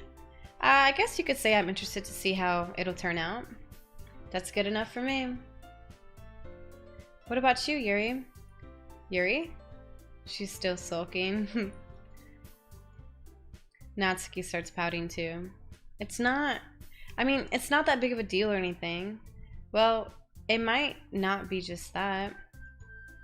I think that Yuri might be feeling a little underappreciated in general. Having to come up with something for her to do and then nobody offering to help. That doesn't mean... Natsuki glances back and forth between everyone with a worried expression. Look, Natsuki goes over and puts her hands down on Yuri's shoulders. Yuri, you really are the most talented one here. And you're going to help make the event a lot more fun and welcoming. I mean, the cupcakes will probably help a lot too. No, down. Down. Good girl. But you're gonna make the atmosphere special. That'll be really important for the way that people feel during the performances. So, you need to stop being dumb and give yourself a little more credit. Natsuki releases her hands and turns around to face the other direction. You didn't really mean that, did you? Not really, but... Who says that? Yuri isn't the only one surprised. Monika and I are also taken aback by Natsuki's words. Natsuki, of all people, to be saying such encouraging things. But I begin to understand. Natsuki was trying to sound like Sayori. Even if it didn't work perfectly, I can tell that she tried to say something Sayori would say at a time like this. Because Sayori always helps everyone smile and feel good about themselves. I'm sorry for being dumb. I'm gonna do my best. And all of us are going to make it a really great event. Yeah. I hope to see everyone do their best. But with that, there's nothing more for today, so I guess it's time for us to head out. Okay, but I'm staying here a bit longer. I barely got to do any reading today, so... Fair enough. There's nothing wrong with that. Everyone packs up their things. I start to follow Monika and Yuri out the door as they chat between each other. Where are you going? We still need to figure out our plans for this weekend. You literally would have gotten home and realized that you didn't even have a way to contact me. Oh, that's true. I have no idea how that slipped my mind. Jeez, good thing I stopped you. I'm giving you my number, okay? You better not make it weird or anything. Why would I do that? Natsuki gives me her number. Okay. I'm coming over on Sunday.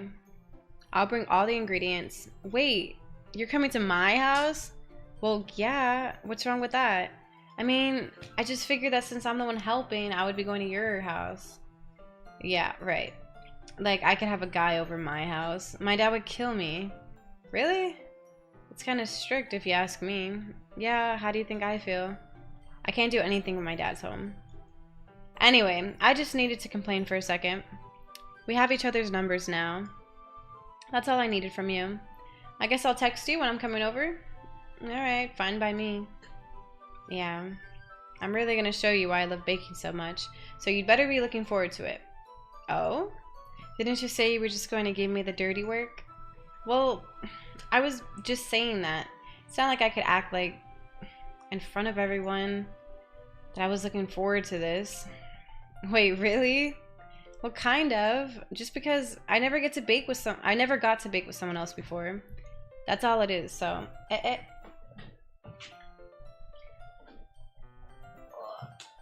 baby. Here's your bone. Take your bone.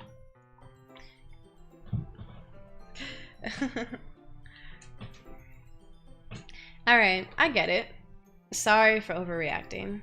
Anyway, I'll be heading out now. See you on Sunday. Never mind. I can't believe this. Natsuki's gonna be coming over my house on Sunday. My anxiety shoots through the roof. Even though I've gotten pretty used to handling her at this point, there's no telling what might end up happening when we're outside of school. More than that, she told me that she was looking forward to it. Is this a chance I have to make something happen between us? Or is it too early for that? Only time will tell. But until then, I won't be able to take my mind off it. Hey, enough. I seriously can't wait. Yeah, I feel it, Yin. It's already Sunday. I've been getting increasingly anxious about Natsuki's upcoming visit. I keep telling myself there's no reason to be nervous, but it doesn't help much. I wonder if she'll act any different when it's just the two of us. Meanwhile, she's been texting me a lot. We sent each other one after exchanging numbers to double check, but it turned into a conversation. She's almost a different personality on the phone, using tons of emoji and cute language. She also really likes complaining about things, but I kind of saw that one coming. But putting Natsuki aside, I haven't heard a thing from Sayori since she left club early the other day. It's not like we text each other all the time or anything, but I've been worried about her in the back of my mind. Between what Sayori said and what Monica said, is it really okay for me to put Sayori's feelings aside when she might need me? I decide to visit Sayori before Natsuki comes over. Rather than asking, I simply tell her I'm coming over, much like we've done in the past. Once I reach Sayori's door, I knock on the door before entering it myself. Again, we used to play so often that we've made it a habit of simply entering each other's houses like we were family. The house is quiet. I wonder if it's a family thing, actually. Sayori isn't anywhere on the first floor, so I assume she's up in her room. It's already strange of her not to run down and greet me. I head up to her bedroom where I finally find her. Sayori? Hi, Dolly. I sit down in her room. Sayori forces a smile, but it's easy to tell that she's different. There's a minute of silence between us. You haven't come over like this in a long time, have you? I guess you're right. It has been a long time. Not much has really changed, has it? Sayori's room is as messy as it's always been.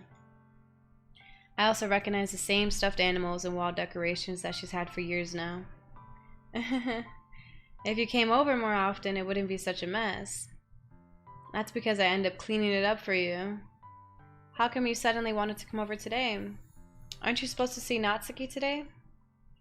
Yeah, but... Wait, how did you know that? Sayori had already left by the time we decided that last meeting. Monica told me. It's only natural for her to keep me informed about the festival preparations, right? Oh, that's true. But what about you? Aren't you going to be helping Monica today? Of course. but I'm just helping her online. We didn't plan to meet up or anything. Ah, so it's just me and Natsuki then. Yep. There's more silence between us.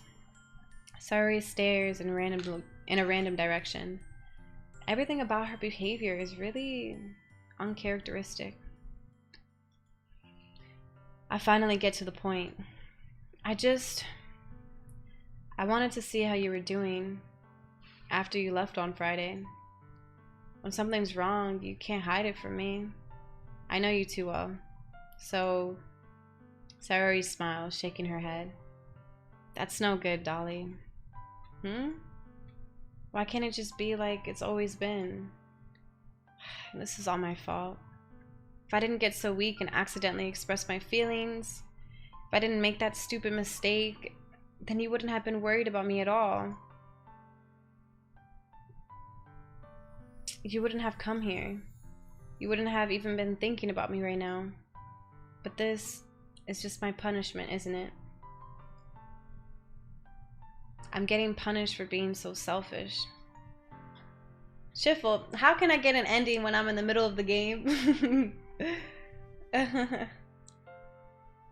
Nah, this is my first time playing it. I've only gone as far as what you see. I think that's why the world decided to have you come over today. Just wants to torture me. Sayori, I grabbed Sayori by the shoulders. What on earth are you saying? Are you listening to yourself right now? I know something happened to you. There's no other explanation for you to be like this. So tell me already. Until I know, I won't be able to stop thinking about it. Sorry gives me an empty smile. You really put me in a trap, Dolly. But you're wrong. Nothing happened to me. I've always been like this. Oh, shoot! Oh, man. I didn't see that one. Damn. When you see your really happy friend depressed and they hit you with the... I've always been like this. Oh! Damn. I'm about to save it. You're just seeing it for the first time. Dang. That's so sad. It's sad because this is super, super common. Especially like people who really make you happy and or you really want to see them happy, because then, you know, you try to put on that best face and you muster all your energy because you want to give it to them and you want to share those moments with them. But sometimes you don't have anything left, and then they think that everything's changed or something must have happened, or, you know, there must have been some shift, you did something. Sometimes it's just, yeah, you just need to sit in that depressed state, you know? You can't help but like have that be shown. Aww. The fact that she's smiling while I'm reading this, it kills me. Seeing what? What are you talking about, Sayori? You're really just gonna make me say it, aren't you, Dolly? I guess I have no choice this time. The thing is, I've had really bad depression my whole life. Did you know that? Why do you think I'm late to school every day? Because most days I can't even find a reason to get out of bed. What reason is there to do anything when I fully know how worthless I am? Why go to school? Why eat? Why make friends? Why make other people put their energy and caring to waste by having them spend it on me? That's what it feels like. And that's why I just want to make everyone happy, without anyone worrying about me. I'm in shock. I can't even figure out how to respond. How is it possible that Sayori kept this from me the entire time that I've known her? Did she really want so badly for me to just not think about her? Why, Sayori? Why is it that you've never told me about this? It almost feels like I've been betrayed as your close friend. Because if I knew, I would have... No. I would have done everything I could to support you. Even if there was only so much that I could do. I would have tried a little bit harder to make every day a little better for you. That's why I'm your friend. All you had to do was tell me. You don't understand at all, Dolly. Why do you think I didn't tell you? Because if I told you, then you would have to waste effort caring about me instead of doing important things. I don't want to be cared about. It's bittersweet when people try to care about me. It feels nice sometimes, but it also feels like a bat being swung against my head. That's why I wanted so badly for you to make friends with everyone else. Helping everyone be happy together is the best thing for me. But then I discovered something else too. Seeing you make friends and get closer with everyone in the club, it feels like a spear going through my chest. So that's why I decided the world just wants to torture me. Every path leads to nothing but hurt. Okay, hold on, let me take a pause.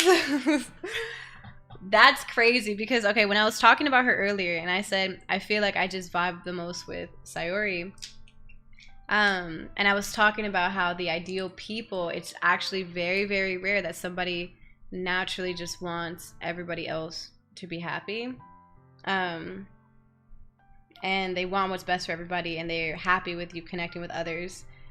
So I never said I was like that. I want you guys to note that. It's not turned off shuffle, you just can't see the number. So it still matters if you like or dislike, you just can't see the number. Because I didn't think seeing the number was important. But I never said it was like that because I felt like it would be a lie. Because I felt the way she did. Where sometimes... not sometimes, like I feel that way where like I want everyone to be happy and it makes me happy to know that people are connecting with one another. But the more I see it, I feel like, and it's something I'm working on, and I wasn't going to talk about it, but since she's talking about it, it almost feels like it hurts just because it reminds me that, I don't know, I guess like because maybe like depression and like my own insecurities, I feel like all these two people that I love and I care about, they'd be so much better just having each other, you know, like I feel like I'm just the dead weight, like I'm not very necessary for these connections. So it hurts in that way. It doesn't hurt because I feel like all these people are leaving me. It hurts because of what she was talking about with that not having like not feeling worthy kind of aspect of things. So yeah, so she was saying like I wanted you to connect with everybody, but seeing it felt like a spear going through my chest. That's why I felt like the universe just wanted to torture me, which is crazy because I relate so hard because I'm like, yeah, it's like it's really all you want. Like you really do want it, but it's like that alone isn't hurting you, you're just kind of hurting yourself. Yeah, but I think it's important to know where that stuff comes from, you know, because some people don't, I feel like a lot of people can relate to this, but maybe they think back to the normalization of possessing people. Like I think it's like seeing you connect with them, or the thought of seeing you connect with others hurts me, so you don't ever do it because that's the problem. You shouldn't be doing it because it hurts me, and if you cared about me, you wouldn't want me to be hurt, right? And then you never change, you never grow, and you never deal with those feelings, so you always have that limitation, and now you put that limitation on everybody else that you love because you don't want to work through your pains and your insecurities and, you know, that source of depression for some people. But I think when we take a step back, you know, and we try to see why we feel that way and where it's coming from and what you have to work on within yourself to feel better and to have that security and to know that you're worthy, and you know, then you kind of unlock those gates, and your boundaries expand. Yeah, and I'm not doubting that yet. I just mean people who don't think about it at all. If you're engaged in this conversation, odds are you're already self-reflecting, right? Like you take time to think about your feelings, especially with things like pain and sadness, and know where it's coming from. Hola, Alvarez. Yeah. You know, it's just a really important difference that I wish a lot of people took time to think about. And I've grown a lot from it, you know, because I think that's something that also could be passed down, you know, the relationships you see growing up, the things that you hear, the way people talk about relationships around you. So it can be really, really important to check that within yourself. Like, hold on. And the first check, I remember I was very young because I liked connecting with others. So I'm like, I like other people connecting with people. I like connecting with people. Why does it hurt to see it? Like, is this the kind of life I want to live? You know what I mean? Like, do I really want what makes me happy and what makes me sad to be the same thing? So I had to, you know, and I still have to do a lot of work to figure that out, because I know what makes me happy, and the reasons why those things make me sad are things that have nothing to do with it. And are things that I just have to work on separately. This year, especially something like that is a me thing. I love that, Yin. I love when you talk with hope, you know, and you know, like, I know it's hard, I know it's far away, but I am gonna get there, and that's what you strive for, so I know you will. Alright, let's see what she has to say now. I took a pause, but there's more. You're right, I don't understand. I don't understand your feelings at all, Sayori. But I don't need to understand. Whatever it takes for me to help you stop hurting, that's what I'll do. No, Dolly. There's nothing. Nothing at all. The only thing that could have helped is if everything could be like it always was. But I was selfish. I finally showed you what a horrible person I am. Aww, tears streaked down Sayori's face. I made you join the literature club because I was selfish, and I was punished by my heart hurting in a way that I couldn't understand. And now you came here and I made you hurt too. I'm just weak and selfish.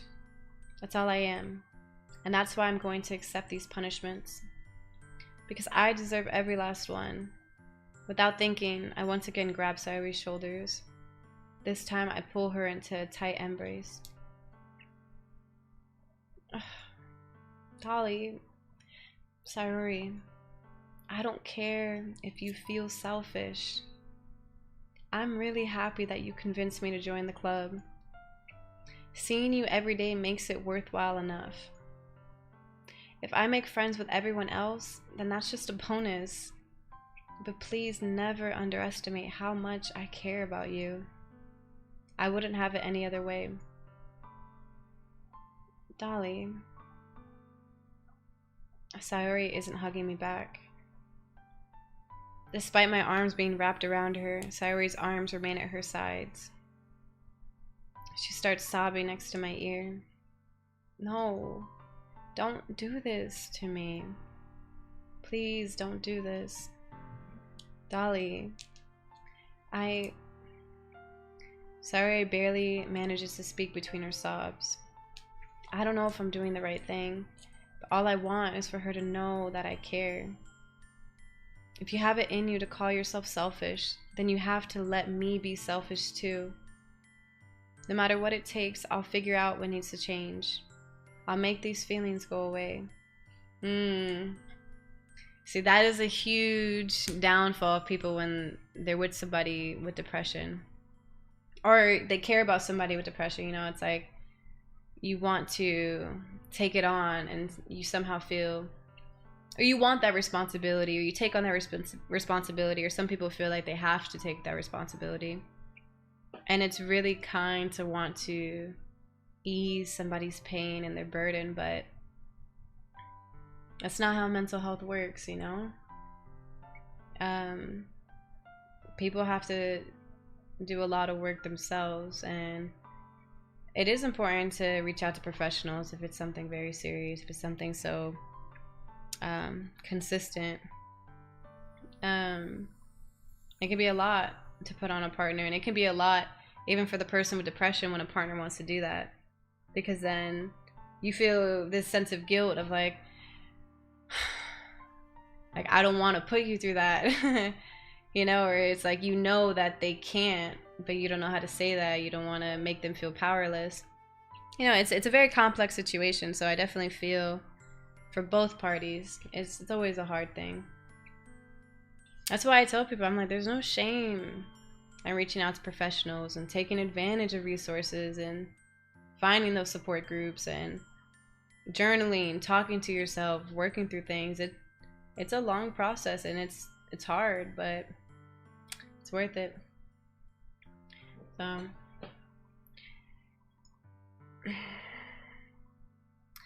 and if there's anything that you need me to do,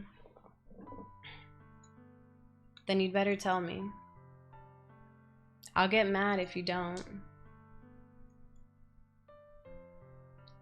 I don't know.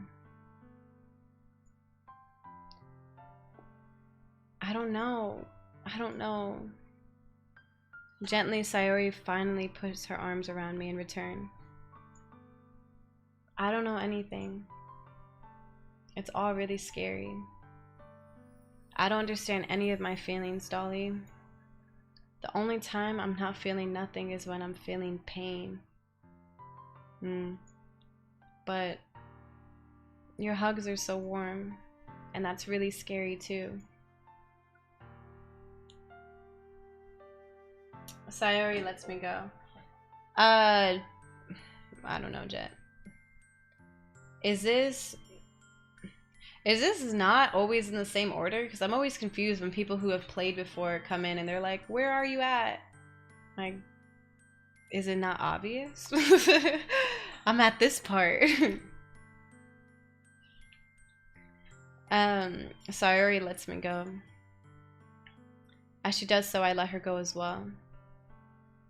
The festival is tomorrow. Yeah. It's gonna be fun, right? Yeah. How would you like for me to spend it all with you?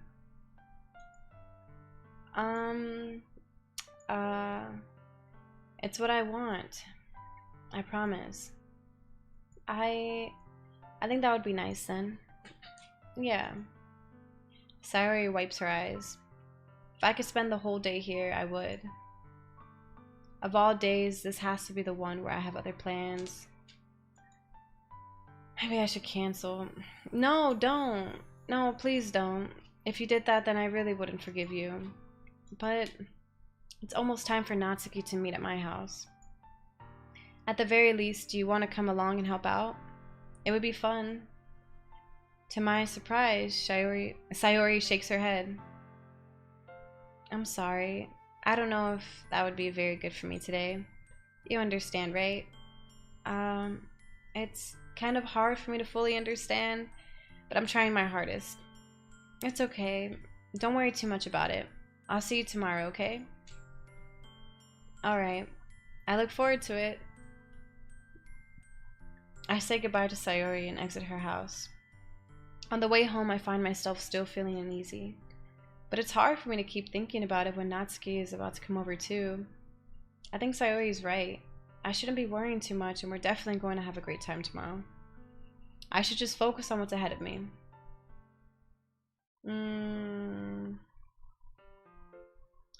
Wait, Sagi, so from the festival, how close to the ending will I be? I spend only a few minutes back at home, anxiously awaiting Natsuki's arrival. Before I know it, she texts me to let me know she's outside the front door. Without delay, I open the front door to let her in. Sup? Hey. I don't know what I was expecting, but seeing Natsuki in something other than her school uniform totally threw me off. Seeing her in such cute clothes makes the uniform seem totally unfitting in comparison. Jeez, don't make it feel so awkward already.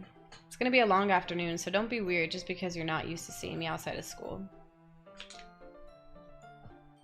Anyway, I'm coming in. I see you brought a lot of stuff. Natsuki is carrying a large bag that is probably full of baking supplies. Well, I didn't want to come all this way to find out that your kitchen isn't equipped for the job. You bought everything I asked you to, right? Yeah, I did.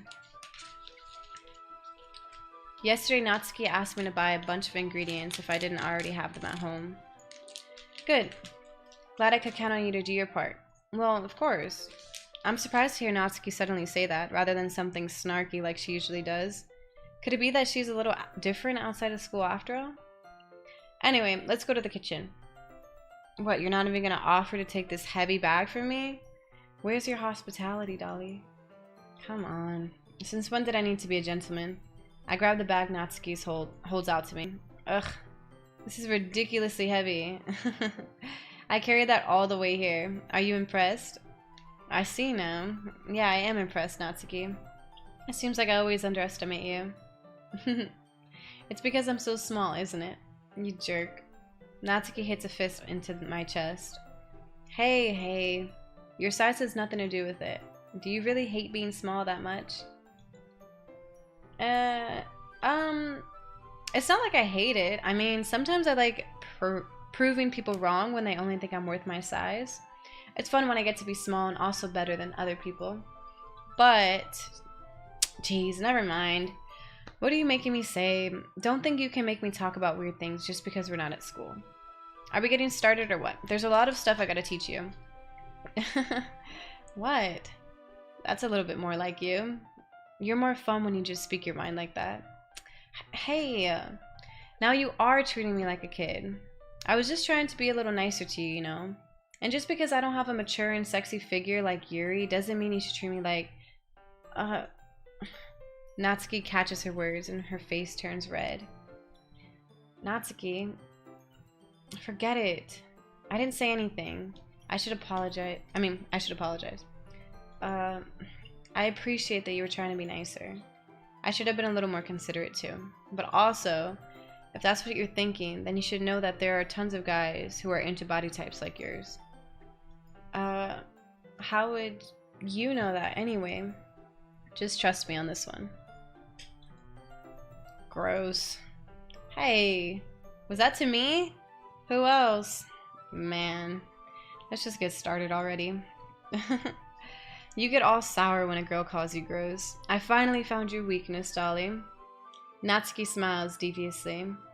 Please spare me. Well, if Natsuki decides to dish out more insults like that, there's no way I'm not fighting back. But she's satisfied enough for now. Finally starting to pull things out of her bag so we can get started. Wait, Mr. Ozzy, did you check on it? Wait, Shifu, I only have an hour left? Before long, the whole kitchen is a mess. Spoons, dirty bowls, flowers, spilled fluid, and plastic bags are strewn about every countertop. The mixer isn't big enough to make all the batter at once, so we've had to do it several times. Meanwhile, Natsuki is babysitting all of my movements to make sure I don't mess up her precious baking. Dolly, where did you put the food coloring? The batter's going in the oven soon, so I need to fill the trays. I think it's still in the bag next to the table. What are you using it for? To color the batter, of course. I'm making each tray a different color. That way, even if the flavors aren't different, everyone can still pick their favorite. Aw, that's a cute idea. Are we doing anything like that with the icing? Do you want to? You're asking me? I don't really have a preference, so... Come on. You're not putting any heart into this at all. Can you at least try to have fun? I'm having fun. I'm not really sure what Natsuki's trying to get out of me. Meanwhile, I see her separate the batter into smaller bowls and put a few drops of food coloring into each. That does look pretty cool. See? It's not like baking is just about following instructions. The presentation is where you get to be creative and have the most fun. It's a million times more worth it in the end if just looking at it makes everyone's eyes light up. Like the ones you made on the first day, huh? I recall Natsuki proudly presenting her cat-shaped cupcakes and Sayori and Monika's delighted expressions. I wonder if I can make Natsuki proud like that too. Yeah. Maybe I will use food coloring then. Sounds like you're starting to understand. Just make sure you completely finish mixing the icing before you mess with the food coloring. Yeah, it's getting there. We were using the electric mixer for the batter, so I got stuck with a whisk and a huge bowl for the icing. The icing's still all lumpy. Are you even trying? Well, yeah. It'll just take a little longer. Jeez, I'll be here all night if you do it like that. Here, look. Natsuki grabs a whisk for me and uses her own hand to tilt the bowl back. You really need to beat the crap out of it. After a few seconds, the consistency of the icing has already improved. See? As if to emphasize, Natsuki sticks a finger in the icing and pops it into her mouth. I reluctantly start to do the same. Hey, Natsuki suddenly grabs my wrist. I don't want your gross fingers in my icing. Your icing, eh? Are you forgetting who did all the work? I start to fight back, trying to inch my finger toward the bowl. Don't make me beat the crap out of you next. I'd like to see you try. I push harder, just enough for my finger to reach the icing. I triumphantly scoop some with my finger, just as Natsuki tugs with all her might. Facts. The force of Natsuki pulling me causes me to stumble, making her stumble in turn. Gross. You got it on my face. Whose fault is that? There's a big glob of icing on Natsuki's cheek. She tries to reach it with her tongue, but it's too far away. Jeez, you know what? Take this.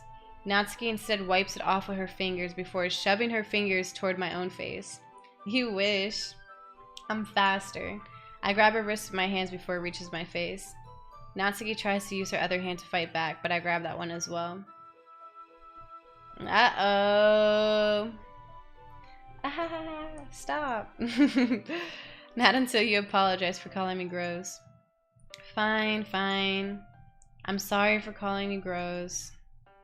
You know I don't mean it. It's just fun seeing you react to it. You do that to me all the time, you know? Saying dumb things just to get a reaction out of me. You really shouldn't tease girls like that. Is that so? In that case, I probably shouldn't do this either. I take Natsuki's finger and put it in my mouth, licking off the icing. What? Uh-oh. Did you... That made me nervous? Did you seriously just... Natsuki is so surprised that she can't even figure out how to get mad at me. Her face is entirely red. Dolly, you really shouldn't do that kind of thing to girls unless you really like them. You know that, right?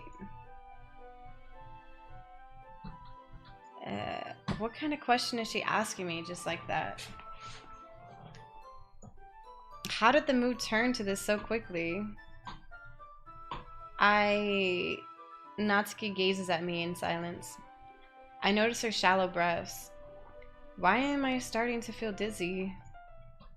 Out of nowhere, the fire alarm starts going off. Natsuki rushes over to the oven. Is something burning? I thought you didn't put the cupcakes in yet.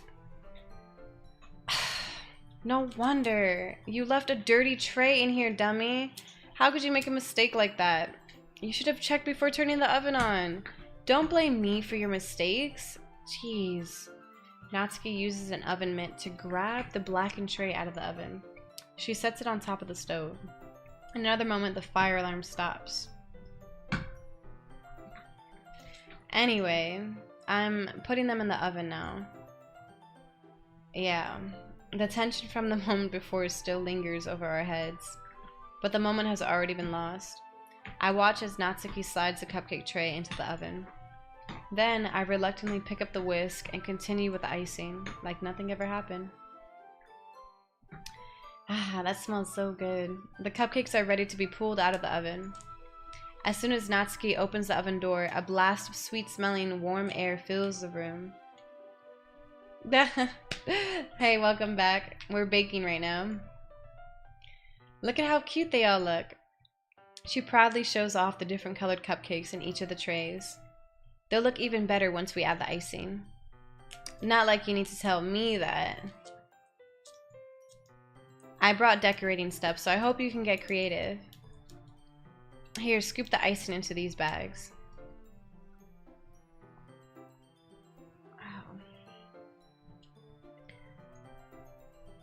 Natsuki hands me some plastic bags. I have these nozzles that will make it look nice and fluffy. This one can even make flowers. We probably won't be using it this time though. What's this one for? I pick up one of the nozzles that has a much thinner tip than the others. That one's really thin, so you can use it to make stripes or other patterns. But you can also use it to write stuff on a cake, like happy birthday or whatever. Oh, I see. That gives me an idea, actually. Well, it's a literature event, right? We could make it more literature themed by writing a different word on each of the cupcakes. It would be fun to see people choose their cupcake based on a word they like. I was kind of expecting you to say something really stupid, but that's actually a really cute idea, so maybe I'm getting it from you. What's that supposed to mean? I'm not cute. Come on. We're not at school, nobody's judging. You can't dress and act like this and not expect me to think you're cute.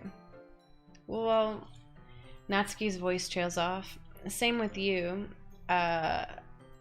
Did you say something? No, nothing. Let's just do the icing. Natsuki picks up the paste and fastens the nozzle onto each of the bags. There's a lot to do, so we shouldn't be wasting time. Here, I'll show you how to do it. Without giving me a chance to think about it before, Natsuki quickly moves on. She shows me how to apply the icing, and then we each get to work.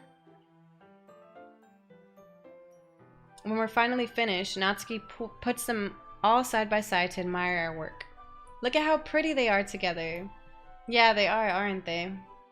I wish I could have one now. Well, there's no reason you can't, right? I don't see any harm in that. Well, yeah, but my dad's making dinner tonight, so I really need to save my appetite. Sayori is the exact opposite in that regard. If she was here, we'd probably be down 10 cupcakes already. And she would still eat dinner. Come on, that's just unhealthy. Besides, when my dad cooks, I need to eat as much of it as I can.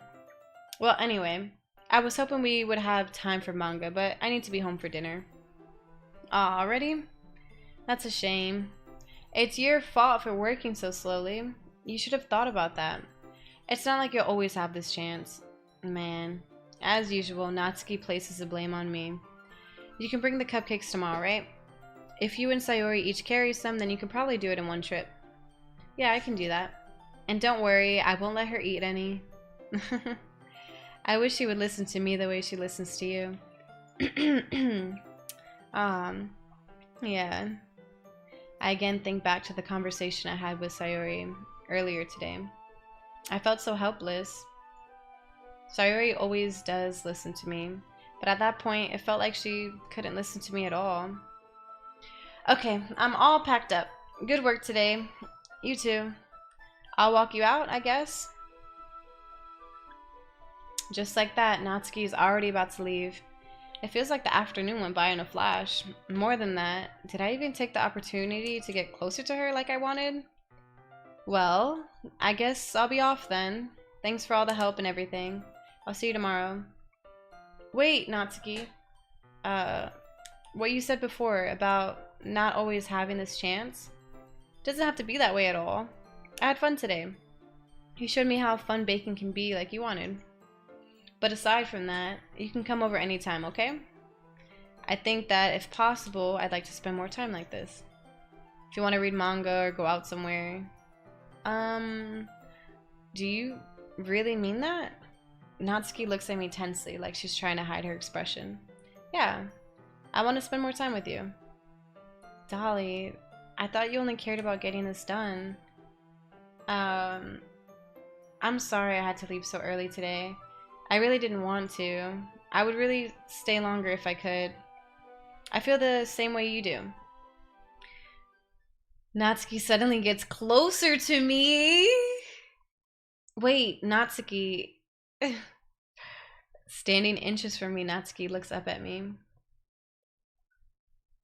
I feel her fingers gently clutch at the sides of my shirt as if holding on to me.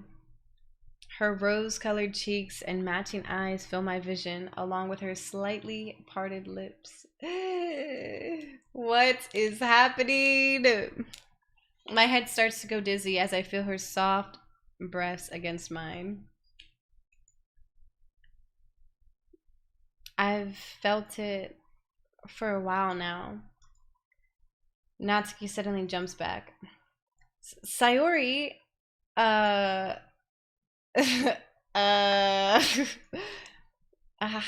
Dolly. Sayori? Just now, we weren't. It's okay, Dolly. I just stopped by to say hi. Well, you should have come a little earlier. I'm already on my way out, so. Oh, really? That's too bad. Yeah, well, I'll still see you at the festival tomorrow, so it's fine. Just don't eat any cupcakes before then. Anyway, later. Hey, Ace. Clearly flustered, Natsuki hurries off, and Sayori waves goodbye. Sayori, I thought you didn't want to come over today. Well, I tried staying in my room, but my imagination was being really mean to me. So I had to come here and see it for myself. See what? What are you talking about? You know, how much fun you were having with Natsuki. And how close you got to her. It makes me really happy. Oh, that you've made such good friends. That's all that matters to me. Tears start to fall down Sayori's face. That's all that matters to me. Why am I feeling this way, Dolly? I'm supposed to be happy for you. Why does it feel like my heart is splitting in half? It hurts so much. Everything hurts so much. This would be so much better if I could just disappear. Sayori, don't say that. It's true, Dolly. If I wasn't here, then you wouldn't have to waste your sympathy on me. You wouldn't have to put up with me being selfish. Monica was right. I should just... Monica? Monica was right about what?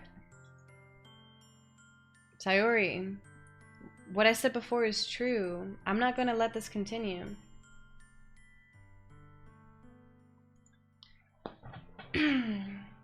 Caring about you like this isn't the burden your mind is making it out to be. It's something that makes me happy.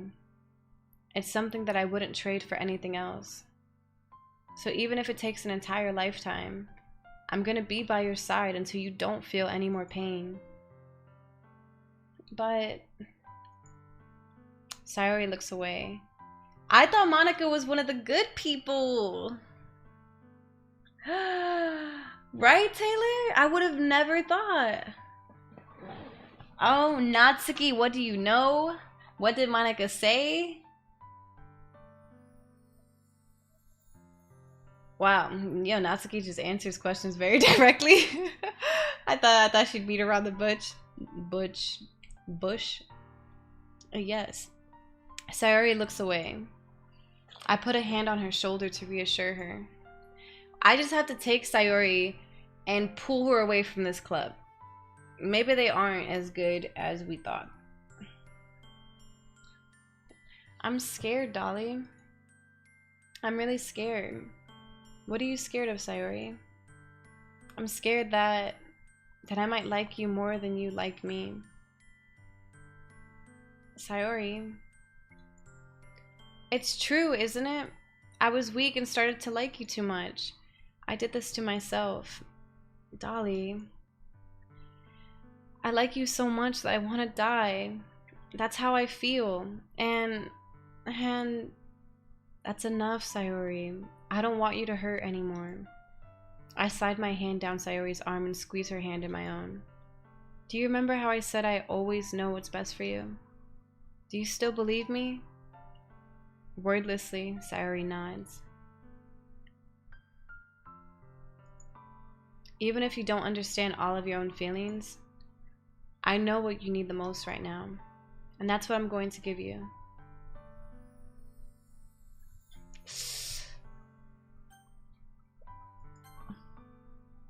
I love you. Huh? Those are my true feelings. So there's no way you could like me more than I like you. I should have realized it sooner. But spending time with everyone at the club, making new friends, and having fun with you every day, it helped me realize that you were truly the most important person to me. That's why I'll accept any of your burdens, as long as we continue like this every day, with you by my side. Then I know we'll both be happy. Dolly. The hug. Oh gosh. Dang, Ace still hasn't recovered. That's crazy. Sayori was my choice from the start.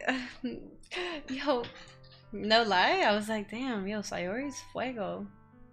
Sayori, don't let go of me. Dolly, is this really okay? Yeah. I hold Sayori in my arms and pull her closer. You'll never have to let go of me again. I love you, Dolly. Oh wait, imagine having your love reciprocated. Oh wow.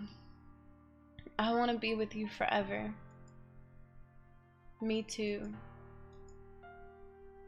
I feel Sayori's grip around me weaken a little bit. What is this? Sayori? I'm supposed to be happy right now. Oh no. I always thought this would be the happiest moment for me. Oh no! Oh god! Yo, this is the worst of like, this is another thing. This is what like literally all the conversations we have tie together so well. When I was talking about how, with the beach poem, like it can be really nice to find that person that brings color back to your life, but you have to do the work yourself. This is like a perfect example of like why it can be so hard to find that in the first place, because you have this idea of like, I'm so unhappy, but maybe when this happens I won't be. Maybe if everything aligned, maybe if something that I think to be impossible, something I've always wanted, maybe that'll make things better. It'll finally be hopeful again, things will be colorful again. And it's very dangerous to think that way, because sometimes you get it and nothing changes. And that can really push people over the edge, you know, you can lose your hope in a lot of ways because of that. Like, she's probably thought about this moment for so long of like, damn, that probably would never happen. And imagine the impossible happened for her, everything she thought she ever wanted. And it didn't make her feel any better, because that's not how mental health works. Like that's deeply rooted. You need to do, there's like a lot of work that goes into that. And when people think someone else or something else or one event is going to change it, to fix it, it can be very disheartening when that's not the case. Even now, why won't the rain clouds go away? They're not going away at all, Dolly. It's okay, Sayori. It might take some time for things to get better again. But no matter how long it takes, I'll be there every step of the way. That's all that matters right now. Okay. I trust you. Sayori and I slowly release each other. So, I guess that makes the festival tomorrow our first date, huh? What are you saying? I don't want to think about those things, you know? I want everything to be the same as it's always been. Even if we really are a couple. I don't know if I can handle anything more right now.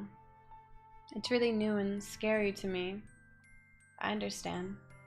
We'll go at whatever pace suits you best. Hey, Dolly. Sayori gazes at me once again, smiling sadly. Even if I get really, really sad, this is the best thing for me, right? Oh, damn, that's a lot of pressure.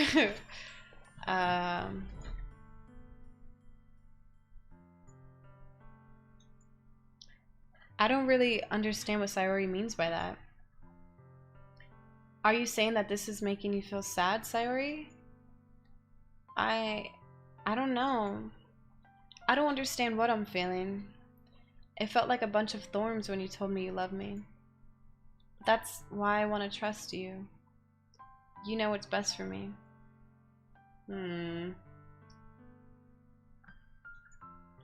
Yeah, I do. I don't like where this is going. That's my promise. Like, I usually see this the other way around, where the person with depression kind of puts that onto partners, like, oh, like, what do you think the answer is? What do you think will solve my problems? You know, like, kind of like trying to get answers. But for him to just volunteer, like, just trust me, I know what's best. It's like, why would you say that? You know, like, you should be honest. You should explain, like, there is uncertainty, but we will figure it out together. You know what I mean? Like, oof, just blindly trust me. Yeah, whatever. It's like, no, like, tell me what your feelings are. You know, like, let's talk about it together. We don't know what's best. Like, I've never felt more uncertain when it comes to Sayori. I know that I love her and she loves me, but I'm having as much trouble understanding Sayori's feelings as she is. Even though I can comfort her, I keep wondering if I should be doing something more or something different. I know these thoughts will continue to plague me until things are back to the way they were. Is that what Sayori meant by not wanting anything to change? I don't know. But I know that I'll give it everything I've got. Sayori is the most important person to me. And I'll do whatever it takes to have a happy future with her.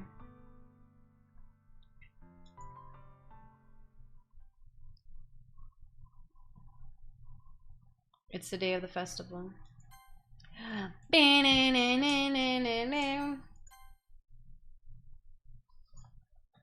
Of all days, I expected this to be the one where I'd be walking to school with Sayori, but Sayori isn't answering her phone.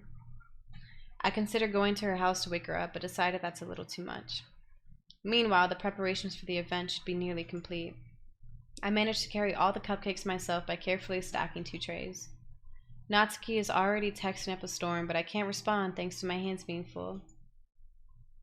Funnily enough, I probably feel the same way as Natsuki about the event. I'm more excited for it to be over so I can spend time with Sayori and Natsuki at the festival. But knowing Monica, I'm sure the event will be great too. Oh my gosh, Natsuki's stressing me out.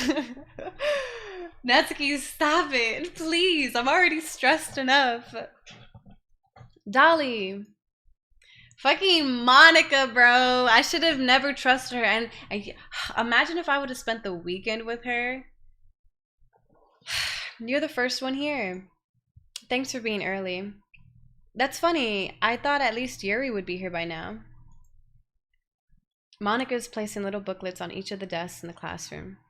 They must be the ones she prepared that have all the poems we're performing. In the end, I found a random poem online that I thought Monica would like and submitted it. So that's the one I'll be performing. I'm surprised you didn't bring Sayori with you. Yeah, she overslept again. That dummy. You'd think that on days this important, she'd try a little harder. I hate that they all call each other names. Like, don't call me a dummy, bro. I say that, but I suddenly remember what Sayori told me yesterday. That she oversleeps because it's hard to find a reason to get out of bed. And I suddenly feel awful, knowing it's not nearly that simple for her. I only said it because it's the way I'm used to thinking. But maybe I should have gone to wake her up after all. You should take a little responsibility for her, Dolly. I mean, especially after your exchange with her yesterday. You kind of left her hanging this morning, you know? Exchange? Monica, you know about that? Of course I do.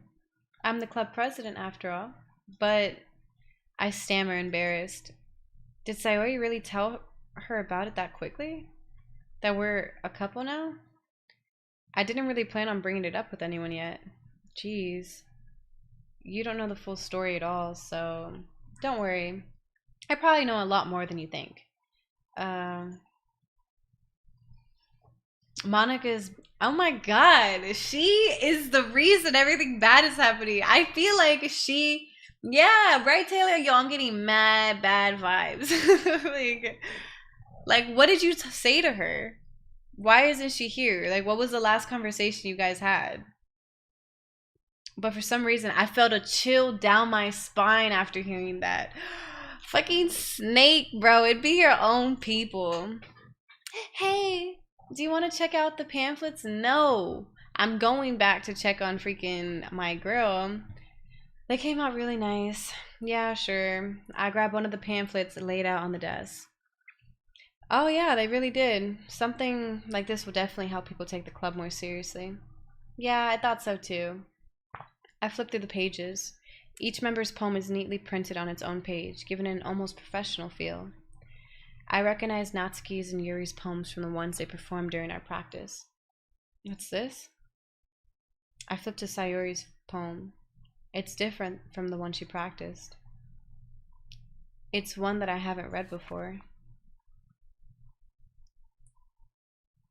Oh my goodness! I'm overwhelmed, I'm overwhelmed! Get out of my head, get out of my head, get out of my head, get out of my head. Get out of my head. Get out of my head before I do what I know is best for you. Get out of my head before I listen to everything she said to me. Get out of my head before I show you how much I love you. Get out of my head before I finish writing this poem. But a poem is never actually finished. It just stops moving. It starts off with a percentage sign. Get out of. It stops there. Get out of my head. Get out of my head before I do what I know is best for you. Which we already know is really negative thinking. What she thinks is best for everybody else is for her to just disappear. Get out of my head before I listen to everything she said to me. What if she's talking about Monica and her evilness? Get out of my head before I show you how much I love you. Because remember, she was saying, I'm a burden, I'm not worthy, it's my fault, I'm being selfish by even liking you, by even showing you my feelings and all this stuff. Get out of my head before I finish writing this poem. But a poem is never actually finished. It just stops moving.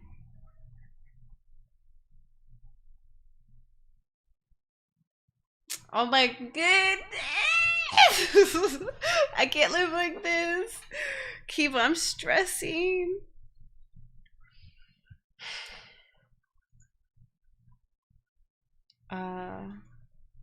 What is this?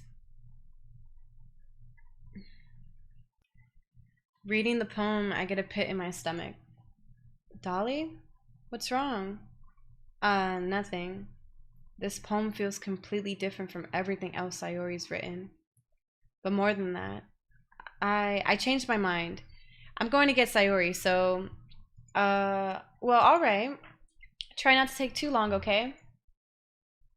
I quickly leave the classroom. Don't strain yourself. Monica calls that out after me. I quicken my pace.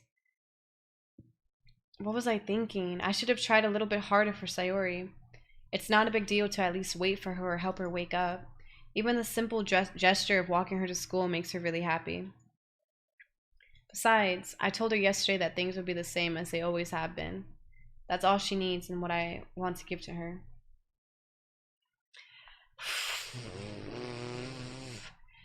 I reach Sayori's house and knock on the door. I don't expect an answer since she's not picking up her phone either. Like yesterday, I opened the door and let myself in. Wow, they're really building this up. Sayori? She really is a heavy sleeper. I swallow. I can't believe I ended up doing this after all. Waking her up in her own house? That really is something that a boyfriend would do, isn't it? In any case, it just feels right. Outside Sayori's room, I knock on her door. Sayori? Wake up, dummy. There's no response. I really didn't want to have to enter her room like this. Isn't it kind of a breach of privacy? But she really leaves me no choice. I gently open the door. Oh my god! Oh my gosh! Oh my goodness!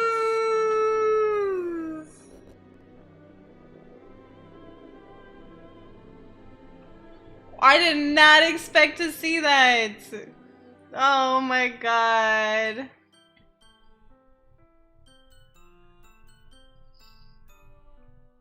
Oh my goodness.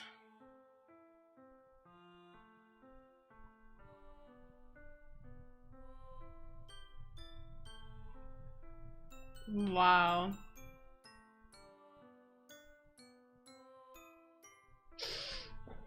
Oh my gosh. What the hell? What the hell? Is this a nightmare? It has to be. This isn't real. There's no way this can be real. I'm sorry I wouldn't do this. Everything was normal up until a few days ago. That's why I can't believe what my eyes are showing me.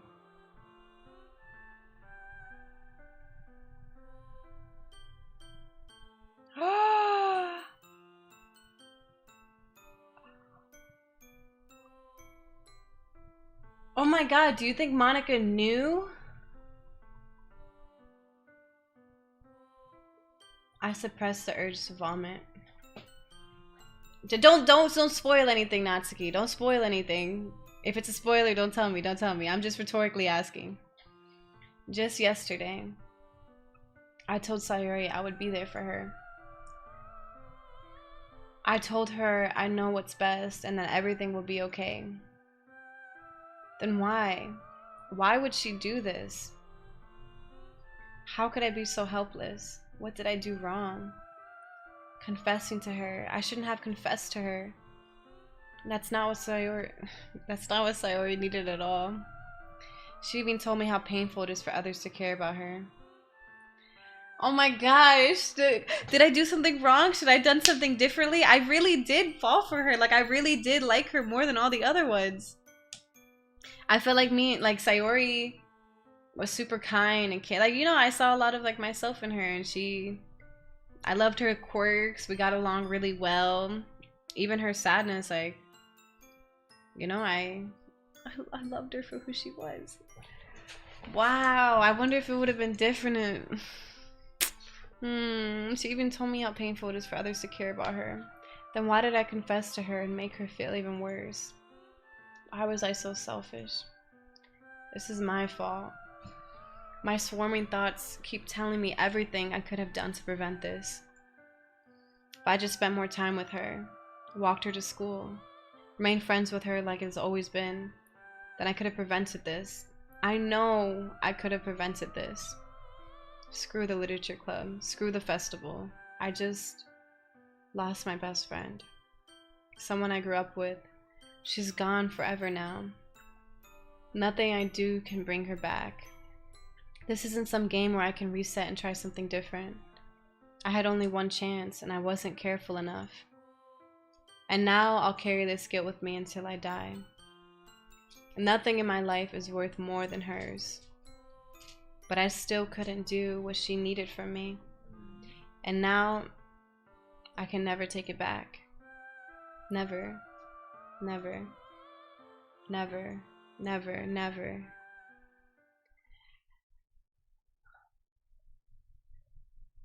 That's it?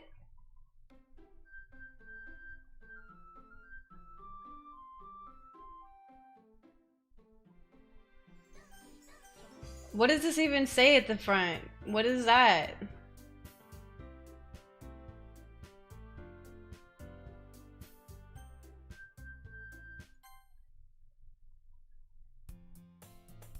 Ugh! What is this language?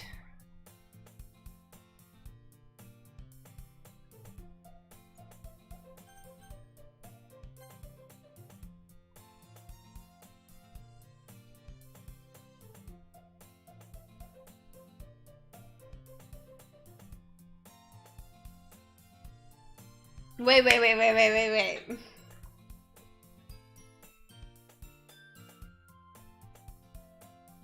I'm confused. What is Natsuki talking about? Wait. So you're telling me that was the pre-game? And there's a whole nother game? What are you guys actually saying right now?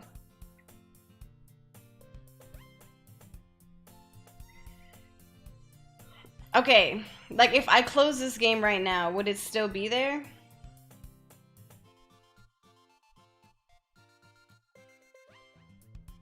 Oh my gosh.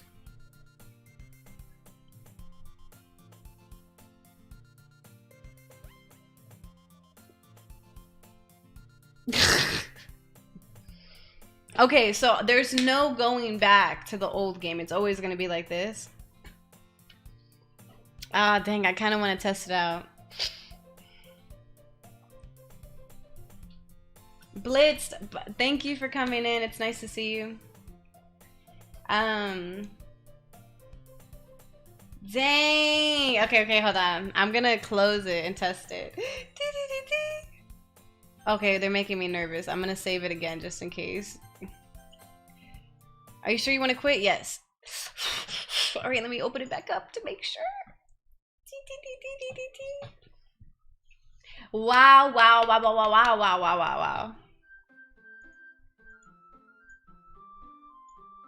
I'm not gonna lie, like that image of Yasuri in her room. Yasuri. Fucking, I'm thinking about when we were mixing the names together. Sayori. I'm thinking of Yuri and Sayori mixed together. Oh jeez, I'm stressed out. I can't deal with this.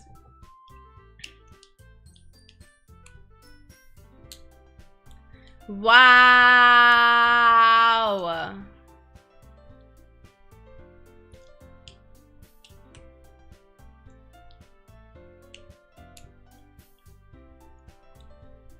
Sayori, it's too soon. It's too soon.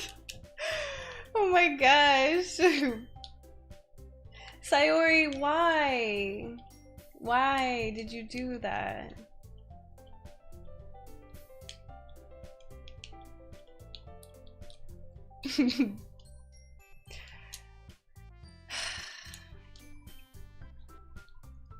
Well, Sayori's still here. It looks like Monika's gone.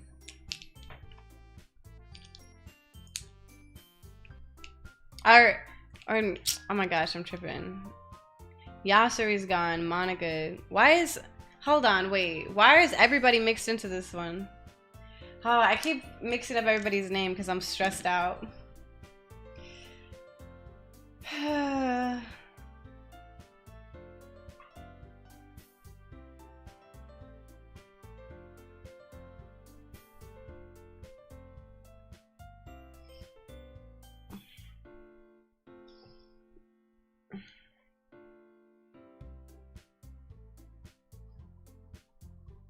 Monica knows not to show up.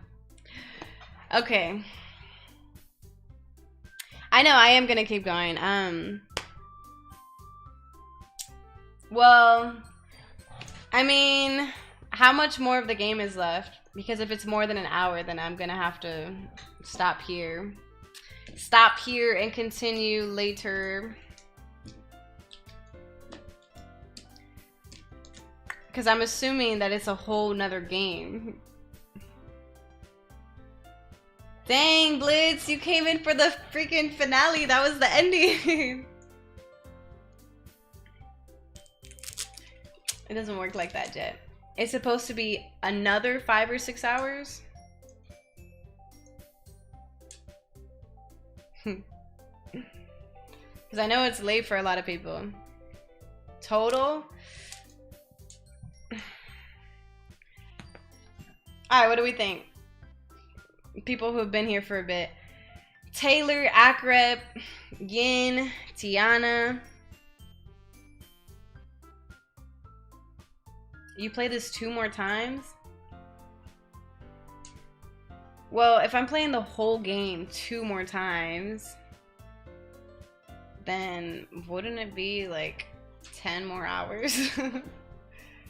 Yeah, the whole thing 2 more times is hella long.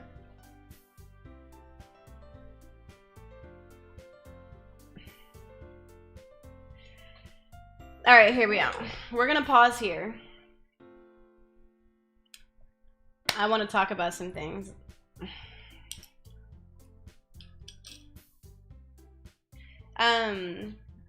I don't mind playing it 2 more times. It's just, it's late and like, it's been 5.5 hours, so it's been a bit. We really took our time. We were having a lot of conversations with it, and I don't want to rush through this. I do really like this. I just want to say another note, like, I'm glad that you guys pointed it out in the chat, because when I saw Sayuri, now I feel like I can't remember any of their names. Sayuri, right? Sayuri, yeah. Hanging from the ceiling. Well, one, that was like obviously horrible. We didn't want that for her, right? We wouldn't want that for anybody. But the first thing I thought was, what if I would have done this differently? What if I did this? What if I said this? I was thinking about all the choices I made. I think that's a very realistic characteristic when that actually happens in real life. And I was glad that you guys said, no matter what you would have done, no matter what you would have said, no matter what you would have changed, it was always going to happen. Because I know that, I know it's instinctive, it's reactive to always try to put that blame or like take that burden on of responsibility of I could have done something different. But again, when dealing with mental health, it's good to show that support, and there is a lot that you can do to help people, but don't ever blame yourself when it comes to things like that, you know, because mental health is always going to be a hard journey. It can be hard for people to understand, even if you've gone through it yourself. You know, everybody's journey and struggles with it looks very different. So it's really important to, you know, take that into consideration. Make sure if you can't give all that support to people, like point them in the direction where they can get it, the resources and professional resources that they can use. But yeah, it's just a good reminder to know, like, don't blame yourself, because you can eat yourself alive thinking about all the things and all the ways you could have done something differently.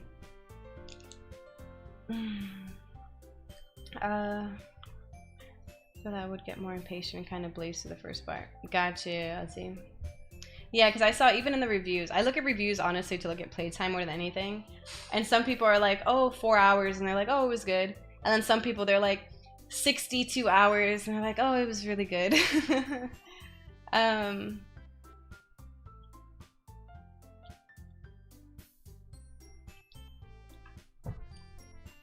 Hi, come here. I know, I feel like that scene happened, Jet, and I'm like, I can't remember anybody's name anymore. You are so Mama, there's so much going on. I didn't know what to expect. I was so worried. Yeah, I was so worried. I needed you. Where were you? I needed your support.